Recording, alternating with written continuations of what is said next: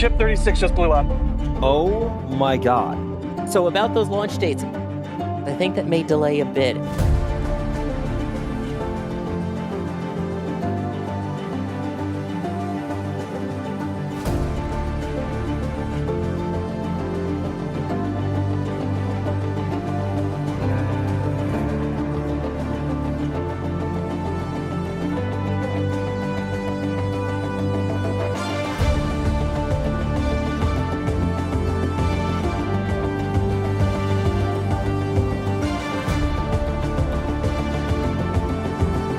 There's the deluge.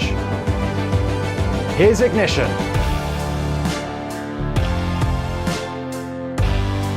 We have liftoff. That was an amazing vapor cone. So far, so good. Booster engine cut off. And we can confirm that the boost back burn has shut down. The landing burn igniting. Expect the hover. It's opening. Starship has deployed a payload. That's a huge milestone. These re-entries are so nerve-wracking. Oh, Wow, and there has been what a was big that? sort of energetic event. That effort might be cooked, but the ship is still cooking. No way. There's the engines. Touchdown! Touchdown at Starship 37! On target!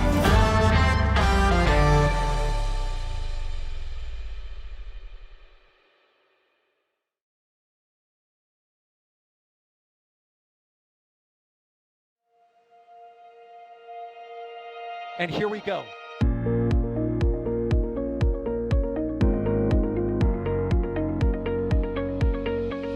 We have liftoff. Propulsion continues to be nominal. R68 chamber pressure looks good. Following up. Roger, roll, Atlantic. Water towers fly! Yes! Tango down to nominal. Flight downside FD off. Bring in FD off. It's orange! Orange 45! Oh my god! Decollage. Put that in the big bag, Eagle. 343 unfolds to go. Indeed. We rise together, back to the moon and beyond. The methane will be igniting when it's clear, correct? Ship 36 just blew up. Yikes. Keep that. We don't need any more of these.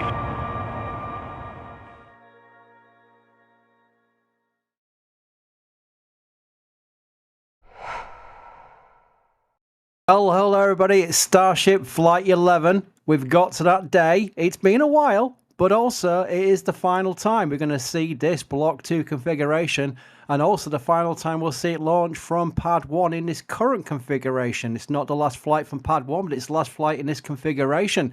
The one we've enjoyed watching since Flight 1 and the Flying Concrete and all that. So welcome to NSF Coverage. We're starting as usual 9 hours before launch.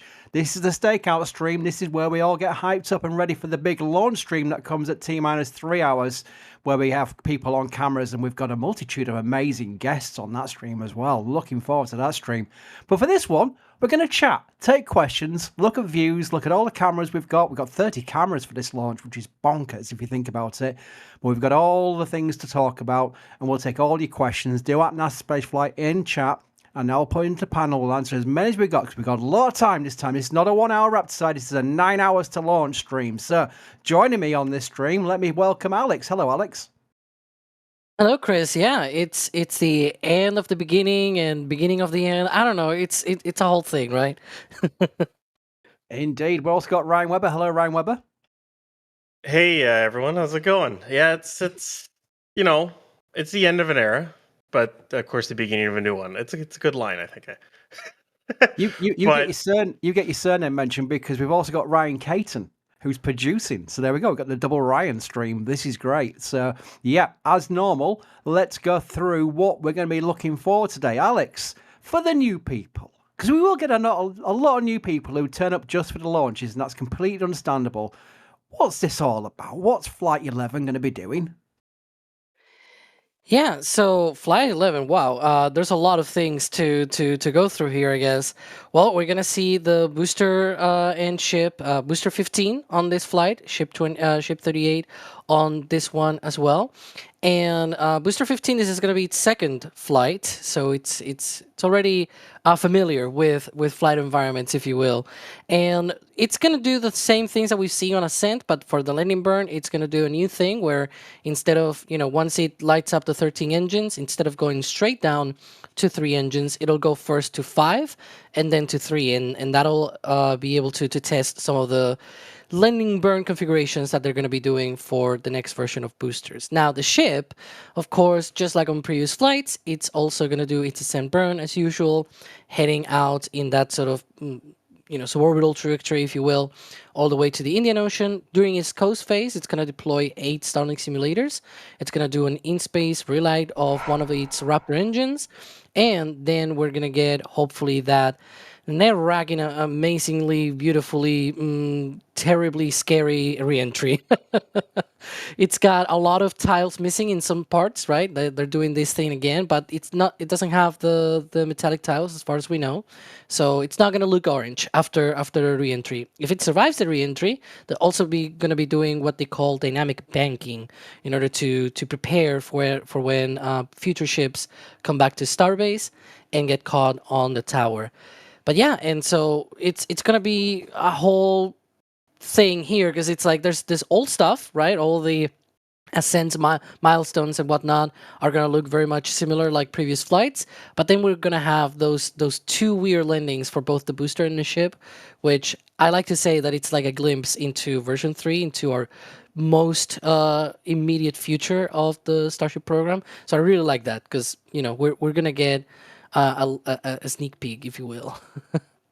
Yeah, I mean, I have said it before on many streams. I'm never going to get bored of this rocket launching, and that sounds a strange thing to say because are there rockets that you get bored of launching? I don't think so, but the general public, I think they get used to the Starlink launches now. There's not a lot of people who will go crazy at a booster landing because they're so used to the Falcon 9 landings. I think with this one, this massive rocket, and especially with both stages, remember the booster is stage 1, the ship is stage 2, both in return and being caught by the launch pad, that's something that's always never going to get boring for people. So I am just looking forward to the future of this rocket. I will quickly take a few points of questions here because I'm going to try and make it as interactive as possible here. From 1,000 feet camera tower, that's the username of the person. Member multi-stream also going live soon? Yes, it will be going live soon. We are still just deploying our final cameras. You get a window of opportunity under SpaceX media accreditation rules where we can deploy things like the trailer camera, which is where it's big, massive cameras on this big trailer system that we have in danger lot, as we call it, which is right close up and personal. That's the close-up views we'll get. So once we get all the cameras online and ready, we're all well on schedule, by the way, then the multi-stream will go live. I will make sure that I do a community post to all members because all member levels get access to that. Speaking of which, ColorX has become a Red Team member. And that means you'll get access to that. Telstar's gift a Red Team membership. That means you've gifted someone to get that membership level.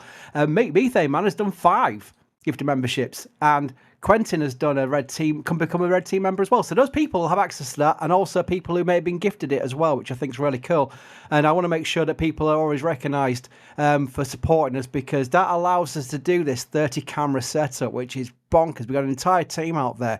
It really is very cool that we've got that.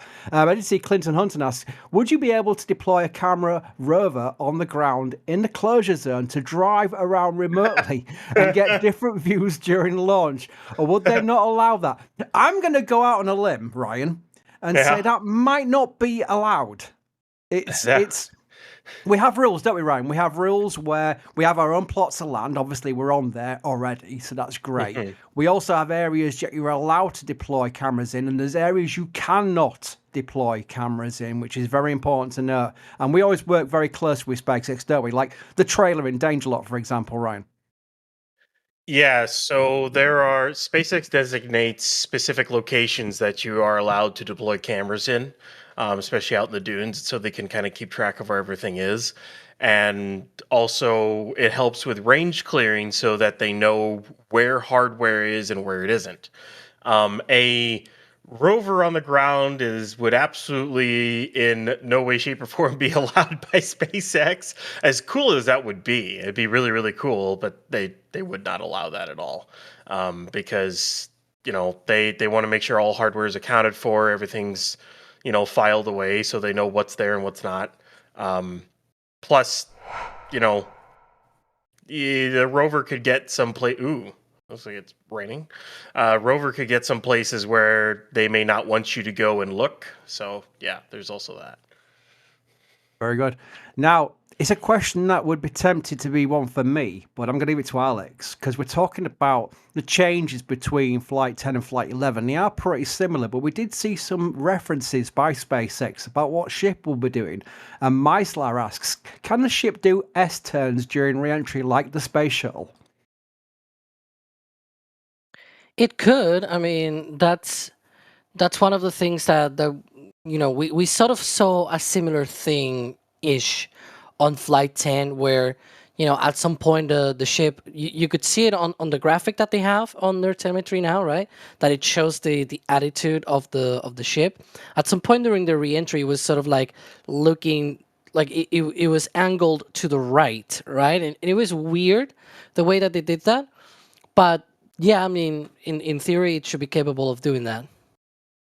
Very good. Yes, and for people who may not know, because a lot of people, I've said this before as well, many people get into rockets because of Starship, because of SpaceX, and that is a brilliant thing, by the way, for all concerned.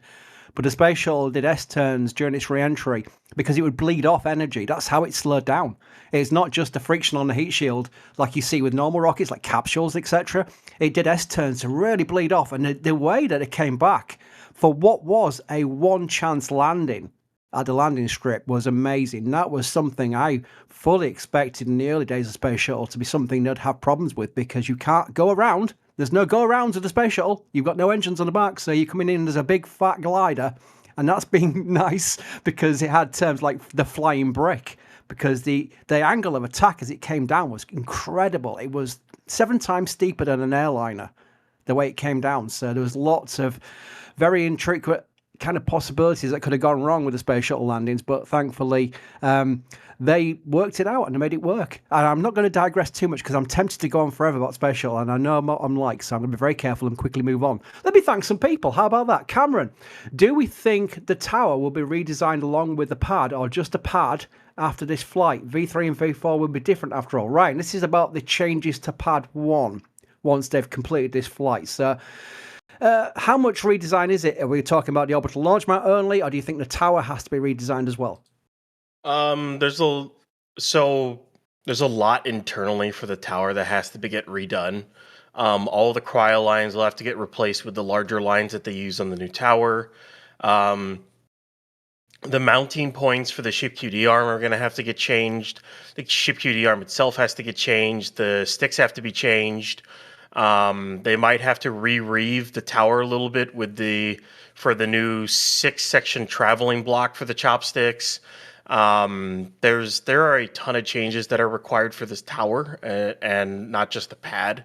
And of course, that entire water deluge system you see is going to be gone, replaced with a basically identical one that's over at Pad B, and that's getting built at 39A and eventually at 37. So there's a lot of upgrades that have to be done to it. It'll probably look like a bare tower once they tear everything out, if they don't take the tower down itself. But we'll see how they do it. I'm really curious to see what they do with the whole pad. Yeah, we've got this obvious gap from Flight 11 to Flight 12 as they go to Pad 2 with Block 3. But there'll be lots of things to watch. We're going to watch the Gigabay. I keep calling it Gigafactory. The Gigabay being constructed at the production site, but also we're going to have a very good close-up look at what they do with Pad 1, because it's going to be fascinating. We don't fully know what they're going to be doing. They may explain something today, but I think the real details will be observational data, as usual. So we'll get to watch these things with our cameras, and I think that will keep us occupied during this, what will be a gap of several months between Flight 11 and Flight 12. Oh, Ghoul of Antarctica, a regular. That's $100 super chat. Let's go is the message. Wow, your support is crazy. That alone is crazy, but you've done it several times. These are names I recognize now. These are like regular supporters, and I do appreciate it. This is why we can do this, by the way. We're not owned by some big company where we're just basically profit margins and send them what we get. We own ourselves, and we reinvest what we get back into what we provide you. So it is a two-way street, and it is important to note that, because a lot of organizations, especially on YouTube and what have you, are run by parent companies. So it's kind of like it detaches their revenue to what they can provide, because it's about providing the parent company. It's all business stuff. I'm sure the business people in here know what I'm talking about, but we are run by ourselves and we reinvest what we do. And that's why we can provide all these camera views, because we get such incredible support, such as that one. The Eagle, just to clarify, the land site isn't off the Wyoming coast. Long live the Wyoming coast. Now, people who don't know that reference is Adrian. Adrian mistakenly thought Wyoming had a coast, and it's stuck ever since. We're hoping Adrian's on this stream. He's been very busy with work recently. That's why you're not seeing much of him, but he's still with us. And we're hoping he's going to be available for the stream during the countdown towards Flight 11. So hopefully we'll hear from him, and you can all use the Wyoming Curse command in chat for him. Josh Zero, cursed ship idea, Starship being launched with a Saturn V as the booster. That's very Hollywood movie style. Alex, just to help people who like doing Kerbal rockets, the Saturn V booster, would that even work? Not really, because it doesn't have the thrust for, this thing is just too big. I mean, the Starship, hang on. So I'm guessing what they're trying to mean is that you replace the Super Heavy booster with the Saturn V booster. In theory, you could maybe lift off with that, but I don't think you're going to make it to orbit with that, mostly because of how big Starship is. Let's see here. It's essentially 1,500 tons. It's actually a little bit more with its dry mass, but it's 1,500 tons of propellant on board the ship up top, and then that all of that needs to go on top of what will be the S1C stage from Saturn V. The numbers do not go in its favor. Let's put it that way. So very good. Yeah, I mean, Ryan, that it's iconic. I remember Hollywood movies. I think Interstellar used like what looked like a Saturn V booster as well for the launch they used. It's a very Hollywood thing to go to that iconic view looking down at the Saturn V booster, but compare it to the booster of Starship. Let's go with that. Let's compare the Saturn V booster with the Starship Super Heavy. You know what's funny is, so I will just say this: if you were to stick a fully fueled Starship on top of an S1C, I'm pretty sure the S1C would just collapse. It was definitely not built to take that weight in any way, shape, or form. It definitely would have a decent amount of capability, because it's got a decent amount of thrust. But I'm trying to remember how much the S1C weighed fully fueled off the top of my head. I got to do that. I would have to look that up. Are we for real here? Just look, Ryan, just look at the screen first, Ryan. Hey, Ryan, you're doing it wrong. No, the other Ryan, the producer. Oh, That's the second stage. You're putting Yeah. Starship as the third stage. yeah. Come on. You're including the Saturn better. Yeah, Saturn better. yeah. I was about to say that's wrong, anyways. But no, There you go. Saturn V wouldn't be enough to get it in orbit, and I don't even think the S1C could hold the Starship. I'm pretty sure the weight of a fully fueled ship at 1,500 tons would crush the S1C, because it wasn't so I did the built to hold math. that much weight. I did the math, and the weight, so the mass of both the second and third stages of the Saturn V alone, that's around 600 tons, 600 metric tons. So the ship is like more than twice that mass on top of the first stage of the Saturn V. That's how heavy this ship is. It's like twice the mass of the second and third stage of the Saturn V combined. Yes, Yep, and that's how heavy. Mick and David, it's maths with an S. You Americans taking the S off the end of maths. I don't know what's going on there, but yeah, actually, you're grammatically correct. We're not, so I'll let you off. Laura has got the patch. We did release the Flight 11 patch during the rollout and stacking stream, so that Laura has got it. It's doing very well, as you can imagine. We're very proud of what Jax does and the designs of the patches. But there is the Flight 11 patch on screen for those who do it. And when you do purchase something while we're talking, which is for the next 10 hours plus, you do get the opportunity to put a chat message into your purchase box, which is amazing. Purchase box? Is that the right word phrase for it? Either way, it's when you put a purchase, you get a little box at checkout where you can actually put a message in, like a super chat. So that's what Laura's done, which is really cool. But yeah, that is the Flight 11 patch that's in the store. And it's not even pre-order. We've got it to the point now where it literally, people are getting there from people from the rollout stream are getting their shipping confirmations. So they're going straight out. There's no wait for this one. This is going straight out of the warehouse. We've timed it well where we've got it into the warehouse in time for the flight. So that is really cool. Josh Zero has gifted a red team membership. Beg your pardon, Josh, you're already a member. And then another one straight after it. William, yay, new patch. Thanks for all you do. Well, thank you for buying the patch because it's a cool patch. So you're going to get that through the post. That's really cool. The store is a great way of supporting us because I do like the idea of you getting something back in return, something physical through the post back in return for your support. So I very much appreciate that. Alex, can you see the panel?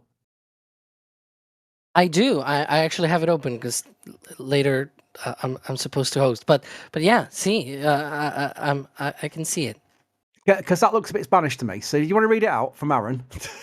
Let's see. Hang on. Which one? Hang on, I'll click on it so it comes into the top of the panel. Yeah. Oh, tell me that they love me so much. I'm in Gran Canaria. Any chance of seeing something in the sky tonight? I don't think it comes around that close. Hang on, Alex. What's the first part? It says, Alex, I love you so much. I don't know who that is. I'm already taken, just by the way, right? I'm just going to say that. I saw the Kiora Muncho. I thought, that sounds positive. Let's give Alex it. There we go. So is there any chance of seeing it, by the way, in Gran Canaria? Well, here we have our trajectory graphic. It's a little bit separated away from the Canary Islands. So I don't think you're going to be able to see anything there. That's a kind of cool trajectory screen there or graphic even from Ryan there. That's cool. That shows you where ship is going, yeah. And it shows where every other flight ended. Yeah. Luckily, Flight 10 got all the way, but yes, we've had ones that haven't. We've had Block 2s not being very happy Block 2s, but this one on Flight 10 went great. We're hoping for a repeat on this one, but of course, they are moving to Block 3 after this anyway, so set your expectations accordingly. I will bring up, this is several questions in the panel. I'll basically collate them all to one go, Ryan. The TPS on Ship 38 looks like, in my opinion, the best looking TPS on a ship ever. Until 39 comes around. I will just say I've already seen 39's nose cone and payload bay because it rolled out in the morning because SpaceX loves to roll things right when we're getting ready for launch. But it looks even better than 38. So that's a good sign. Vietnamese cosmonaut.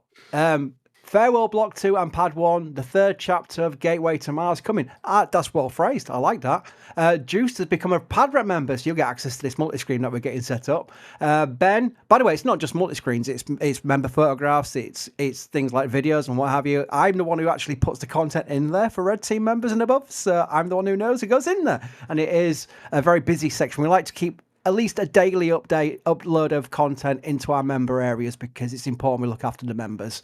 Ben's gifted 5 Red Team memberships. Chris Dibb has gifted 10 Red Team memberships. Wow.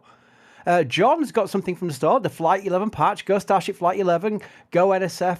Let's all have an amazing launch day. Let's all have an amazing launch day indeed. By the way, I did see a question from Prismatic Silence, I think that is. That's a great username, by the way. Ryan, how's the weather looking? The weather looks great, honestly. We had some clouds earlier on there, but it's definitely cleared up. We got a nice sunny day here. SpaceX had stated yesterday we were 80% go. I would expect that to hold or even go up to 90%. I think there were some lower level clouds, broken up clouds at like 4,400 feet or something like that. I'd have to look at the weather again. Stand by. We have here the map. We don't have a Mr. Map because he's producing. But he pulled out the map, so currently at 7 p.m. today, we're looking at the lowest cloud base is 3,800 feet, but the cloud coverage is like 9%. So you're going to get really scattered lower clouds, and that's about it. That's around 7 p.m. So sunny, it looks like 82 degrees out when it launches. Maybe a little bit warmer because that's set for 7 p.m. But it looks like a picturesque launch, like perfect weather, perfect everything. But sometimes, as we all know, that 10 to 20% can just happen. It has happened before, so let's hope that it doesn't. Let's hope it just goes, because I prefer not to have another weather scrub. Christian was gonna say, sorry, Alex, go on. yeah, because I was gonna add to this that a lot of people are concerned about the rain now, but look at this. Like, this is the view closer to the launch site, right? It's clear skies, a bit of puffy clouds here and there, right? But it's clear skies. Every now and then you might see a rain or something like that. That's normal, and like we see that all the time. That kind of rain, it's not gonna impede any of this. It's just a little bit of rain here and there. So, and we're still 8.5 hours away from launch, so it's good. Yeah, Christian's become a Capcom member, by the way. That Capcom level above is where you get access to our member Discord. So you'll be integrated between YouTube's and Discord software. It's all very automated, that part. Within the hour, it usually takes. Sometimes it's instant, sometimes it's within the hour. I've noticed that sometimes there's a little lag for some people, but it'll definitely happen. It's automated. And any problems, just contact me, because I'm very hands-on. Matt, wait, you mentioned catching. They're not catching either Booster 15 or Ship 38, right? I hope they start catching the Block 3s. Yeah, that's correct. That's what we're talking about, Pad 2 in the future, where we'll start seeing them catching boosters and ships. That's a long way off yet. Well, not a long way off, but it is a fair way off yet. But Ryan, we don't expect the first Block 3 to be caught, probably. They probably want to do a landing test with it maybe first. Yeah, I am kind of expecting them to not try to catch B-18 right off the bat. I mean, they may try and might abort at the last, or abort in the glide or something like that, and then go do an offshore abort. There's always that possibility. But I wouldn't be surprised if they didn't do a catch and did kind of basically the same kind of landing they would do with Booster 15 here. Just do it offshore, do the whole profile, and then drop it into the Gulf. And speaking of B-15 doing that later today, or we hope it does it later today, with the weather looking as nice as it is, especially with the visibility, hopefully there should be no haze at all looking out over the Gulf, which means if anyone's got cameras pointed out where 15 is supposed to splash down, it could be some really clear, amazing pictures, just to say. Yeah. Again, I'm just looking at, I'm doing what everyone else is doing in chat. I'm watching the YouTube stream, which is very naughty. There's a production screen I should be watching, but that's too far to move my head to the right. So I'm watching the live YouTube channel, literally with the rest of you now. That view's... Chat, help me out here. Let's make it interactive. I'm going to cause chaos here. I'm going mad with power. Chat, can you imagine anyone... You send friends who are not into rockets. Could you imagine sending them that and them not being impressed? Have you got a friend who wouldn't be impressed by this? Because I've shown friends from football, York City fans, random York City fans, just on my phone screenshot. I've got a Jack Mayer Starship launch on my phone as the background to it. And I show them that and they always go, wow. They always go, wow, that's great. I'm yet to find someone go, nah, not interested, don't care. I wonder if there's people out there who are still not interested in spaceflight, despite the coolness of these rockets, because I wonder what it would take to change their minds. That'd be an interesting question for people to think about and ponder in chat. I've gone long-winded there. Connor, behave yourself. York City doing great this season. Phil W, your coverage is fabulous. A 9-hour celebration before launch, just perfect. Golden hour launch for the win. Yes, indeed, Phil, and you've done a tip there, which is great. Tips. I'll do a tip command here. People know what that means. That's where you bypass any kind of like cuts going to YouTube or whatever. It's not a problem because either way, it's all support and very much appreciated. Andrew has got lots of patches going, by the way. Awesome patch. Here's to an exciting flight. Go SpaceX, go Flight 11. Charles, thanks for all the hard work. Well, bless you for saying that. While you get a patch at the same time as supporting us, which is very much appreciated. Anonymous has got a patch as well. The panel is starting to break. We've got so much support here. Great coverage and to another patch to the collection. Rove Shan has, probably I butchered the name there probably. Thanks for all the coverage and the great to see Max taking pictures at sunset yesterday. Yeah, indeed. Yeah, Max is out there as well. We've got an entire team out there. Really cool that we've got so many people out there. Matt has just gone whoop. There we go. That's a good use of your star message capability there. Alex, Mo wants to know, do we think we'll be getting the Dumbling cam this time round? Smiley face, smiley face.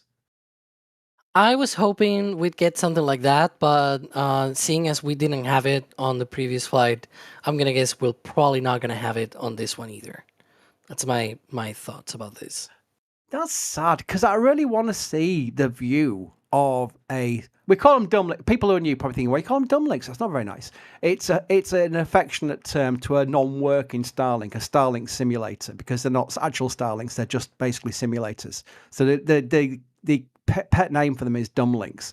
But I would love to see ship as it's departing the ship and just a view of it just coming away from distance. That would be amazing if they could do it. But yeah, they didn't do it on flight 10, so there's not much probably possibility to do it on flight 11 unless they've got plans. We'll find out, won't we, in about 10 hours time or something.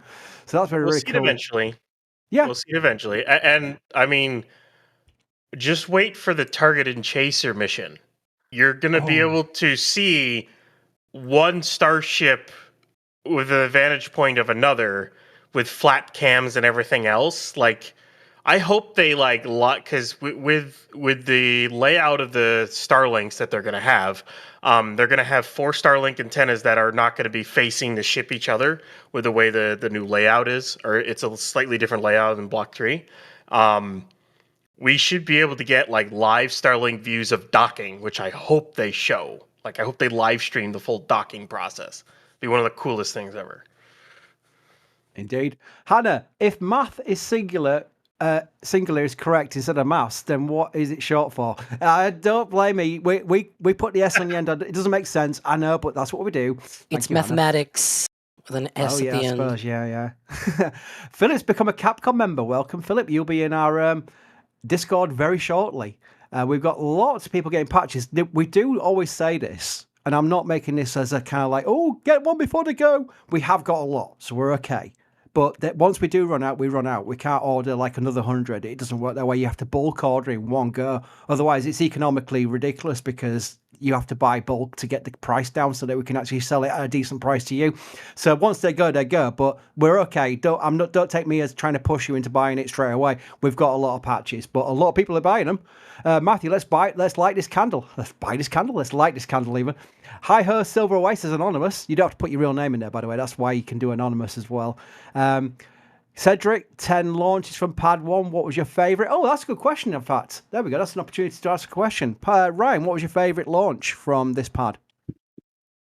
Flight 5, without a doubt. Which, by the way, today's the anniversary of Flight 5. 1 year ago today, they caught Booster 12. And Ship 30 made a perfect landing. Probably the most successful flight to date in the entire program is what I would say. Because they, a catch and a perfect landing. So, Flight 5. Very good. Alex? I will say Flight 5. Yeah. Yeah, I think it was special. I think that would be probably the same answer. Everyone joining in chat, by the way, you're very interactive. I am watching live chat at the same time as talking. So always, when I ask a question to either Ryan or Alex, you can join in. And anyone got a point, I will read them out. But yeah, I do think Flight 5 is the one. And not surprisingly, everyone's joining in with Flight 5 because it was the amazing view of that booster coming in for the catch. It was surreal. I mean, you can play that video back to your heart's content. It'll never get boring. I keep using the phrase never get boring, but it's true. It really is something you can rewatch over and over and over again. It's not something you will go, I've seen enough of it now. It's really incredible. Doug Ramsey's gifted 10 Red Team memberships, by the way. Thank you, Doug. That's amazing support. Lots of patches. Let's read these out. Chris, thank you for the awesome coverage of these flights. Let's go Starship. David, great coverage as always. Have all the patches and now looking forward to continue my collection. That is really cool. There's a few people who definitely got all the patches and got a collection of them, which is absolutely awesome because it does look great when they're all put together, I must admit. Mark, have all the patches. Flight 11 looks awesome. Great job to all at NSF. Well, great job to Jax, who designed it, because he is an amazing designer with these recent patches. Curveless Sphere says, happy Thanksgiving to my fellow Canadians. Let's all be thankful for Starship. Go SpaceX. Well said. Very much appreciated. This is one for you, Ryan. Emma wants to know, do we think that Pad 2 will allow for more increased launch cadence compared to Pad 1? I think they have to, and that's the whole point, but maybe you can explain why Pad 2 will allow for a higher cadence.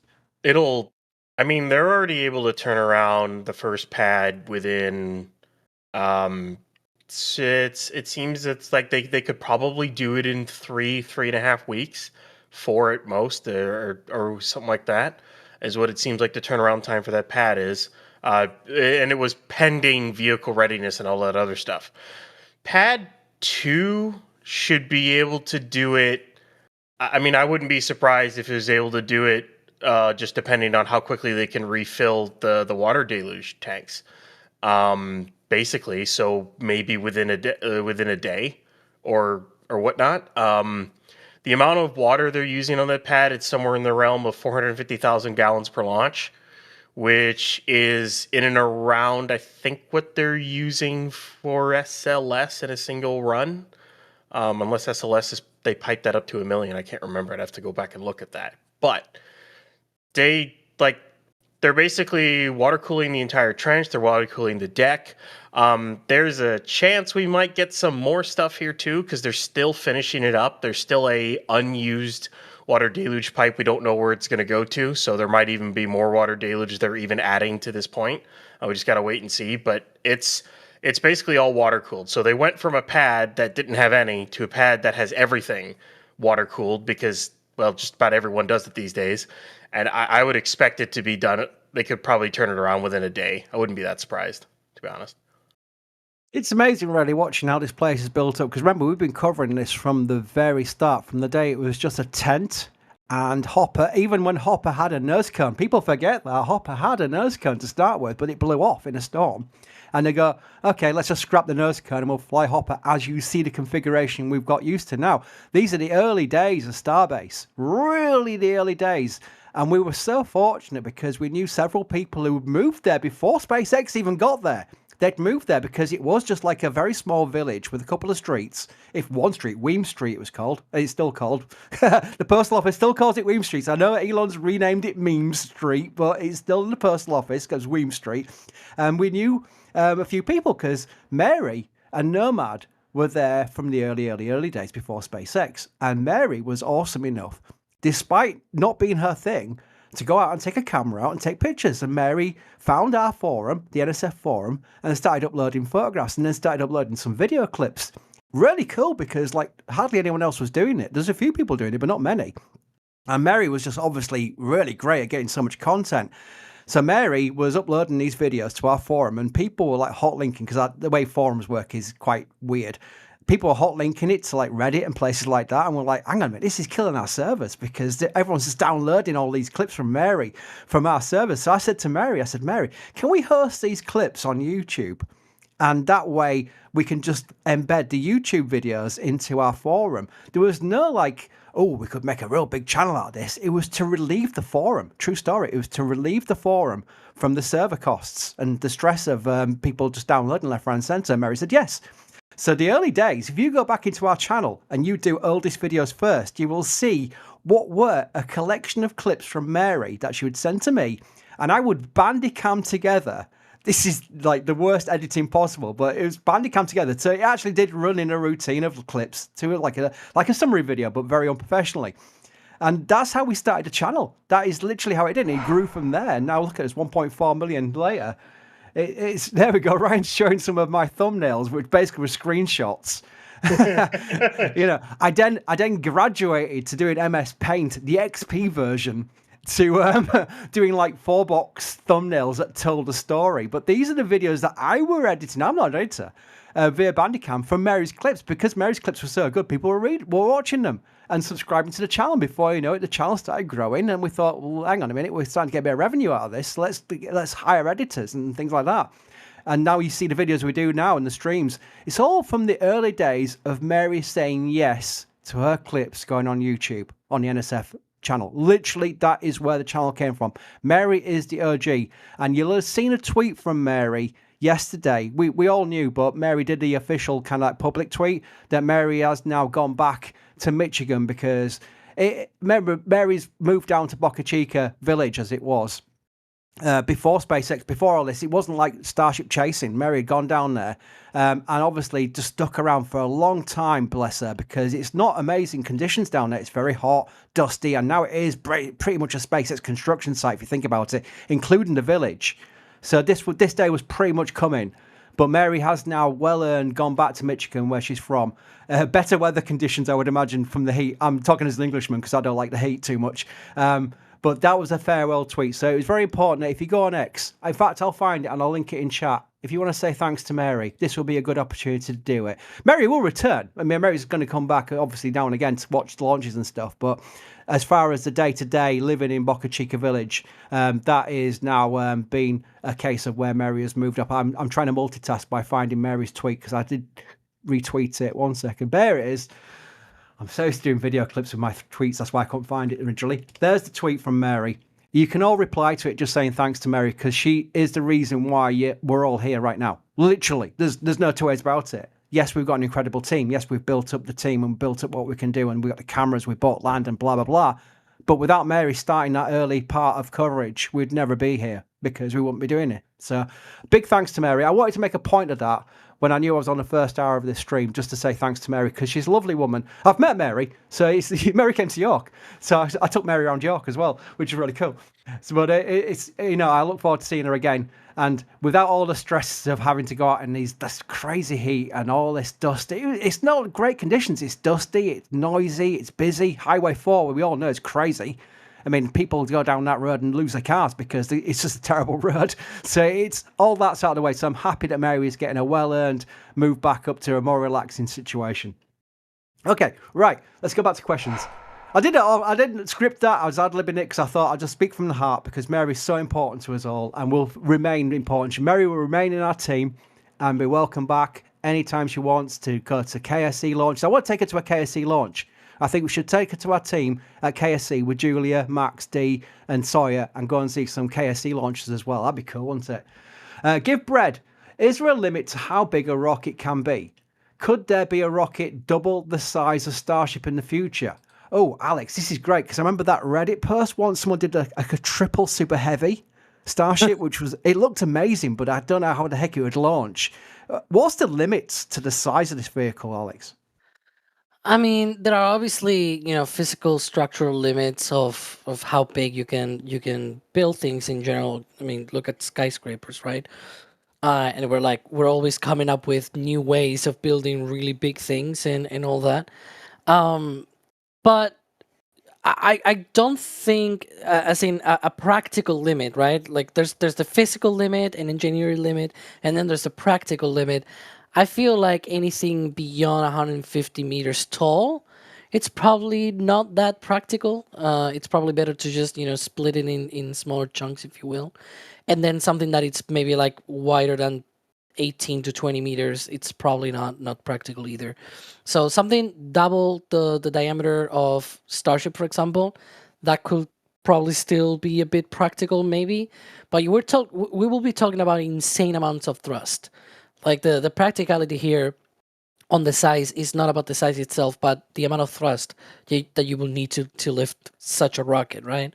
There comes a point where you essentially cannot even launch inland. You have to go out in the ocean because it will be so loud, it will be so powerful that there will be no proper water deluge to contain that energy. There will be no way to really, that amount of power that you will need to be able to lift off. It will be, not great for inland launches. Like here, we're 5 miles away from South Padre Island, right? That's too close already for this kind of rocket. Now imagine if it had like 3 or 4 times this thrust. It will be insane. Need inertial dampeners. That's what you need. Hey, careful, Ryan. We'll bring up the sci-fi show again. The funny thing is, the actual current configuration of Starship, SpaceX send out an alert about noise And that is aimed at people, Yep. like Alex said, 5 miles away, South Padre Island. This is 33 Raptors on the block too, and they give noise advisories. Crazy. Moldy, regular name, has gifted a Red Oh. Team membership. Yes, Alex? Yeah, no, continue. Okay. So, I was waiting for the ooh. It's been a while since I had a ooh from Alex, where I've been mid-sentence and Alex has spotted something and interrupted me. Zelo has become a PadRep member. Welcome, Zelo. Mond, I can't pronounce names to save my life. It's my fault. It's not your fault. It's not your name's fault. Has become a PadRep member. Your name goes into the ticker on the banner at the bottom, so it doesn't matter. You get seen anyway. Asher Knuckleheads gifted a tip, by the way. Thank you for that, because that's awesome. Happy Thanksgiving and launch day to my fellow Canadians from Rocket Ranch. Oh, yeah, Rocket Ranch. Hang on, do the command. Rocket Ranch, I need to go there because it looks amazing, and everyone at NSF team loves Anthony Gomez and what he's done there. So that's the command to go and click on the link to Ranch and have a look for yourself, because it looks like an amazing place. Even when there's not a launch on, because there'll be a launch for a few months after this one, still go down there because it looks like an amazing place. You get to see the pads and what have you, the view of that, so you get to see everything still there. It doesn't have to be a launch. Oh, sorry, I'll continue. Hey, Ryan, since I'm here at Starbase, my pessimistic sister is watching. Little more time in hair and makeup, possibly suit and tie. Ryan, you're getting the pessimistic tag, whereas I would I'm a say realist. there's a dose of realism. Yeah, thank you. Yeah. Yeah. Let's talk about what some people think is pessimistic, and that is when Flight 12 will launch. We'll have some. I'm leaking a little bit, but we do have like our team talking about when Flight 2 will launch in a video for the launch stream, so that's gonna be cool coming up. But Ryan, just let's take a guess and chat, join in. When do you think Flight 12 will launch? Not a stack on the pad. When it actually will launch from Pad 2? I'll start by saying February 2026, and I know that's probably optimistic. Ryan? Do you want me to break it down and everything? Yeah, go for it. Okay. So, well, we actually got an important milestone last night, or at least over the last 24 hours, and that was the PEZ for 39 and the nose cone and payload bay were rolled into Mega Bay 2. The other side of that, though, is the test tank that seems to be going to be used for the ship aft was never completed and was put back into Star Factory. So my guess is that SpaceX is stacking Ship 39 up until the aft, and then they're going to at least try to finish the test tank, test that, and then once the aft is set and it's good to go, they will then install the aft on 39. So I would not expect 39 to be done until sometime in January, would be my guess at that rate, if that's what they plan on doing, or at least end of December. Now, Booster 18, the LOX tank is done. They probably have all the parts for the methane tank just sitting there and ready. I wouldn't be that surprised. Same thing with 19. However, the forward integrated stage is not fully tested yet. That's something that kind of have to test because there's a lot of new design components with the grid fins, with the integrated hot stage, and need to make sure everything is good to go before they really stack it all on a vehicle and go. In the past, SpaceX has stacked the vehicles and then tested things. I think with this, it feels like with Block 3, they're more of the line of let's test and then stack, because it seems like they did that with the aft. They did all the testing with the aft of the booster, and then they stacked it. If this is the case, I do not expect any kind of full stack or anything till probably February or something along those lines. But, I mean, we'll see how quickly they go. They could go faster. And then you go alongside with the testing all the pad systems, testing a full stack, wet rehearsal, and everything. And timelines based off Block 2, I say we look at April? End of March, April hopefully for a flight. That's Okay. I hope. Well, before I ask Alex for his guess, I will say chat has been gravitating between a range of January 2026 and April 2026. So everyone seems pretty aligned to that first part, but with a long stretch goal of April. No one's going past April unless I missed it. My eyesight's not all that brilliant these days. I'm getting old. But I did say mainly a range between January and April. Alex, when's your guess for the launch date for Flight 12? I think early spring of 2026. Yeah, like late March, early April timeframe. I think it's in that sort of first month of spring, probably.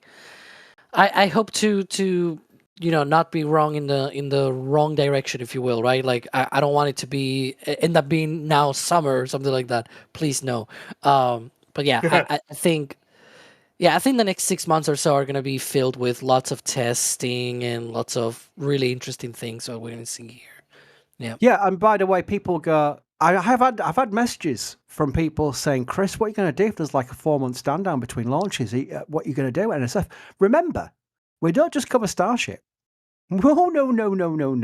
We Oh, cover boy. all the rockets. Yeah, and we've got New We got Glenn New coming Glenn. up. Yeah, we've got. I mean, Artemis II? Artemis. Yeah. Yeah.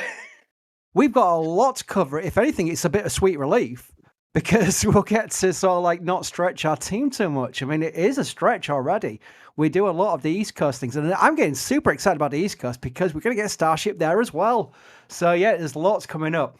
I need to make sure I mean, this is my point. This is not a marching order. This is my own personal real requirement that I thank people who support us. I've got questions here, but I'm going to quickly speed run some of these support and go back to questions again.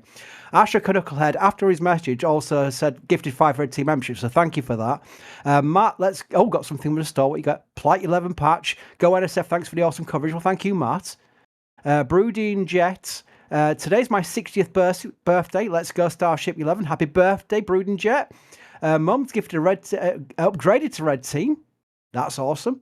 Ethereal has gone for Mary. Oh, that's nice. For Mary's new start away from Boca Chica. Thank you for being the cause of this channel. Well said and lovely message. Thank you for that. That is really cool. Starship Flight has become a Red Team member. Josh Spike has upgraded to Flight Engineer, which is our highest possible level. So that's bonkers. Daniel Hogbin, a regular in MSC all the time. When are we getting the Flight 11 membership emoji? Isn't it already in, Mr. Ryan Caton? Or do I need to take the one from the Discord and put it into the YouTube channel thing? I wonder. Leave that with me. Good point. If it's not already in, hang on, let's see if I can see it. 1 second.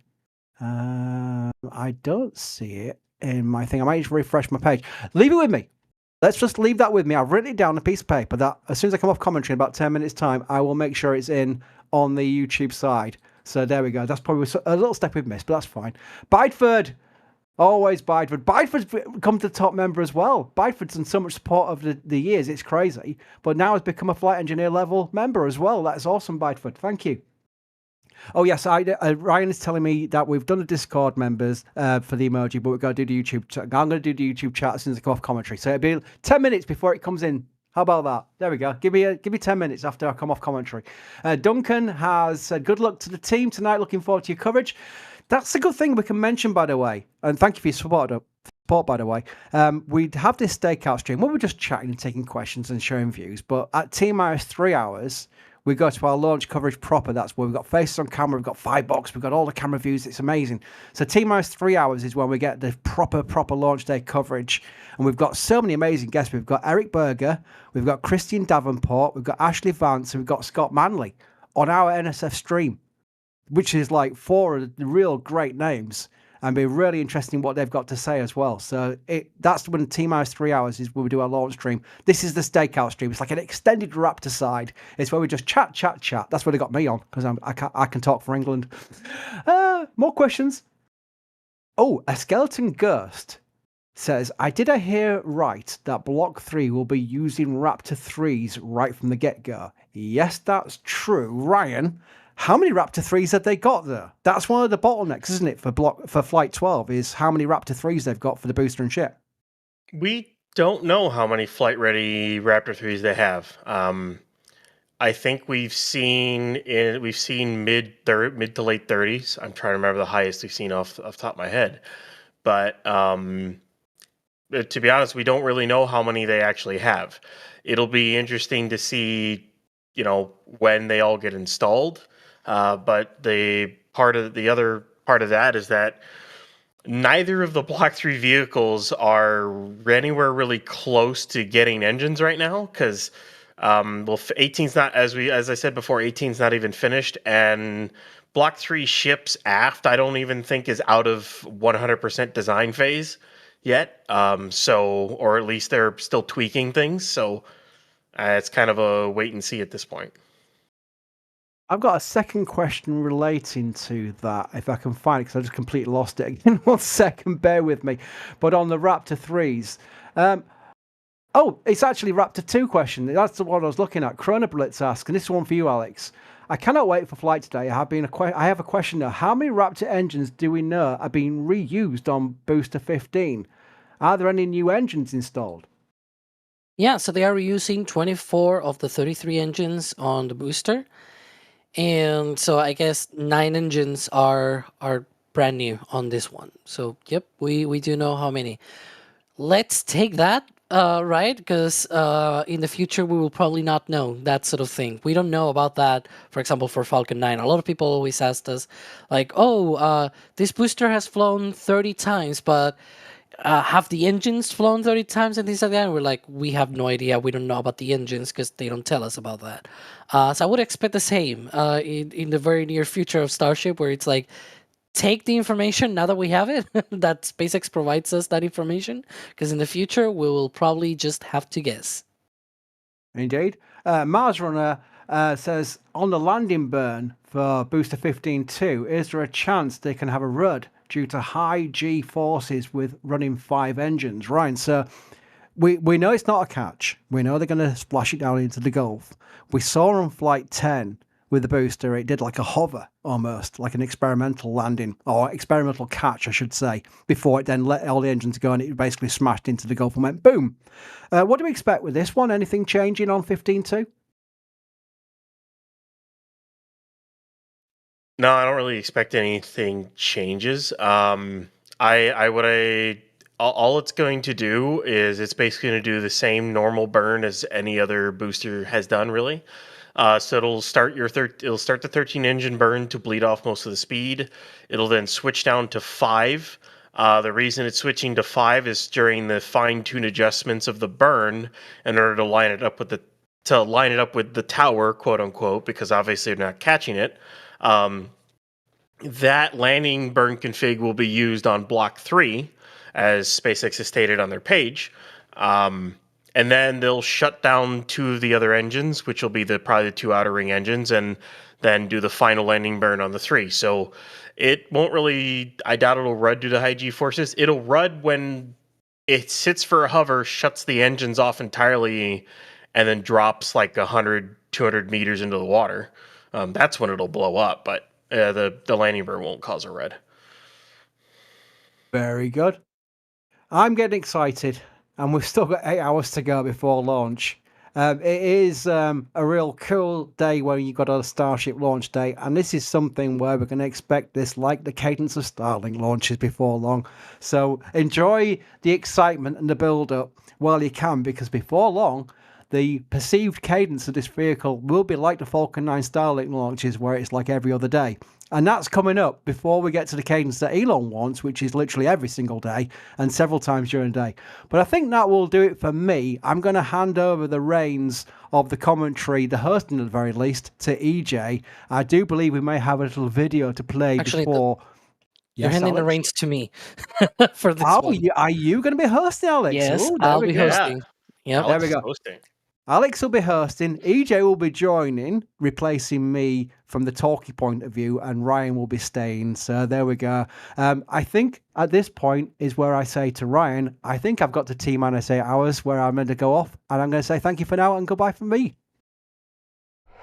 Starship's 11th flight will make the last launch from Pad 1 in its current configuration. Over the program's history, SpaceX has had much to learn about how to make a launch pad that can survive supporting launches of the world's most powerful rocket, while also working in favor of SpaceX's goal to make life multiplanetary. It's really not easy for both to coexist, as the requirements are very challenging. The rocket needs to be fully and rapidly reusable in order to make launch cheaper and regular, which means the launch pad not only has to survive each launch of the world's most powerful rocket, but it also needs to be quickly turned around for another launch in a short amount of time. This is also a rocket for Mars, which means using liquid methane so it can be produced on the red planet and be handled more easily than liquid hydrogen. A launch pad for this rocket also has to be designed with this fuel in mind, something that was new for SpaceX when they began this program. This rocket's propellant, just like on Falcon 9, would also be subcooled to increase the density and be able to increase the performance of the rocket. But it would also mean the launch pad needs to be designed to quickly fill up the rocket during countdown so as not to warm up the propellant too much and lose all the benefits of that subcooling. When SpaceX first announced their Mars rocket, we didn't get much information about that rocket's launch pad, but we did have some clues that the design was going in the right direction. The booster, for example, wouldn't be landing offshore like Falcon 9 or have landing legs that would need to be folded. In fact, it was supposed to land directly on the launch mount. The launch pad would also have an auxiliary tower with a crane and an access arm that would come out and reach the ship so people can board the rocket. To eliminate the need for umbilicals that could get roasted during launch, SpaceX decided to just fill the ship up with propellants through the booster, something that, given their experience with Falcon 9 at the time, seemed very logical. While this was perhaps SpaceX's ideal scenario, a lot of these design decisions would change as the rocket's design matured. From the Interplanetary Transport System, or ITS, through the Big Falcon rocket, and finally to Starship, SpaceX made several modifications. For one, they removed the crazy idea of landing directly on the launch mount. Instead, the booster would land back on a landing pad next to the mount, and the tower would just pick it up and put it back on the mount. Around the time of that change in design, SpaceX also started working on a launch pad for Starship within Launch Complex 39A. That launch pad design was to reuse a lot of the existing tank farm systems from Falcon and Shuttle, while at the same time building a giant launch mount up to 30 meters tall with a large water-cooled flame diverter underneath that would be 20 meters wide and 20 meters tall. This was corroborated with SpaceX's own animations during the 2019 Elon presentation here at Starbase, which confirmed this design. And then, well, as you can see, that didn't happen.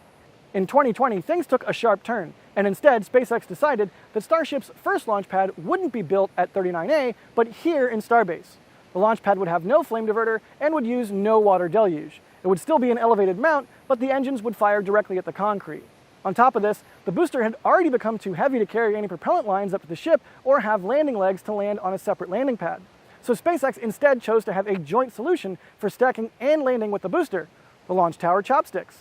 If your booster needs to be picked up by the tower after landing, you might as well land directly on the tower arms and cut out the middleman.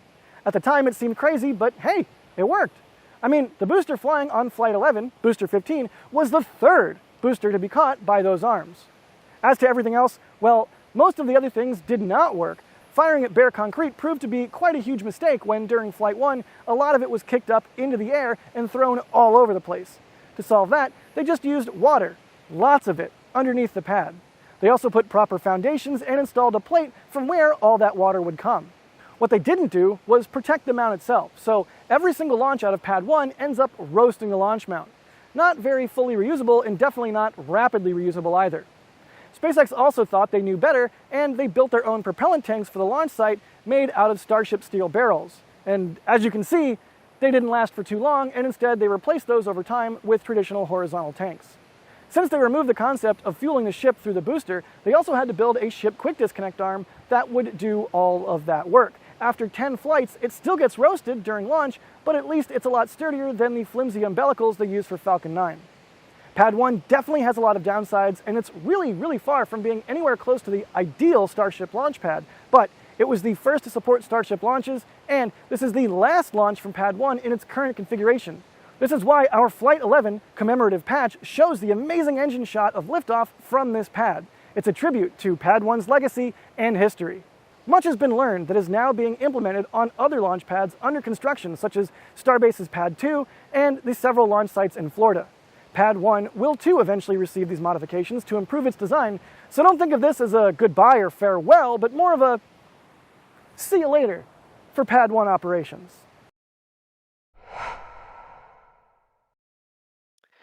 Well, yeah, see you later, Pad 1, but still, we've got this launch under 8 hours away from Flight 11.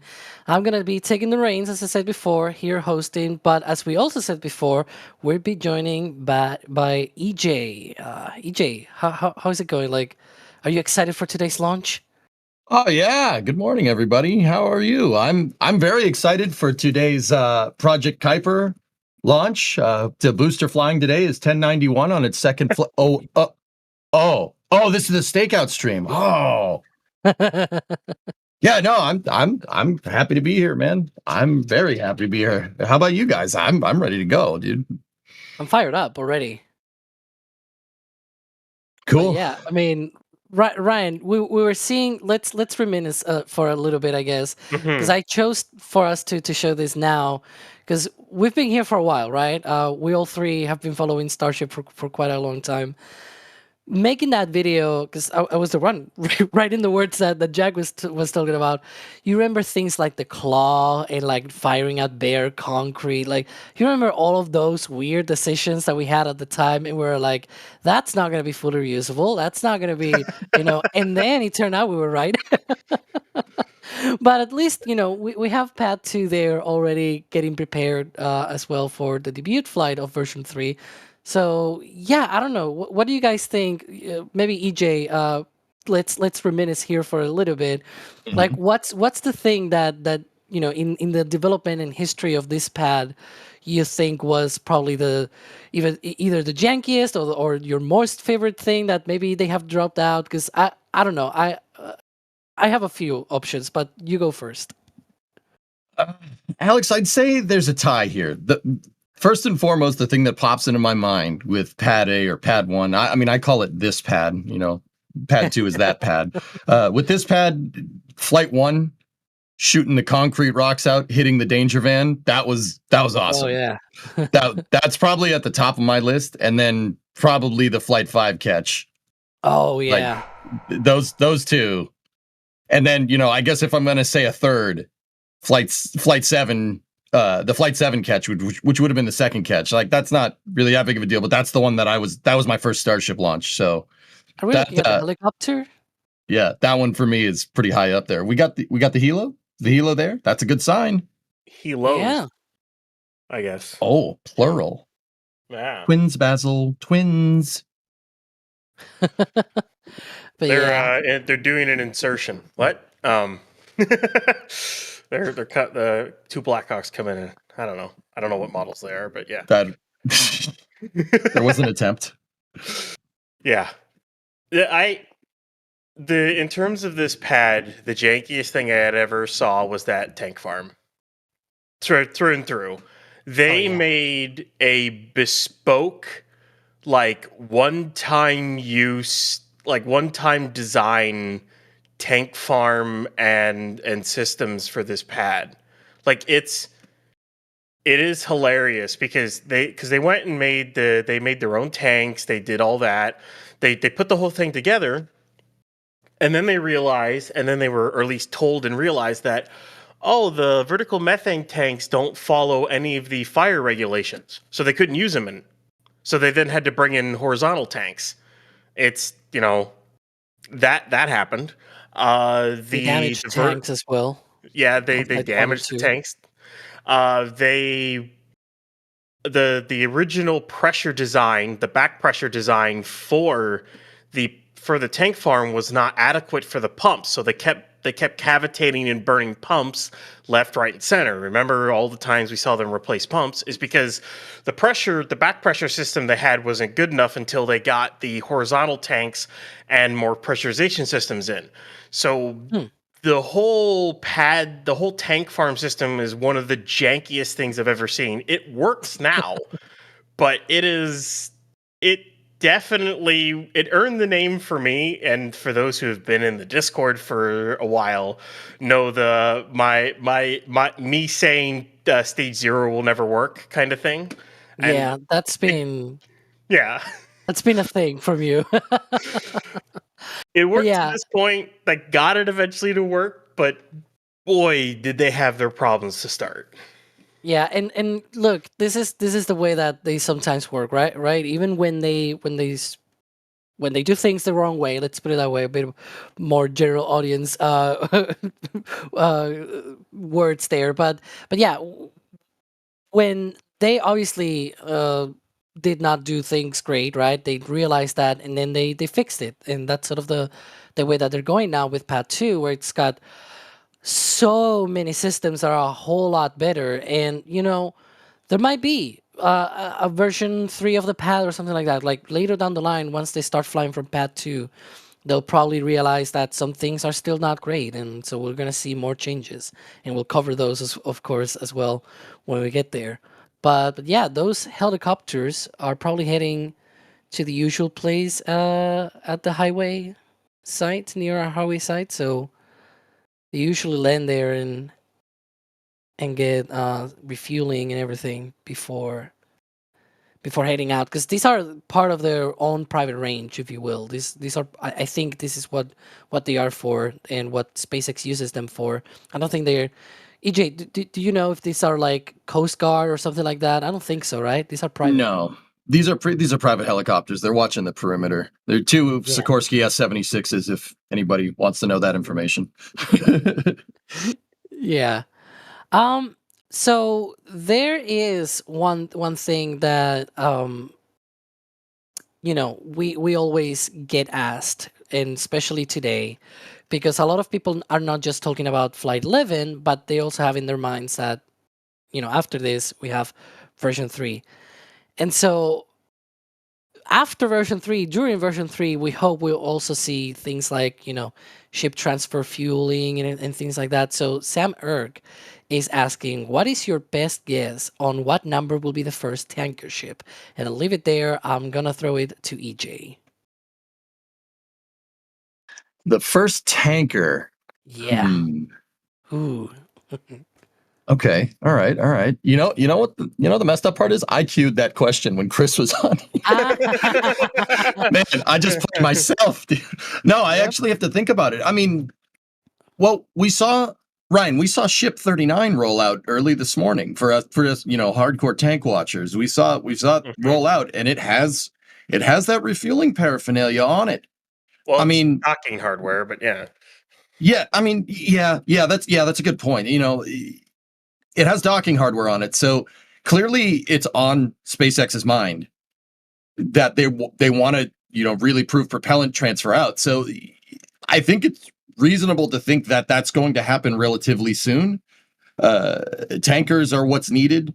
A tanker up there that can loiter around in low Earth orbit, that they can constantly refuel and then launch HLS or a Starship bound somewhere else, other destinations, is something that they need to prove out to really make sure that Starship's architecture is working. It's a fundamental part of Starship systems engineering. That's part of their stakeholder expectations. It has to do that.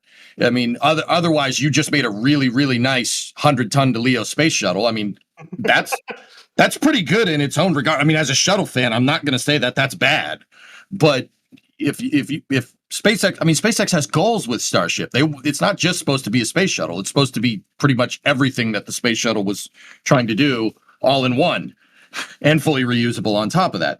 So this is something that's probably pretty high on their priorities list. Now, in terms of tanker, I don't know, maybe 2 or 3 ships down the line, maybe. It's kind of nuts to me that we say it like that. Oh yeah, 2 or 3 more ships. That'll be the tanker one. It's like, what? Really? It'll probably be. I bet the Target and Chaser will be the first tankers, right? And I mean, and tankers in this case, I think people don't expect like something to be wildly different. Basically, expect there's going to be no PEZ door and there's going to be no PEZ, and all it's going to happen is the common dome will probably move up and the forward dome will move up. That's it. That's all they'll do. That's all you need to do, because you're not going to add more tanks. You're not going to add a separate tank structure in the nose cone. That's a gigantic waste of mass. All you need is to be able to put more propellant into the vehicle, and whatever is left over once it rendezvous with the depot that's your payload mass, which is in this case is 150 tons of propellant. So to refill a full Block 3 is 15 flights. Yeah, I mean, that's kind of where they're at this rate, at least from what the numbers we're getting. But that's kind of what I expect for tankers. They're just going to move the domes a little bit and be able to put more prop on board, and that's it. It's a pretty easy solution, honestly. Are we having our SBL operators track the helicopter as a practice run? I'm seeing we're still tracking the helicopters. I'm okay with this. You guys okay with this? As a plane watcher as well as a tank watcher, I'm fine with this. I'm completely fine with it. Yeah, I mean, and if you get some training on the camera folks, I'm fine with that. I'm sure the rocket at some points it's gonna be moving a lot faster than this helicopter. Yeah, right. But anyways, so on these same lines, because we were talking, of course, it's all about. We have a bunch of questions here, all about version 3 and whatnot. But version 3 is gonna fly with Raptor 3, and Sinister Cow is saying, how sure are we that Raptor 3 development is actually finished? Are there any flight-ready Raptor 3s at all yet? Because I haven't seen that either. And I'm going to give my own answer here, which is we've seen Raptor 3s at McGregor, left, right, and center. Like we see them pretty much every single day rolling by and heading out to the test sites and things like that. They've done a lot of testing, especially like relight testing, getting those timings, really good. I know EJ will like that sort of stuff as well to explain a little bit better, because he's mentioned that sort of stuff before, so that's why I'm saying it. But you picking on me? Yeah. I know, relighting an engine, starting an engine as complicated as Raptor is really not easy, right? And we've seen them doing like firing an engine for like a minute or two, then relighting it again and relighting it again, sometimes like 10 times in the same day. And by now we think that all of these Raptors are Raptor 3s at McGregor, because we don't see any more Raptor 2s around there, or at least we haven't seen them for at least a month or two. So that's my answer to this, is that it's probably still in development. And frankly, even when we're going to have flight-ready Raptor 3s and whatever, we'll still probably see Raptor 3 development engines, because they're still going to be trying to improve the engine. But they really need Raptor 3 yes or yes, right? Like Block 3, both the booster and the ship are already built to have Raptor 3 powering them. So it's not like, because we have already even seen the aft section of Booster 18. So it's not like something that you can essentially just, try and modify and in a janky way try to fit Raptor 2s to that vehicle. It's already manufactured. So yeah, we'll see. We'll see. My hope is that, they've nailed it down already enough that they can start, producing those flight vehicles, but flight hardware and get that installed. EJ, you want to say something? Yeah, Alex. I mean, I was waiting. I'm like, okay, is he done? Is he done? I'm cue the mic. No. It's all good, man. It's all good. I love long Alex explanations, chat. It's the best. All right. So Alex, do you remember a couple of years ago when that internal memo from SpaceX came out that said that was Elon saying we're going to go bankrupt if we don't produce more engines? Yeah. Well, it sounded kind of crazy at the time, but that is true. I think he was 100% spot on there. I mean, he would know more than us, right? But engines are what's called a long lead item. Your entire rocket is built around the engines. Look at the space shuttle, for instance. Everything is built around the space shuttle main engines. That they are the most important parts. You are not going anywhere without them, right? Without Raptor 3s, Starship is a really nice grain silo. That's true. Right? So, we haven't seen Raptor 3s, but I don't think development is finished. I don't think it's not going to be finished for some time, because SpaceX does iterate on their rockets, but Raptor 3 is the long lead item. I think if SpaceX is iterating on anything right now, it's scale. They're trying to scale up Raptor 3 production. Just because we haven't seen them doesn't mean they're not doing that. But yeah, either way, I mean, you're going to need to produce a lot of these things. And when, it's not like the space shuttle main engines where you're making, I don't know, 1 or 2 a year. Even if we go with SLS, it's like, you only need to produce 4 a year, 5 a year, something like that. We have some old shuttle engines that we could. No. Flight 12 is going to need, let's see, 33. It needs 39 Raptors, 39 Raptor 3s, and then, 3 vacuum Raptor 3s. That's, totaling 39. That's a lot. That's a lot of engines to make. That's a lot of engines to make for anybody. Even SpaceX.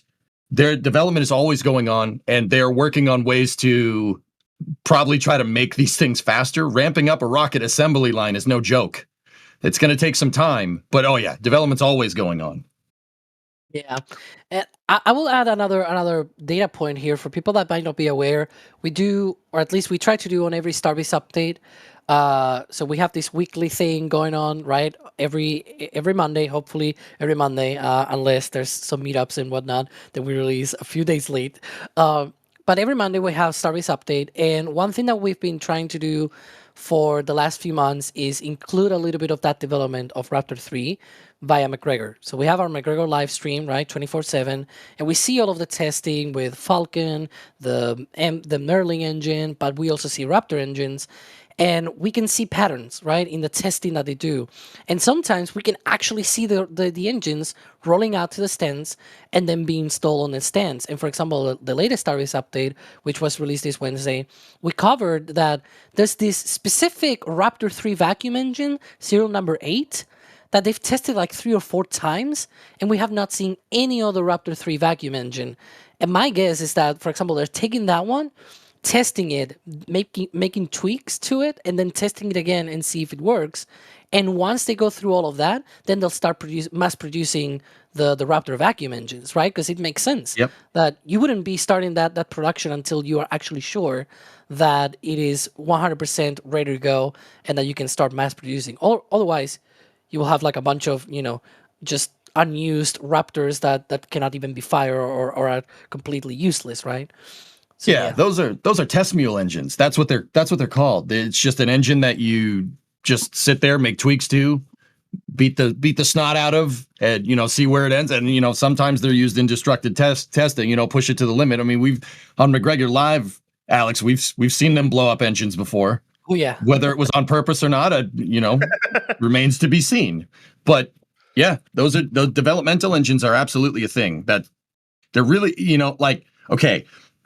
Fellas, they're really easy to spot. Right? Developmental engines are always kind of easy to see because they look like a Christmas tree.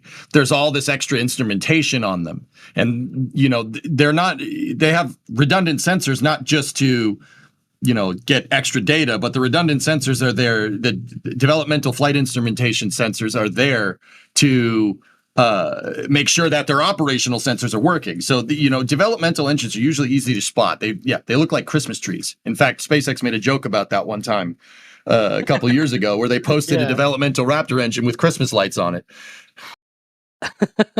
Yeah, that was super fancy, super funny, because it was also, I think it was also around Christmas, because I think that was the first Raptor one, like proper, after they came out of the subscale Raptors and everything, and they actually tried to fire up the first Raptor.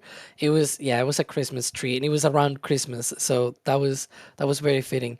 I'm gonna run through some support, and then we'll get back to questions. But some of the support actually has some of the questions from people, so we'll also do that as well. For example, Turtle Frankenberry Sanctuary. That's funny. Nice. I'll be driving through Oklahoma around the time of launch. If I face south while watching the stream, I might see the rocket on this channel? I mean, you're gonna see the rocket on this channel either way, whether you're facing south, north, east, west. I mean, as long as you're facing a screen that has our channel playing on it, then you're gonna see the rocket. As to whether you're gonna see it from Oklahoma, I don't think you're gonna see it from Oklahoma. But I don't know. We'll see. Maybe try. And then we've got a $25 tip from Paul J. Molnar. Thanks, Mary. Thank you as well for your support, Paul. So yeah, that's always nice. Tips.nasasspaceflight.com. That's another way for you guys to support us. And then we've got Ron Smith with a super chat saying, "Congratulations on getting a meteorologist for this flight." I get it, because Eric Berger's coming on. Yeah, all right, I get it. He's on. Yep. We may do the bid, right? The weather stuff. Please ask him for a weather report, just to see. I would personally like to see Eric Berger go weatherman. Eric, if you're watching this, please do it. That'd be awesome. It'll make my day. I'm gonna leak a little bit, because during the panel we have planned like a status report, because it's gonna be like T-minus 2 hours in the middle, sort of like the second half of the panel. So I already have that planned in our schedule. I may do that bit and ask Eric. Well, we'll see. We'll see. Anyways, let's go through some support. Rick Baum becoming a PARAD member. Thank you for that. Then we got Chris Rogers with a super chat. How soon do you think till we see starships with actual cargo doors? And that's a really big question. May I Ooh. say, a loaded question. As loaded. Sawyer is not here, but I can do puns Alex, too. why? He's not even here yet. Anyway, who wants to answer that one? You know, Take it away. the biggest question, I don't know, to be honest. It really depends on when SpaceX is ready for the first customer flight. Do they have a design for one? Yeah, probably. Do they currently have the opportunity and time to actually put that into a payload bay and nose cone? Not really. They are trying to make all these Starlink and possibly tanker ships right now, because that's where they need to go. They need to do that first, but more before anything else. Because once those are down, they can start launching Starlinks. They can start getting more money from Starlinks. They can start the tanker flights, and then once the tanker is solved, then they can go to start doing cargo stuff and HLS and everything like that. So, like this. Yeah, they probably have a design like that, but they don't have a prototype yet. We'll see when that prototype comes out.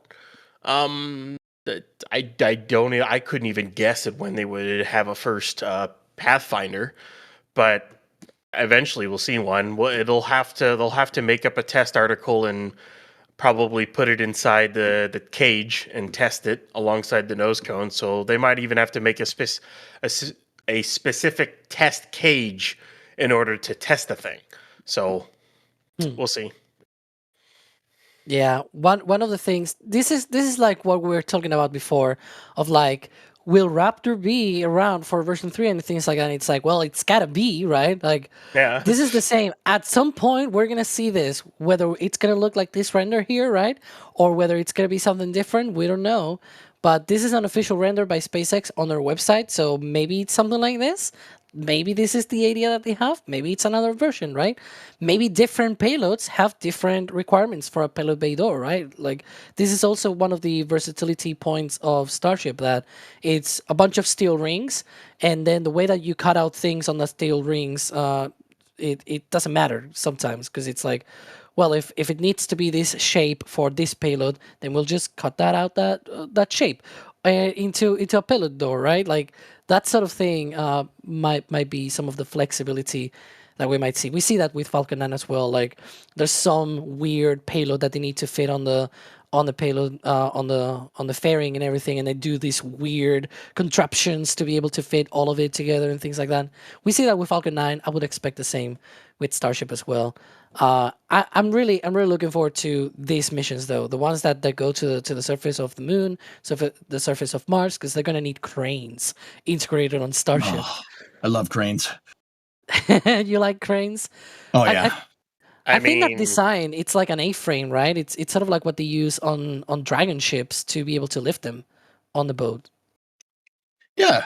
I mean, an A-frame is very simple mechanically. Very, very, very, very simple. Very simple design. You can keep it light, and those payload bay doors, the shuttle-style payload bay doors, are fire. I'm sorry. I had to mention it. Yeah, right. I mean, we can, since we're talking about cranes. I mean, I assume you saw those awesome pictures of the 13,000 there, EJ. That thing is over at 39A. Chunky. It's a monster, guys. We're talking about the Liebherr 13,000 crane that showed up at Pad 39A. SpaceX and the crane operators are going to do a one crane lift of the OLM onto the other pad at 39A, the Starship pad. They're going to lift the OLM with one crane. They did it with two on the second pad at Boca Chica. They used two Liebherr 11,000s. This time, one crane doing the entire lift. It's going to be awesome. The Liebherr 13,000 is gigantic. It is like a Jawa sand crawler. If it was a crane, it's amazing. We got a tweet from Gage here. There we go. Field team is ready to go. That's an amazing picture. By the way, this is how close you can get to the rocket. A lot of people don't realize. Like I legit have to explain my work to my family every time, right? Because they get confused. Like, you cover rockets? Yes, we cover rockets. And some of these rockets, like Starship, you can get this close to them, and they don't believe me. Like, they think we work with space. I mean, we do work with SpaceX for some media stuff, and we have access and everything because journalists and whatever. But this is public. You can get there. Of course, don't trespass though. But you can get this close without trespassing or anything like that. This is legit public legal stuff. Just don't be there at liftoff though. I wouldn't recommend that. Yeah, the trespassing sign is probably the least of your concern if you're there during that, Yeah. Just maybe. Maybe. Maybe. Probably might get a They little uncomfortable. Like, in order to survive that, you would probably need a suit of Mjolnir armor or something along those lines. Hopefully your energy shields are up. Yeah, with energy shields on, you'd probably need something along those lines to survive standing right there. Nuts. Seriously, guys, like, you can Halo, baby. You can go right up next to this thing, but and that's great. The whole launch pad's on a public road that's mostly accessible. Just be cognizant if you go out there of where you can and can't go. There's signs all over the place. It's pretty straightforward stuff. Don't be that guy. This is an extraordinary thing that, that we have here where we can get up close to this thing. Like, yes, on a public highway, but there's still parts of the dunes that you can walk out into and get like right up next to this thing. Just make sure you adhere to the signs. Like, it is a privilege being this close to this thing, and it's pretty cool. And we don't want to lose something like that. It's pretty awesome. Yep. And we are now looking at our sites because one of the things that we do have is those different places where we can see and where we can put cameras. So we got our riverside there, sort of at the Richardson Avenue intersection with Highway 4. There's the Starbase production site, and then we have here our highway lot at the highway site there after the village. We go to the launch site, of course. That's where we have the right-hand side camera. That's on SpaceX media lot. And then, of course, north side on our North Beach cameras and things like that. It would be cool if, Ryan, were also like switching the camera on the right so we can see the view of the rocket while we switch. But there you can see the south side. So we've got sites like north, south, and west. You might see a lack of a site to the east. That's mainly because of the Gulf. And because that's the way that the rocket goes. If we could, we'd have that. But unfortunately, that's not possible. In any case, let's get through some questions here. Because one of the things that I'm seeing here as well is, especially about because we were talking about the pad 1 and everything. There's also pad 2 being built, but then they already have removed stuff from the chopsticks on pad 1. Like, what is going on with that? And Hiram Haddocks was the one asking about this. Why is the SpaceX removing catch hardware from Tower 1? Sure, it's non-essential now, but won't it be needed for future ship catches? Surely the tower isn't ready by then? Ryan, I know you probably have a great explanation for this.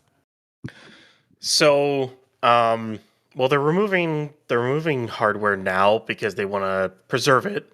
They're going to have to either modify or completely redo the sticks on that tower right there, those sticks.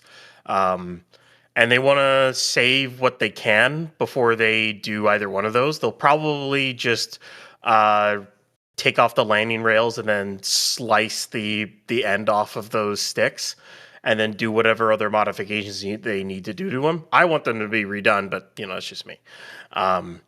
So to do that, they need to take all the landing rail dampeners off before they remove the landing rails, because then they'll have to kind of cut those and then reinstall them, because the system isn't really designed to just slice the landing rail off along with the truss section.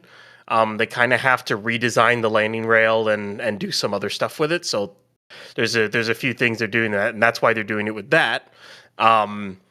So it'll take a bit before those sticks are ready for catching other stuff, especially if they're going to start modifying them that way right away, which means the Pad 2 tower is going to have to take over for that.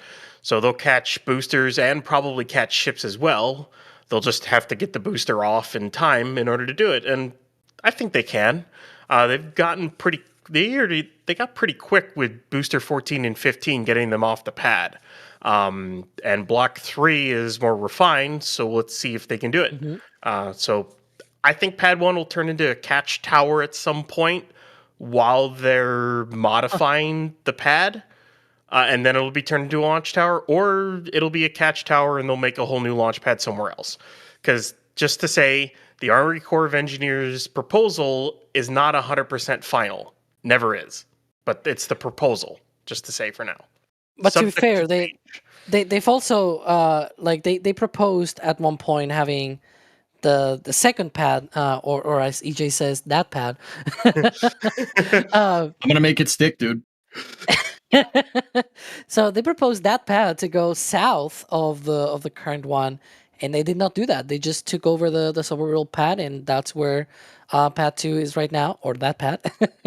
and so, you know, we could see changes. We could see them changing their mind and be like, well, you know what? Let's do something different. But it is true that on their post yesterday, I think it was, they said this is the last flight from Pad 1 in its current configuration. So they already acknowledge the fact that at some point it's going to change configuration. So at some point in the future, we will no longer see that donut-shaped launch mount. And we'll see probably something like what we see at Pad 2. That's on the plans. But again, as we were mentioning, it could change. Donuts. It's really tasty, right? Because it gets roasted on every flight. Anywho, let's move over, to some rocket stuff and not donuts. But yeah, on that same note, with the chopsticks, Gable was asking, how do the chopsticks track the boosters so precisely? What kind of computer hardware do they need, and what kind of complex programming do they need to land in? And I'm gonna throw this to EJ because I've seen you trying to do some of this stuff in Kerbal. So yeah. Okay. So we're getting into what's called control loops here. What type of software do they need? The right way to say it would be a software that's basically looking for the tower and constantly getting basically real-time info about where the booster's position is relative to the tower. You could go in a deep rabbit hole here, Carl, if we really want to. Long story short, the booster has inertial navigation on it, and what that means is that the acceleration of the booster going up and then the acceleration of it boosting back and landing is all being kind of logged by the computer. And the computer's saying, oh, I'm accelerating in this direction for this long, so this is my position, right? So the booster Yeah, exactly. Airplanes use this as well. It's called inertial navigation, or an INS, like Ryan was saying. Like 737s have that, and if you don't configure it correctly, when you take off, Ryan, your map is not going to be accurate. That's probably need that for when you're trying to land. Maybe. And just like an airplane, the booster needs to have that information. Now, the booster knows where it is, and because it took off from the pad, it kind of also knows where the pad is as well. But that doesn't mean that we don't have some type of interfacing system. Ryan, I do believe the antenna that's on top of the tower is one of those mechanisms that it uses to kind of figure out the relationship between the booster and the tower, right? It's got the sticks have GPS antennas on them. Yep. So basically the sticks know where the booster is and isn't, because everything's communicating. And as you're saying, there is inertial navigation with the booster, and I would also assume there is a radio altimeter on the booster as well, so it knows how close to the ground it is. The computer also has its knowledge of what the flight plan is and knows the speeds it's supposed to be at and the angle it's supposed to go at. So it has, it has GPS, radio altimeters, inertial navigation, as well as the flight plan that's already installed. So it's got a ton of different systems that tells it where it is, where it isn't, where it's going, and it also is communicating that with the tower. So it's all kind of communicating with each other. Yeah, exactly. And in terms of what kind of computer hardware they use, I mean, I don't know exactly off the top of my head. SpaceX does, on Falcon 9, they use something off the shelf, but usually like computer avionics hardware for, defense applications, spaceship applications are a chipset that's really designed for high bandwidth. Telemetry is not like a processing intensive thing. Like it's just crunching a lot of numbers all at once. So chipsets for rockets and stuff tend to be something that can handle a lot of calculations, albeit simple calculations, but a lot of calculations all at once. Now I say simple calculations. I mean, it's doing like calculus on the fly, right? Yeah. But it's simple for a computer, not for us. But Ryan is talking, and we were talking about all these different things that it's doing. It's looking at the ground. It's looking where the tower is. It's looking at where it is relative to the tower. It's looking at that relationship, commanding the engines to move in the right direction to get this thing sub-centimeter precision back onto the chopsticks. That requires a lot of numbers being crunched by the flight computer all at once. So, rocket hardware in general is generally designed for high bandwidth. It's not like it's not like they have like a RTX 5080 like attached to the side of this thing. It's like, okay, that's going to crunch our numbers. But high bandwidth, and then a lot of data streams to get that thing back. It seems, like when we explain it, it seems like something that, that doesn't sound that bad. That is way harder to do than you might think.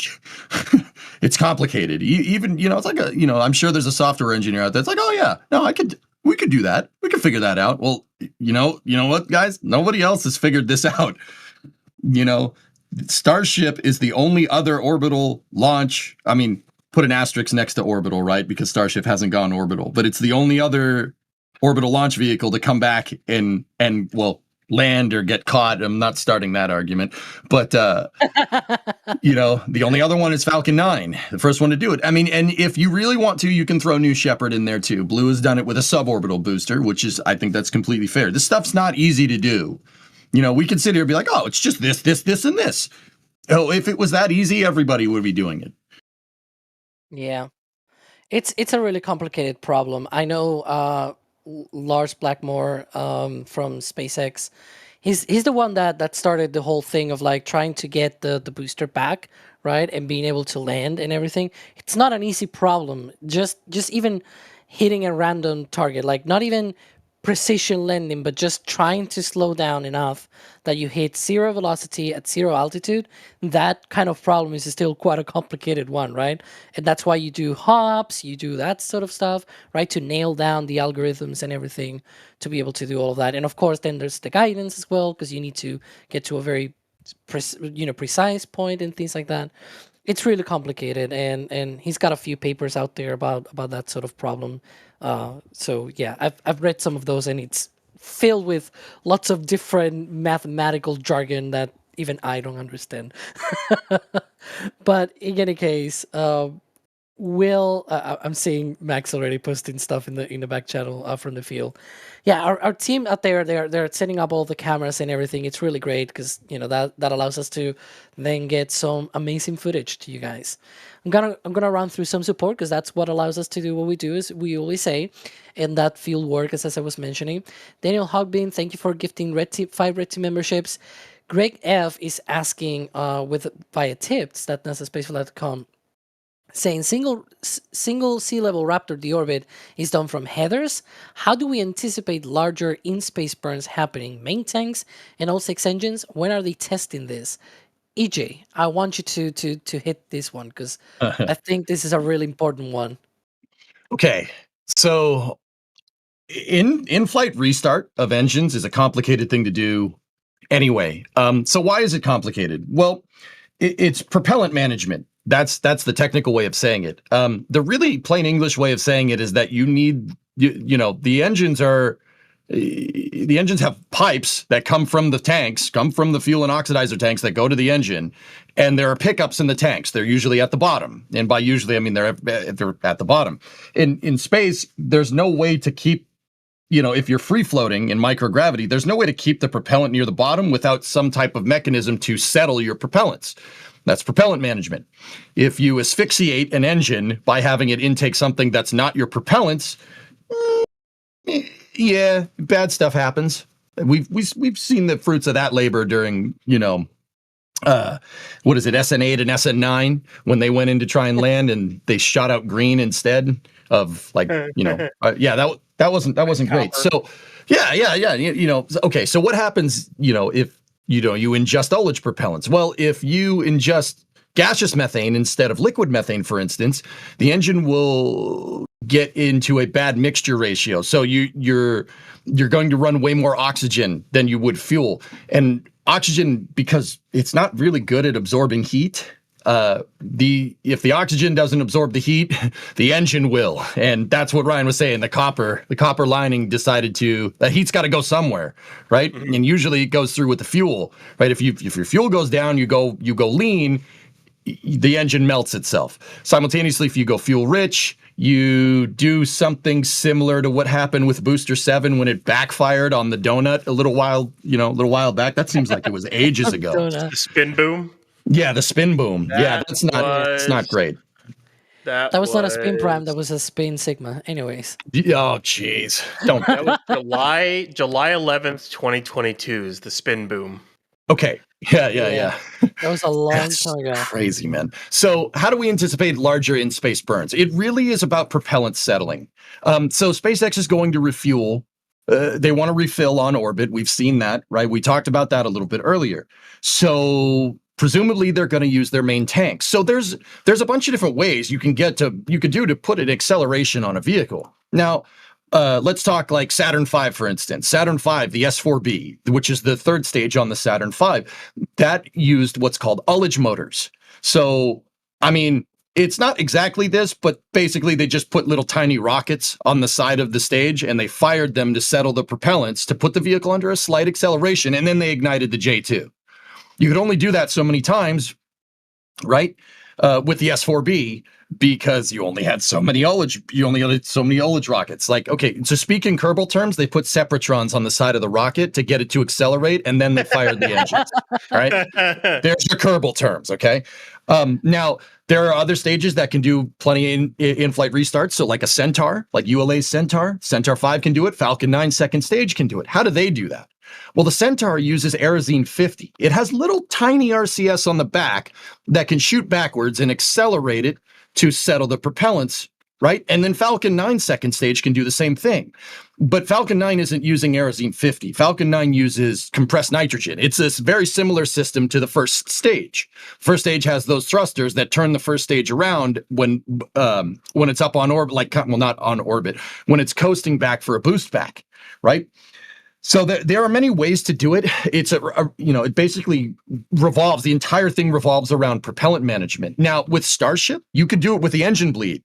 That thing that we saw blow up on Flight 10, like on the back of the ship, that basically blew a chunk of it off. Like you could use the bleed. You could use the vent lines to do that. I don't think that is enough thrust. I'm saying you could. I'm not saying they will. You could do that. Or Ryan, go for it, dude. Well, they'll probably have separate ullage hot gas thrusters would be my guess, what they'll have. Because as it already looks like, they are adding more RCS to 39. It's got it looks like it has new roll thrusters on it, which is kind of nice. Because the RCS that Starship currently has is certainly not enough for docking. It's very minimal what it has right now. At least the one we're looking at right now. 38 doesn't have a ton of RCS on it. It's got what it needs to do the mission that it is, and the mission that it is coast and keep a stable coast to reentry during its suborbital flight. 39 and up. I mean, 39 is probably is going to do a suborbital flight, but Block 3 and up is going to need more RCS because they're going to be in orbit. They're going to deploy SATs. They're going to do TLI burns, go to Mars, and you need more CRCS for that. So I expect them to have specific ullage thrusters or something along those lines to settle the propellant in the main tanks in order to then fire all 6 engines and eventually all 9 engines once they add 3 more RBACs. Yep. So just in case anybody was wondering, we keep throwing around ullage. It's a fun word to say. So for the people that don't know, tank ullage is the residual gases that, well, not residual, not necessarily. They are gases inside of your fuel and oxidizer tanks that displace the liquid fuel that gets burned from the stage. So when a rocket fires, obviously, when it leaves the pad, like what we're going to see here in 7 hours, give or take, when it leaves the pad, the tanks are full. You don't necessarily have to worry about it, but the tanks do drain over time. Rockets, Starship included, use tank pressurization for structural integrity. The tank walls on Starship, guys, are about 4 millimeters thick. It's not very thick, like maybe a coin, maybe. That's not a lot. So just like if you have a soda can, right, that's full, you can stand on it, but if you depressurize it, you can crush it. Now, what happens when you're flying, when the tanks are full, when it lifts off, you're good to go, right? That's no problem. But you're going to drain fuel over time. You need to replace that fuel, an oxidizer that gets drained out of these tanks. That's what tank ullage is. It's a pneumatic system. Now, there are many ways to do this pneumatic system, but it basically replaces the liquid fuel and oxidizer that drains out of these tanks with gases. Now, Starship utilizes something called autogenous pressurization, which means that the oxidizer tank gets filled with gaseous oxygen and the methane tanks get filled with gaseous methane. That's because the Raptor engines have it's not called a tap off, but basically is a tap off. They take some of the methane gas and some of the oxygen from the motors when they're firing and pump them back up into the tanks to keep the tanks pressurized. That's what tank ullage is. You have to substitute it because you have to keep your pressure the same throughout the entire ascent. Very important to understand that. And that is super important for on-orbit refiring of engines. Understanding tank ullage is very, very, very, very important to going to Mars, to going to the moon. It's whenever you are moving a fluid out of a tank to another location, whether it's through an engine, whether it's out of a storage tank into a Starship or anything, you need gas to backfill it. Because as you move that fluid out, the pressure is going to drop in that tank. And if you let it drop too much, well, not only are you going to have issues with the pumps, but you're also, especially in space, you might have issues with actually keeping the fuel where you needed to keep it sometimes. And not only that, if you pull too much, you might pull a vacuum, and you really don't want to pull a vacuum on a tank. That's no bueno. You don't want to do that. Yeah. So the vapor, as for example, for ground storage tanks, you see all those towers.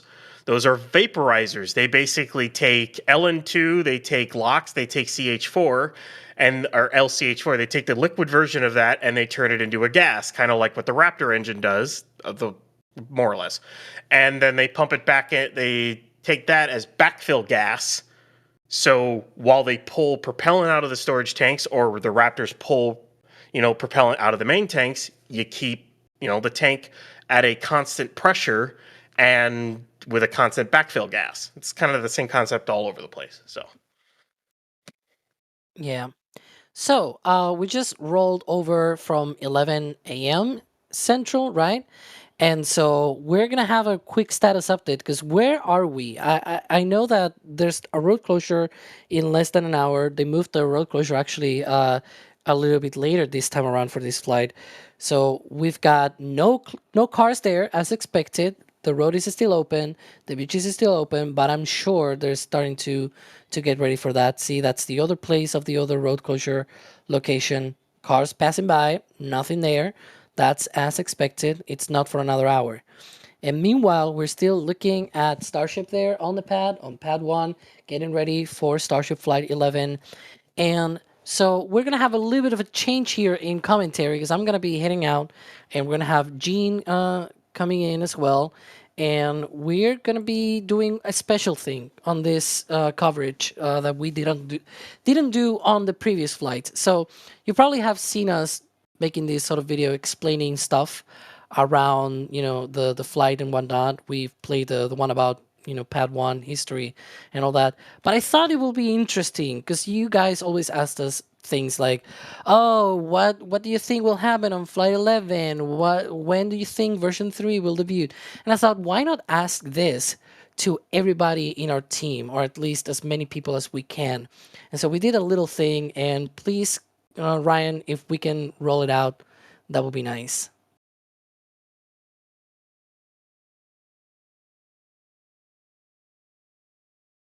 Maybe. I don't know. This picture of the towers is pretty nice. Yeah. I thought he had it already prepared. But anyways, okay. I had stalled even for that. But hi, Gene. Thank you for coming here, by the way.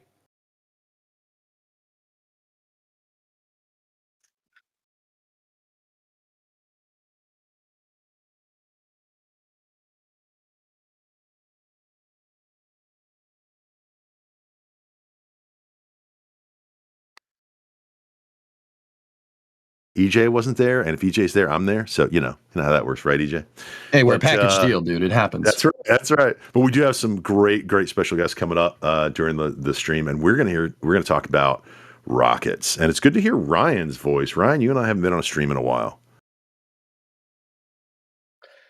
Yeah, it's definitely been a bit, Gene. But yeah, here we are. We're like 7 hours 2 minutes from the opening of the window for launch of the last Block 2 flight of Starship, the last flight out of this pad, at least in this configuration. It's it's kind of a bittersweet thing, but it's also kind of it's the end of an era for this program, but there's so many exciting things coming with new Block 3, with the new pad, with LC-39, LC-37, everything at Florida. I mean, there's a lot of really important stuff that's going on with the Starship program, and the pad did its job.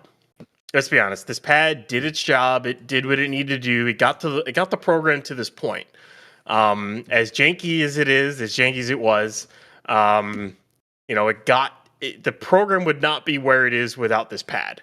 So, at least it's got that going for it. We'll go with that.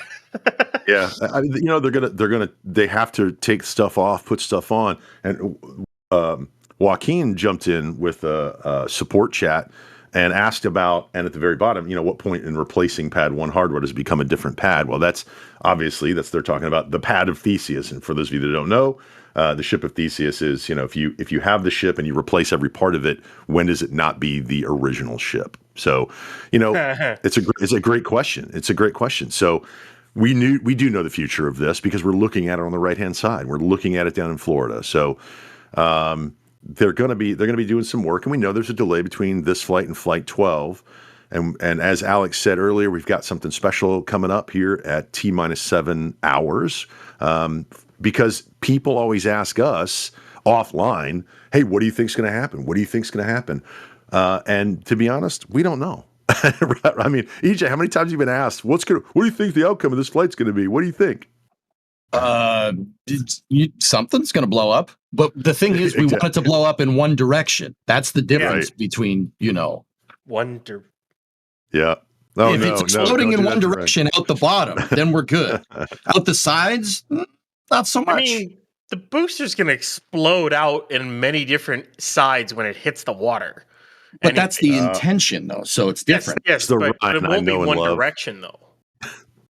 There he is. Well, anyway, guys, as Alex said, we've got I was waiting for it. Coming up here, we are at net 7 hours before SpaceX launches Flight 11 there from Starbase. What a beautiful camera view we have there. So let's see what happens when you actually ask the guys from NSF, what do you think's going to happen on this flight, Ryan? What do I think will be the outcome of Flight 11? Honestly, great success. I think Booster 15-2 is going to do everything that it is supposed to and accurately. I think it's going to be a good outcome. I really, really want to see that this is a repeatability of Flight 10. It's one thing if you do it once. It's another thing if you can repeat it over and over again, which is what they need to do as we increase the launch cadence going forward. They learned a lot from the last flight. They're doing basically the same profile. Yes, there's a few changes, but I think that this is going to be a great success. I actually thought that Flight 10 was going to go out in another blaze of glory. I actually honestly had no confidence in it whatsoever, but I was proven wrong. My expectation, or at least my hope for Flight 11, is to build on the success of Flight 10. I want to see an uneventful re-entry. I don't want to see any energetic events in the aft. I don't want to see any disintegrating flaps. And I really want to see a smooth and steady flip and burn on the ship so that they can get moving with a catch. This time, I actually think it's going to go great. I think it's going to be really smooth. It's going to achieve all of its stretch goals and A+. Hopefully, I expect this flight to go well, and we'll look back on Block 2 as sort of a mixed legacy, but it ended strong. I was going to say ended with a bang. Please don't end with a bang. Considering what we saw with the success of Ship 37 and on Flight 10, I think Ship 38 is going to make it all the way through peak heating. Because it isn't running as many tile experiments or TPS experiments, I think it's going to do well. I think it's going to be interesting to see how ship is actually going to react when they actually initiate the flaps to try and steer and reorient the ship once it's in full belly flop mode. The ship will be under control after stage separation. It'll go through its paces while it's in flight, and then it will get an accurate landing out in the Indian Ocean. Yes, they will be doing some things differently than last time, but I think that if we see ship and booster make it to re-entry and through re-entry, we'll see it successfully all the way through. I think Flight 11 will be incredible. I'm a little nervous about Booster 15 and all the reused engines. I think Ship 38 will be flawless from beginning to end. They've been doing some pretty good things in the last little while and have learned quite a bit. I think Flight 11 will reach all the milestones. Well, I hope it does go as well as Flight 10 without the, explosion thing on the skirt that we saw at T plus 47 minutes. I'm at the point where I think they have already discarded every single potential failure point of version 2. So here's crossing my fingers, and I cannot do my toes, but I would. So, good luck and everything for Flight 11. I'm sure the teams want to get these vehicles out of here and get ready for Block 3, which is on Pad 2, not too far over there. But I really do think today's going to be successful. The last launch was very successful when it comes to the heat shield. SpaceX has that data that they finally need, and they can finally take that data and learn from their mistakes or learn from what they did from Flight 10 on Flight 11. One, I'm very excited for this flight. This is my first time seeing Starship in person. I think we're going to see smooth flight, smooth reentry, stable reentry. We're going to see everything go really good. That's my hope, and I'm fingers crossed. That's what I'm thinking. Although now that I said that, it probably just jinxed it, so sorry. Okay, how much fun was that? Seriously, seeing everybody at NSF giving their predictions of what Flight 11 is going to be. And that just shows you all the people in the background, not all of them, because there's a whole lot that didn't do it, but a lot of the people in the background here at NSF that just love rockets and are great friends and have a good time doing this. EJ, I'm going to ask you first. Let's keep that momentum going. What are your predictions for Flight 11 today? I think we're going to see exactly what SpaceX is intending to do with this vehicle. So, quote unquote, soft splashdown of the booster downrange. And then I think she's going to make it. She's going to make it all the way through reentry. There are tile experiments on this, but there's nothing like the last one that was orange. They do have some tiles blanked off of the ship, but I think we're going to see, as close to 100% mission success today as SpaceX intends. Ryan, what about you? Yeah, Ryan. I think it'll be a repeat of 10. Although I think 38 will survive it. Probably won't have the same burn through areas. Hopefully, I'd be curious to see, how well the ship holds up with the patches of tiles missing, as it does seem like SpaceX is really testing this thing to see if they can get it to fail. But we'll see. I think it'll make it, but we'll see. Yeah, I'm with you guys. I watched Flight 10 go all the way through, energetic event in the skirt and all, and I'm just impressed with how robust the ship is. The booster, I'm so looking forward to Block 3 boosters, and of course this will be an exciting launch with 15-2. But I want to see the ship make it through reentry. Earlier on, there was a question, EJ, you were talking about the ullage gases, and one of the questions that came up was about ice.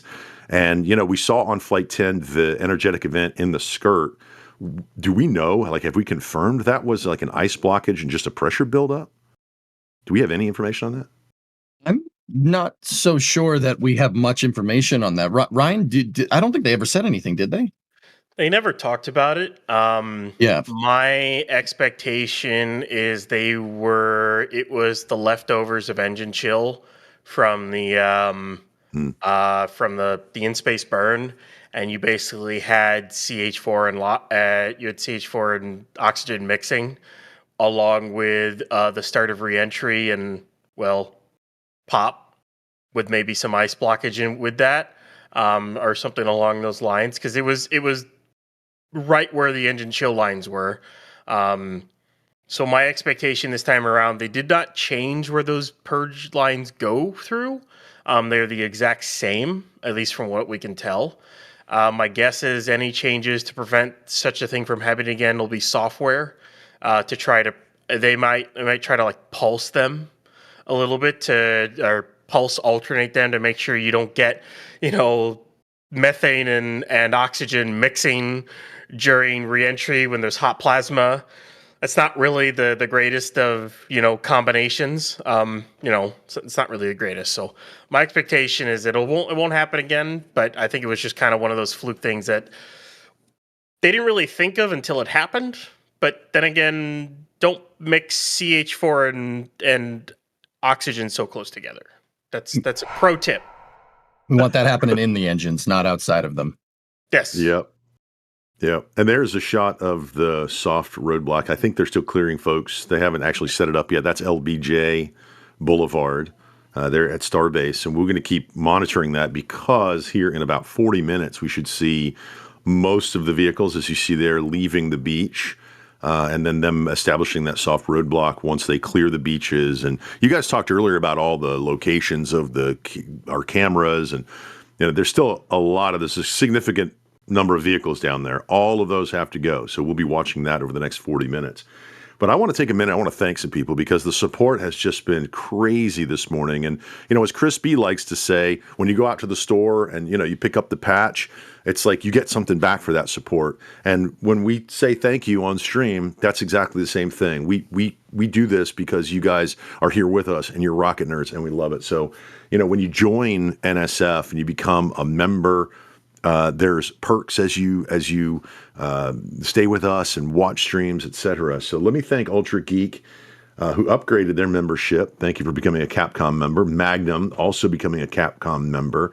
Jim Slim, thank you for that very generous super chat. We appreciate it. With Howdy from the Roundabout at Ground Zero. Thanks to NSF for all the great coverage and fueling the fire in all space nerds and creating new young ones. First time here, first time to see in-person launch. I remember my first time. EJ, Ryan, have you been down there? That's a special moment. And one of the things that I love is getting out on the dunes with all the parents and their kids because they're just instilling the love of rockets and the love of engineering and science in those children. EJ, do you remember your first launch? Yeah.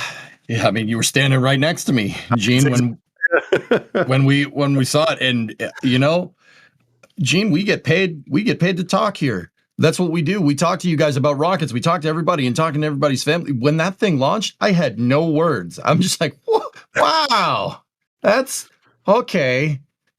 All right. And then before I understood before my mind could kind of process what was going on, the booster is back down and caught. I'm like, that's pretty neat. That's a pretty neat thing. I like that. Yeah. I'm always reminded of Walter Cronkite when they land on the moon and the guy's paid to speak on camera and he's speechless. I always equate those scenes because I was the same way for my first rocket launch. I was like, am I seeing this? Am I seeing this live? Like, is this happening? And you could see on the right hand side and basically down at the bottom of the picture there, you could see some of the folks are still out on the dunes. So we've got a ways to go before we clear this thing out. Ryan, do you remember your first launch? Was it Hopper? I have not been to any. We'll go with that. At all. So that's not okay. Yeah, I know. You do live a pretty good clip away. I'll give you that. Yeah, if I wanted to drive, it'd be like almost a day's drive. If I wanted to drive all the way down to Starbase. I want to do it for the first Block 3 flight out of that new pad. So I keep saying next flight. I do keep saying that for anyone who's seen me and stuff. But I really want to try to make it for that first Block 3 flight, whenever that's going to be at this point. So that's the hope. I'm gonna hopefully to make it to that one. Well, look, if we never get to Starbase again, we have the live camera views from, there's the shot from the Margaritaville where EJ and I are normally hanging out. Doss is up there, probably Gage up there with him, setting up all the cameras, getting things squared away. But you have NSF, and that's really I'm a supporter just as much as I'm a host and commentator, because I was watching NSF during the test flights. Hopper was, we've all been there. So joining NSF is kind of a big deal. And becoming a Capcom member is a big deal, like Matt Gooch just did. Thank you for becoming a Capcom member. Josh, thank you for that tip. We appreciate it. Tips.nasaspaceflight.com. Do you see a future where reentry heating is solved by ionizing the hull or raising shields over the ceramic tiles? Now, Ryan, you laughed, so I'm going to give that one to you. Should we raise the shields? I wish we could. So are we talking, polarize the hull plating? We talking NX-01 Starship here, or we talking, raise the shields like Voyager for atmospheric entry and stuff like that, or BC-304 raise the shields. I mean, I could just keep going, but there's at some point we're gonna get that kind of technology as the human race. I don't know when, but at some point we will. As a giant sci-fi nerd, I too want to sit in the capture chair and say, raise the shields, put the Klingon on the screen. Like, that is my dream. Red alert. Yeah. Lock phasers, Mr. Weber. Right. Let's do it. Tim, thank you so much. I'll take the helm. Where's EJ going to be? Where's EJ going to be? Is EJ going to be in the other seat, or is he your first EJ science officer? You're the science officer. I'll be the science officer. Make him the captain. Make him the captain. I don't know. That is not logical. Bob, thank you so much. Gifting 10 Red Team memberships. By the way, if you get those, of course, say thank you in the chat, because that is a big deal. And then some other folks. Let's see, Snot Garden, thank you so much. Gifting 5 Red Team memberships. You guys are going so fast, I can't keep up. So I'm going to pause right there. We're going to talk about the ship again. We are at 6 hours and 46 minutes, no earlier than time. And they are targeting the beginning of this window. We haven't heard anything slipping. We did see some rain over at Margaritaville, but that was earlier today. That's going to be moving out. Looks from our internal weather folks, weather's going to be favorable for this launch, right, EJ? Yeah, weather's looking 80% favorable from SpaceX actual last time we checked. Now, we haven't had an update since yesterday, but I don't see a cloud in the sky. Ryan, you were talking about the METAR a little bit earlier. It seems pretty clear out there. No, you know what? I'm not even going to speculate on the stuff that we saw for the last flight. I'm not even going to say it. It's got clear skies, right? Right? Am I right? Yeah. Visibility 10 miles, so that's your standard full-on visibility. Clear. There might be some lower clouds, but the cloud coverage is what it sounds like is going to be like 9%, give or take. There's a chance. I think there's a chance of some clouds coming in over the Gulf, but that's just about it. Otherwise, should be a picture perfect launch for Flight 11. Which, I will say, even with the weather abort and scrub for Flight 10, and the kind of fogginess we got on Flight 3, we have been pretty blessed with weather when it comes to Starship launches. Like, truly. I mean, there have been times where there have been clouds here and there, but for the most part, we've gotten clear skies and beautiful, weather for launches out of Starbase. Eventually we're going to get the ones where you're going to have clouds and Starship will be flying through clouds, which will just be one of those crazy things because you're just going to be sitting there waiting and all of a sudden you'll see this shockwave through the cloud as the booster comes back through to be caught on the tower. So those are going to be some insane shots when that starts happening. But, we've been pretty lucky so far. Well, looking at the weather in the back channels, it does look good, as we were talking about. And we are about 6 hours, 44 minutes from launching this thing, or they start fueling here in a little bit. But you can still see some of the cars, people out in the dunes. They got about a half hour before they start setting up that soft roadblock. Some great questions coming in, and there's no way we are able to get to all of them. So keep the questions going in, but I am being blasted in chat because EJ should be the engineer on our Starship. 100% agree. I deserve that. I can change the laws of physics, Captain, I guess. Can you? I'm not. No. Can't change the laws of physics, chat. Sorry.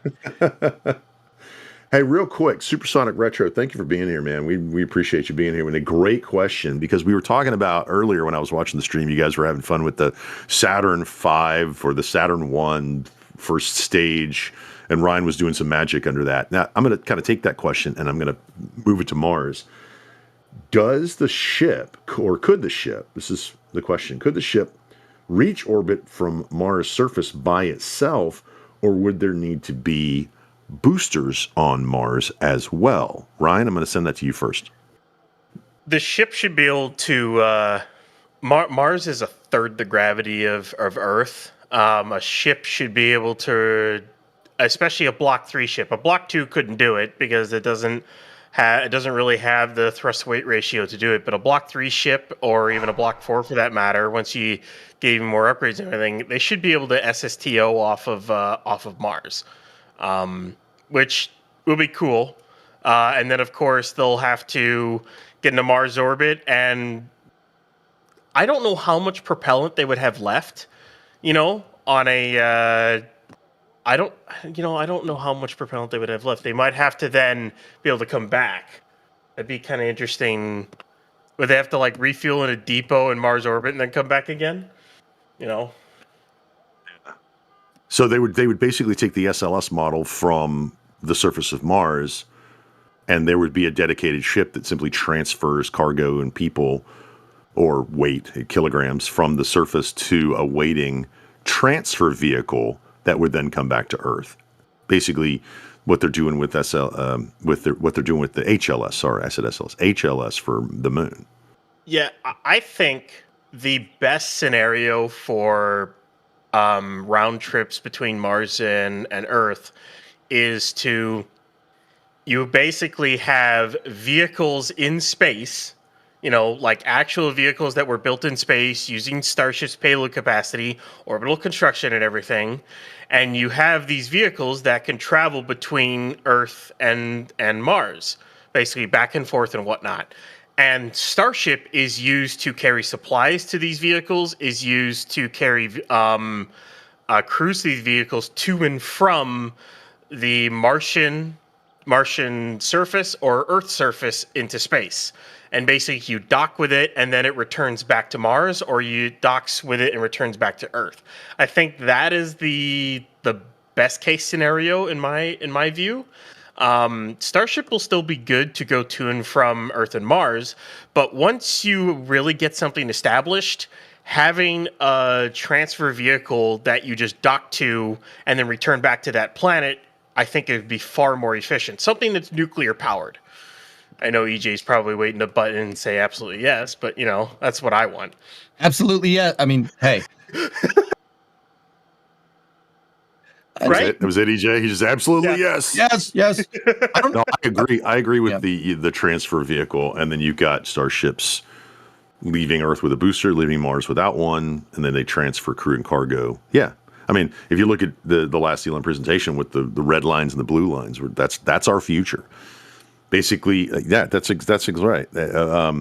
Pop Trepica says exactly right. An orbiting airport kind of scenario, where all you do is get up there and then transfer to the ship that's going to take you to Earth or back. Like, you have the Starship Enterprise, and the starships are the shuttlecraft for it, into a shuttle bay. Hey, see? Yeah, that's where I'm going. You Yeah. were sandbagging that one, weren't you? You couldn't Yeah, there wait to you go. jump in there with it. All right, let me get back to some thanking some folks. TWA, thank you for becoming a Red Team member. We appreciate it greatly. And then DJ Pawn 3 gifting 10 Red Team memberships. And again, you know, as Crispy always says, thank you, thank you, thank you. We do this, and we love having you guys join us when we do this. So we are we're very, very grateful when you guys gift Red Team memberships and bring people into the fold to watch more rocket launches. Let's kind of switch gears and let's talk about I know we keep repeating the same stuff, so keep asking the same questions, because as people join, as new people join the chat and the stream, we have to kind of keep answering the same questions. So I want to turn to Flight 12 and the gaps between them, because we know they're testing Block 3 booster hardware, and they've got a substantial number of nose cones. Mm-hmm. Yeah, Ryan, okay, you made a noise. I'm coming to you first. You know the rules. All right. You know the rules. Get a word in here. They have a lot of nose cones. What about this flight are they waiting for, do you think? As in... What before we see a Block 3 ship? They're still waiting on data for the aft section. Like, they need to make an aft section test tank, basically, for Block 3, because it's gonna, based off the Pathfinder we've seen, it seems like the aft section is gonna get redesigned, or as I like to call it, the drive section. Yeah, I'm going to keep throwing sci-fi and Star Trek terms in I here. love it. Absolutely am. Because it works, you know. But it's going to be a little bit before I think they really finish off the, you know, Ship 39 and everything. And then once they got that design down, once they got the construction down, oh boy, are they just going to start making stuff. They're just going to start pumping out starships, and then they're going to run into a problem of where they put all their ships, because they'll start catching them, and then, you know, they're going to have to like refly them and then expend them, because they just won't have a place to put them. That's going to be probably the biggest downside, is a lot of the original ones that get caught will get reused or scrapped, because they just won't have the space to put them. Even with Gigabay, it's only going to be like 18 workstations along with like probably 6 turntables. You know, eventually you're going to run out of room. So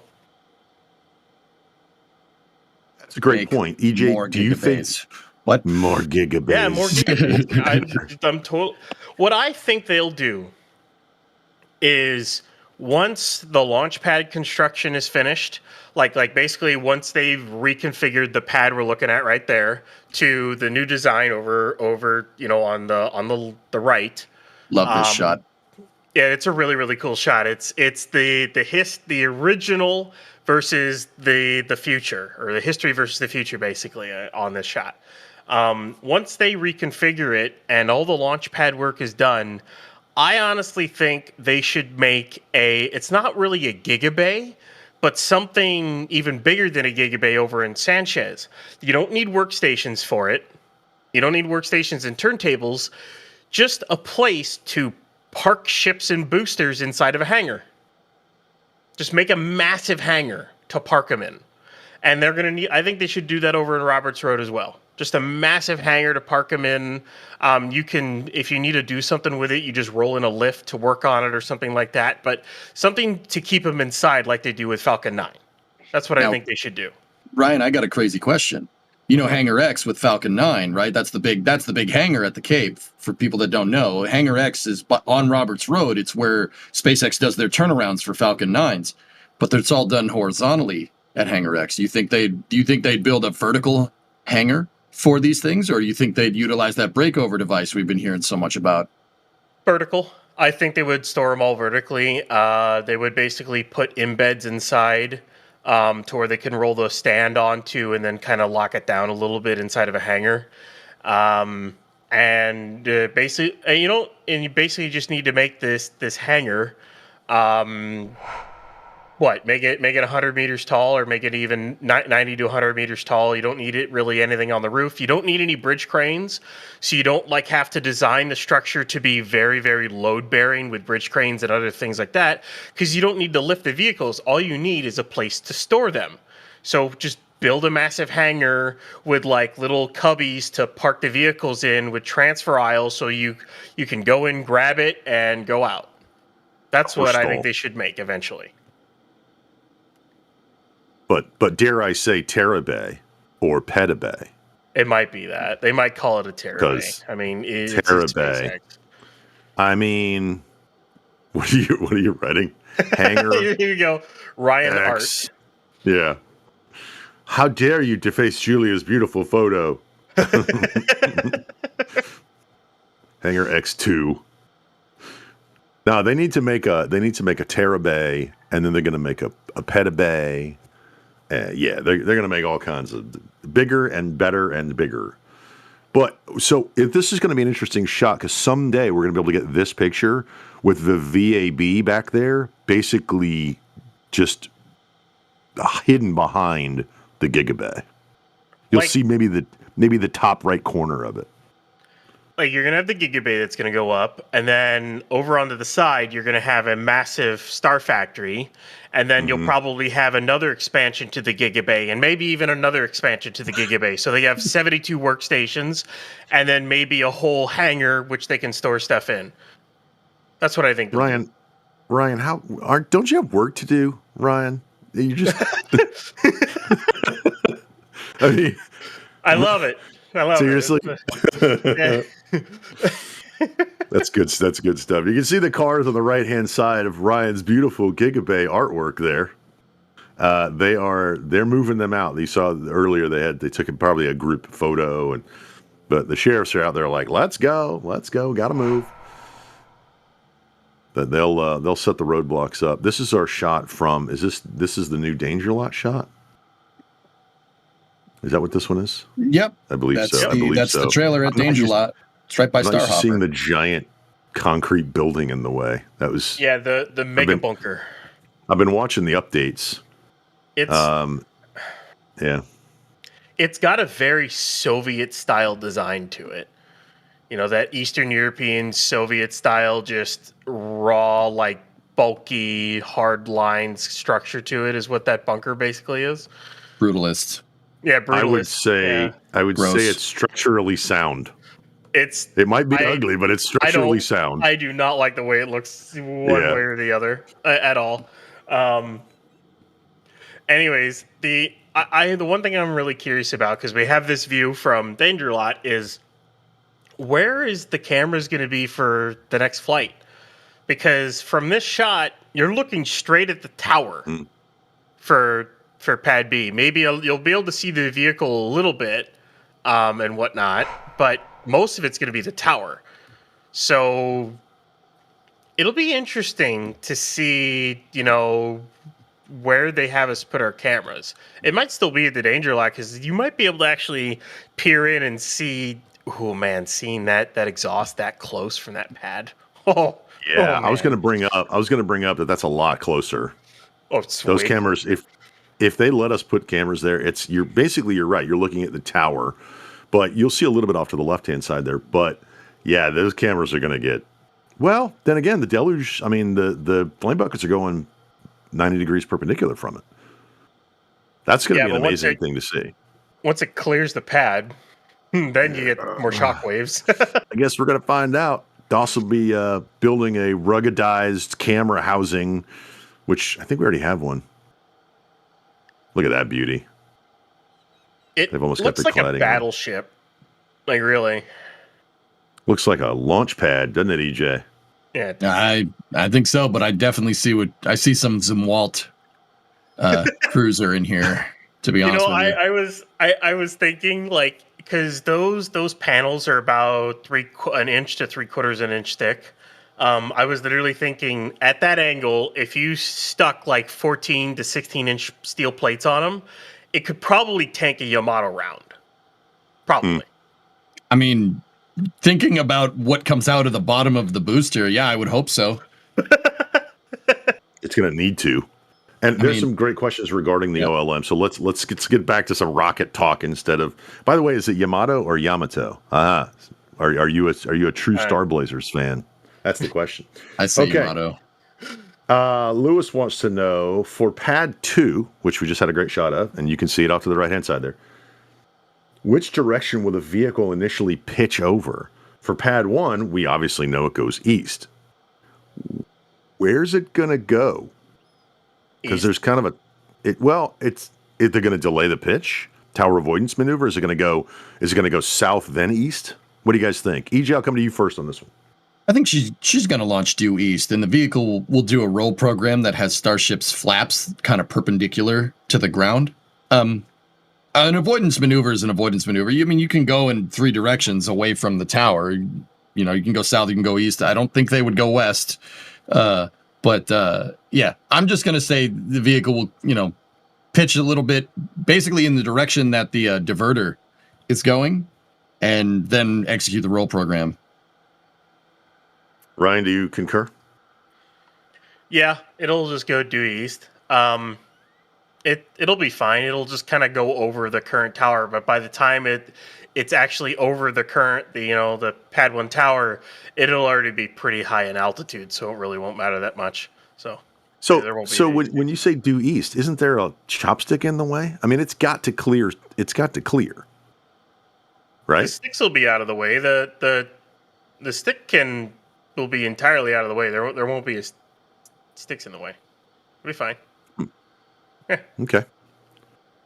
Cool. That was a really, really good question. Let me thank some folks real quick. You know what? Let me ask one more question, and then we'll get back. You guys have been sending in some amazing, amazing questions. So I want to ask. Let's see, EJ. This one comes in from John. As I recall, the renders have them leaving the booster on the stand while catching the ship and stacking it again. Did someone decide that was a bad idea? So obviously, we're talking about when we see a booster catch and a ship catch. Are we turning Tower 1 into a catch tower, EJ? I think so. Yeah, absolutely.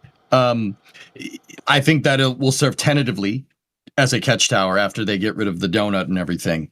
And guys, that's a little bit of my opinion, but consider this. Like, if they were serious about retooling Pad A or Pad 1 or this pad or the first pad at Boca Chica, if they were serious about retooling it, don't you think we would see an OLM sitting at Sanchez being worked on? We would see another big OLM being made if they were considering turning this pad around quickly to, a Block 3, to accept Block 3 Starship. I think it will be used for catches. Why? Why wouldn't you, right? I think the booster will probably get caught on the pad that it launches from. But, for ship catches, hey, there you go, free spin, let's do this. Actually, wouldn't it make more sense to catch the booster on Tower 1 since it faces more east and the booster's coming from that direction and the ship coming in? I mean, if you look at the orientations of the towers is what I'm talking about. So the ship doesn't have to do some crazy maneuver. Well, Ryan, I think that's better for ship, right? That's what you're going to say? The one, it doesn't matter which tower they get. If both get caught on Tower 1, I mean, they're not going to have to do a crazy maneuver. It doesn't matter which one gets caught on the second tower. They're going to have to do a maneuver anyways, because ship will have to turn bank and back in on this tower. Basically, ship will have to come in and just back in. The booster is going to have to do a dog leg on the landing burn for Pad 2, and same thing as ship basically. because of the way the sticks are oriented compared to the flight path. So it'll be interesting to see how they do it. If they re-enter ship a certain way, then it should just be able to back into the tower.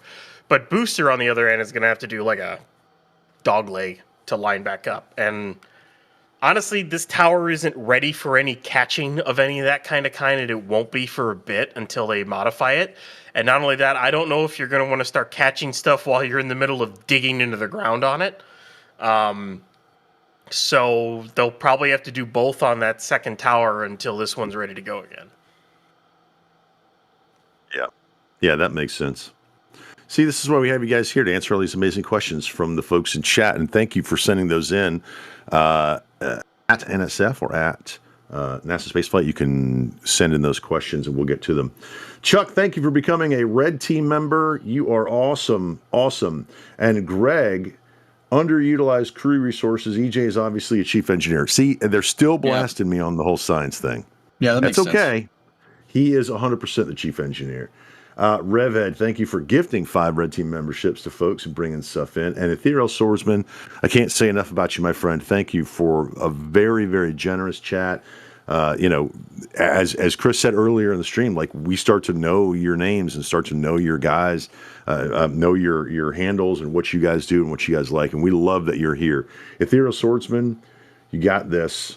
By the way, he wants to know, this is a standard Florida question. What are the 4 towers for? Wrong answers only. Very quickly, Ryan, go. I gotta think here. Really? That's an easy one. Sorry. What was...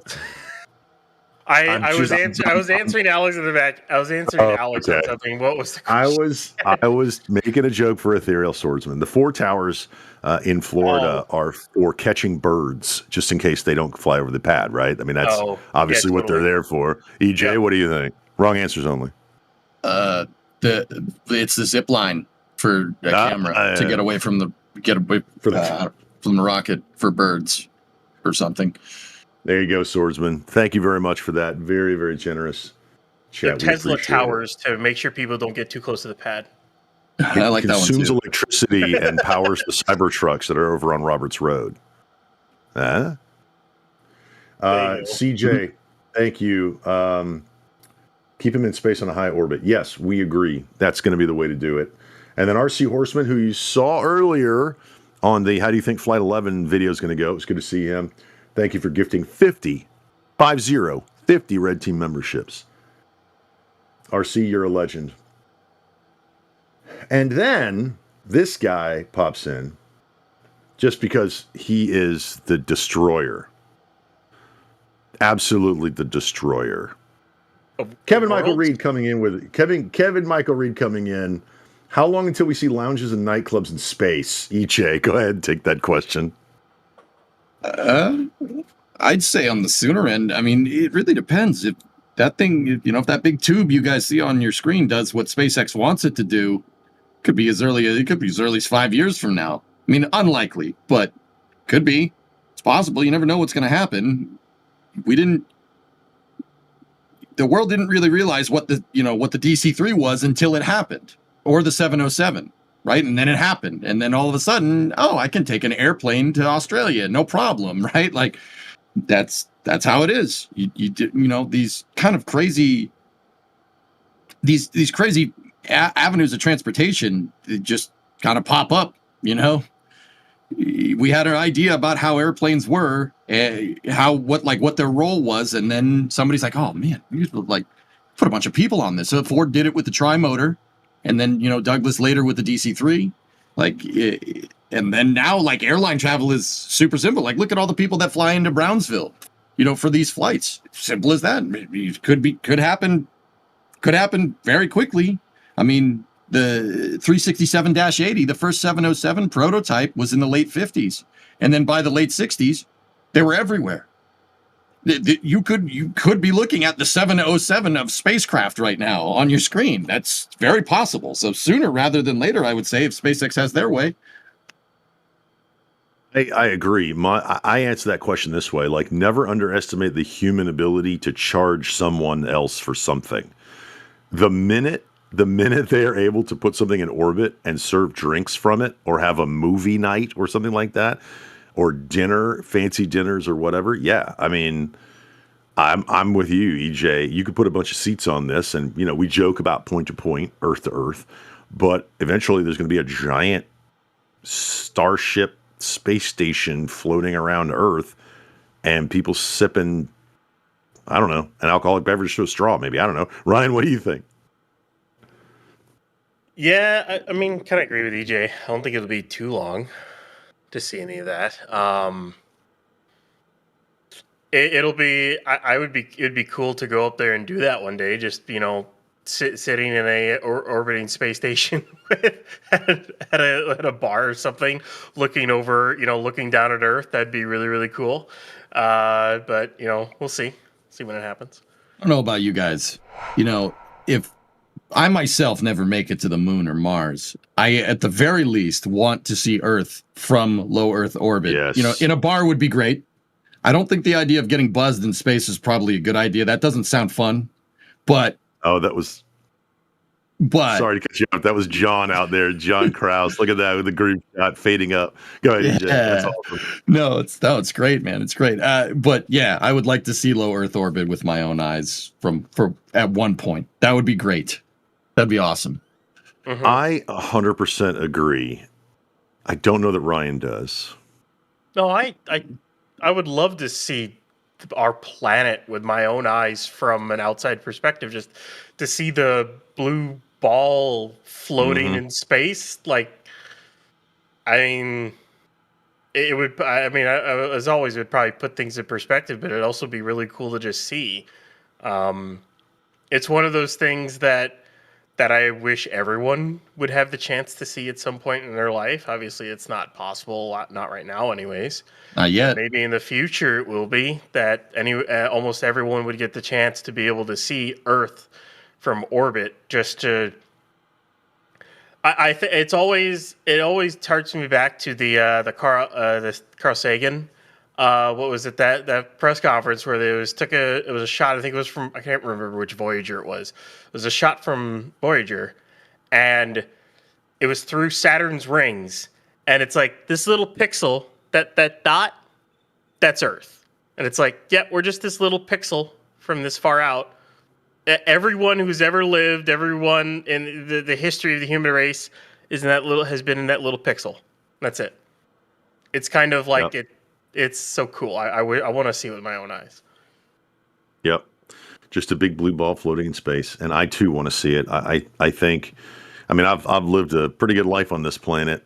I know it would be hard, but Elon, if you're listening, sign me up, my friend. I'll colonize Mars with you. Let's go. I know it's a one-way trip. I love my kids. I love my grandkids, but what an adventure that would be. I'm 100% there.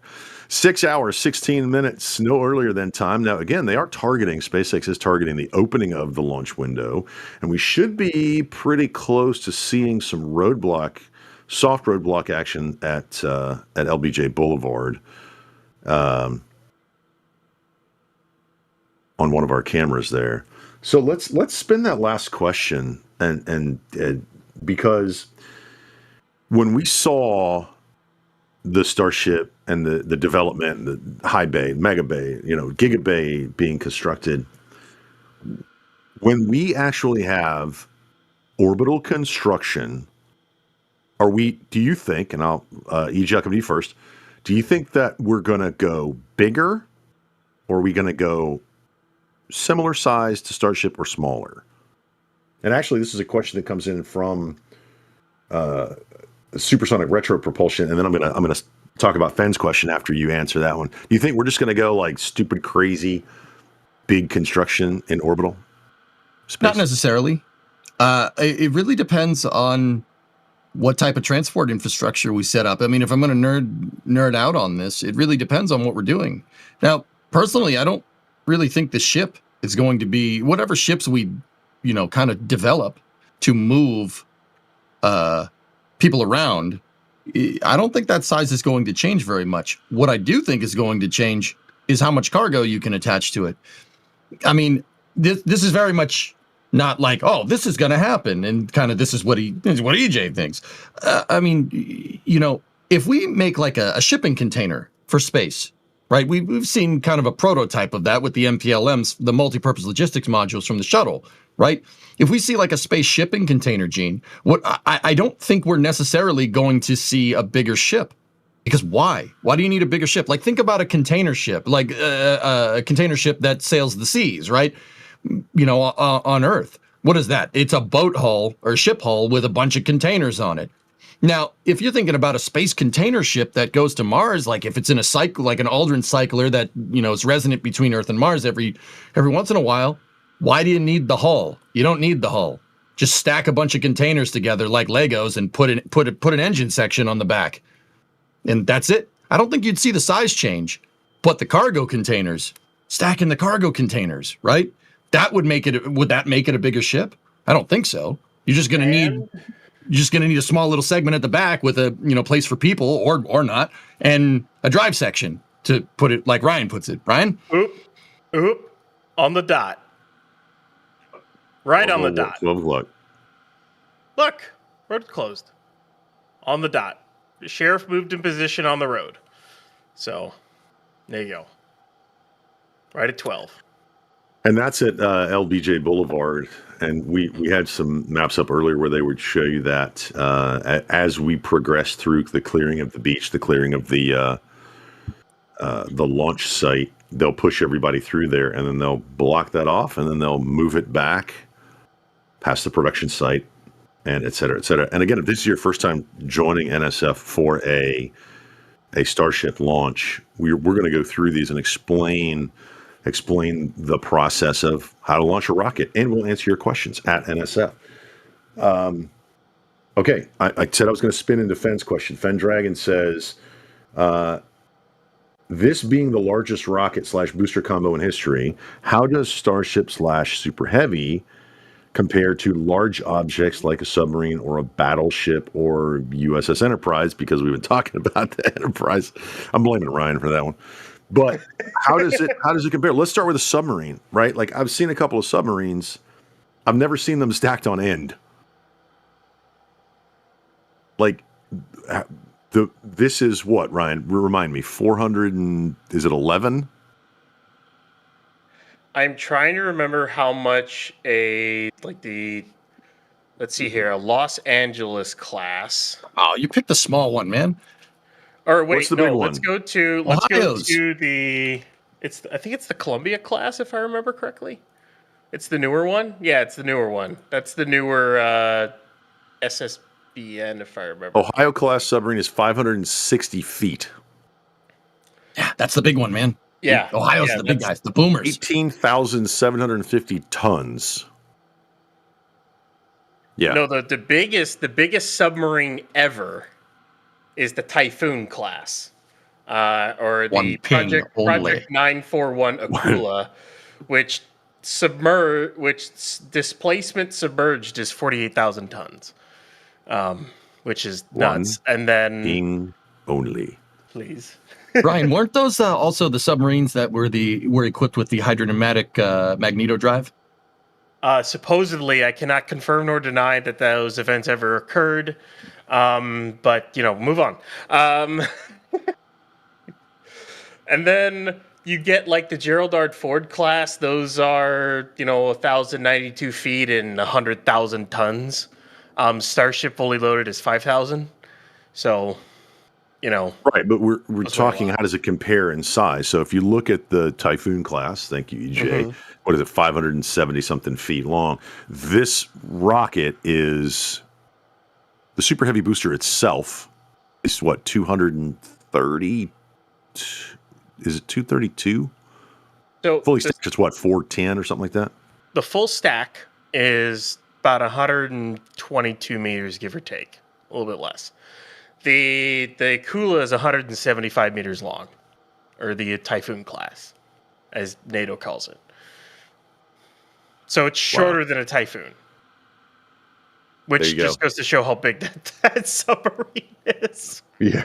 Which is nuts. It also shows how big this rocket is. Oh, Scott, what do you got? And Scott's going in. Chat, yeah. Yeah, then that's true. Exactly, Scott. That is true. Oh. Scott says, remember that submarines, I'm just going to read it, have density equal to water so they can submerge, but Starship has a lower density so it can be larger but lower mass. And by the way, if you like Scott, like all of us do, stay right there with NSF for this launch and reentry stream. It's going to be a lot of fun. That was a great question. I like it. And I think Ryan has a graphic of putting it up next to buildings, but it was kind of fun to see because it is a cylindrical tube. So are submarines at their base. But yeah, that's a good question. And thanks, Scott, for chiming in. Appreciate you. Love you. Fun fact. Let me thank you, folks. Go ahead. Real quick. Fun fact: the Typhoon is 2 tubes glued together. Yes, that is true. Glued? Well, no. They bolted it together. It's 2 submarines next to each other to make that hull. That's how they made a bigger submarine. They just took 2 submarines and bolted them together. And then in the middle, they put all the missiles. Basically, is what they did. Yep. Yeah. I need to get some hands on some Typhoon glue. It's pretty good stuff. Okay, Don't we all? Thank you for gifting some red team. Moving on, guys. 1 red team membership. Thank you so much for that generosity. We appreciate it. Venture coming in with some support. How much design margin does Starship have for future missions like lunar Mars missions, or would SpaceX need a new iteration like HLS? Now we already know they're making HLS, right? We already know that. We don't know where, but we think it's at Starbase. But that's a single-use vehicle. Like Starship, I would think is a very versatile vehicle. So, EJ, I'm going to come to you first. Based on the mission, we're going to see a lot of iterations of Starship, right? Yeah, SpaceX wants to achieve airline-like operations with this thing. That's no secret. They've said that many times. So, Gene, the way I like to think about it is that you're going to see different variants of starships like you see different variants of airplanes. Take like a McDonnell Douglas like DC-10, right? The DC-10 was originally visioned as a tri-jet passenger airplane, fly around, but there's also variants of it. There's a cargo variant that FedEx uses, right? They use it to ship packages around. It's a cargo conversion. And then the military they're on their way out now, but the military had KC-10s, which is a refueling variant. I think that is the kind of modularity and operability we're going to see with Starship. You're going to see a lot of different versions of this thing, and they're going to be suited for purpose. Another good example would be like a 747. The 747 was a long-range jetliner, and then they made a bunch of different variants of it, like one that's supposed to carry a space shuttle on the back. That's pretty cool. Big fan of that one. But there were also 747s that they turned into cargo conversions. 747-8F, right? It's a cargo variant where the nose cone opens up, right? And then you have the Dreamliner, which is a cargo version of the 747 and the tail can open up. You can hinge the tail off the back and you put another plane's fuselage in it. For our Airbus friends, the Beluga. Great example there. Same idea. There's going to be variants of it. There's going to be plenty of different variants of this depending on task, right? Ryan, what do you think? What are you looking forward to the most? Let's talk about variants of the Starship going forward. What do you think is going to be the coolest one? Oh boy, because I will say this: there's even a chance that there's a variant we haven't even thought of yet, and that SpaceX is making. Although I'm trying to think of what that could be, but obviously I haven't even thought of it yet. I'm sorry, what?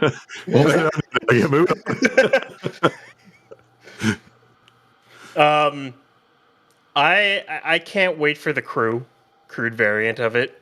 All the Eclipse systems that are going to go along with it. The elevators, the airlocks that are going to go along with it. What kind of windows it's going to have. What kind of names we're going to get with the Starship variants. Because, of course, we got to have like Enterprise, Yorktown, Hornet. We got to have all of that. Because, of course, obviously. I just can't wait to see the crude variant. I think is the one I'm waiting for the most, honestly. Yeah, I want to see them all. I want to see all of them. I want to fly on them. Come on, let's go. Catch 'em I'm so all. excited. Yeah, Oh. I'm pumped up too, guys. I'd also like to mention that we might see some bespoke stuff that's designed for just lunar, like some starships that are designed straight for lunar architecture in the future that aren't HLS. Like it's possible. I did the numbers one time, and if SpaceX, like I'll give you guys an example. If SpaceX can make a starship that can move 100 tons into low Earth orbit, like right now. Obviously, it doesn't make nearly as much by SpaceX's own admission. That's iterative design process. They'll get there eventually. If we have a Starship in the future that has boil-off mitigation, right? So you don't have to worry about your propellants boiling off over time because SpaceX uses cryogenic propellants. They boil, and sitting in the sun up in space will boil it all off into gas, right? If they can mitigate that, and you have a Starship that moves 100 tons to low Earth orbit, Starship could... Like, okay, say conceivably we have a LEM, like the Apollo program. The LEM was 16 tons. If you have 100 tons to LEO and you had a LEM in the cargo bay, which absolutely will fit, right? Starship could just go to low lunar orbit, drop the LEM off, LEM comes back up, ascent module comes back up, Starship goes right back and does a re-entry and lands on a catch tower. It has the Delta V to do it. Like, think about that for a second. Ryan, I think you were absolutely right. And the reason why I bring this up is because you were absolutely right in saying we don't even know what they're going to cook up in the future. There's so much on the table if you can move 100 tons into LEO, like into low Earth orbit. Like, dude, you could do whatever.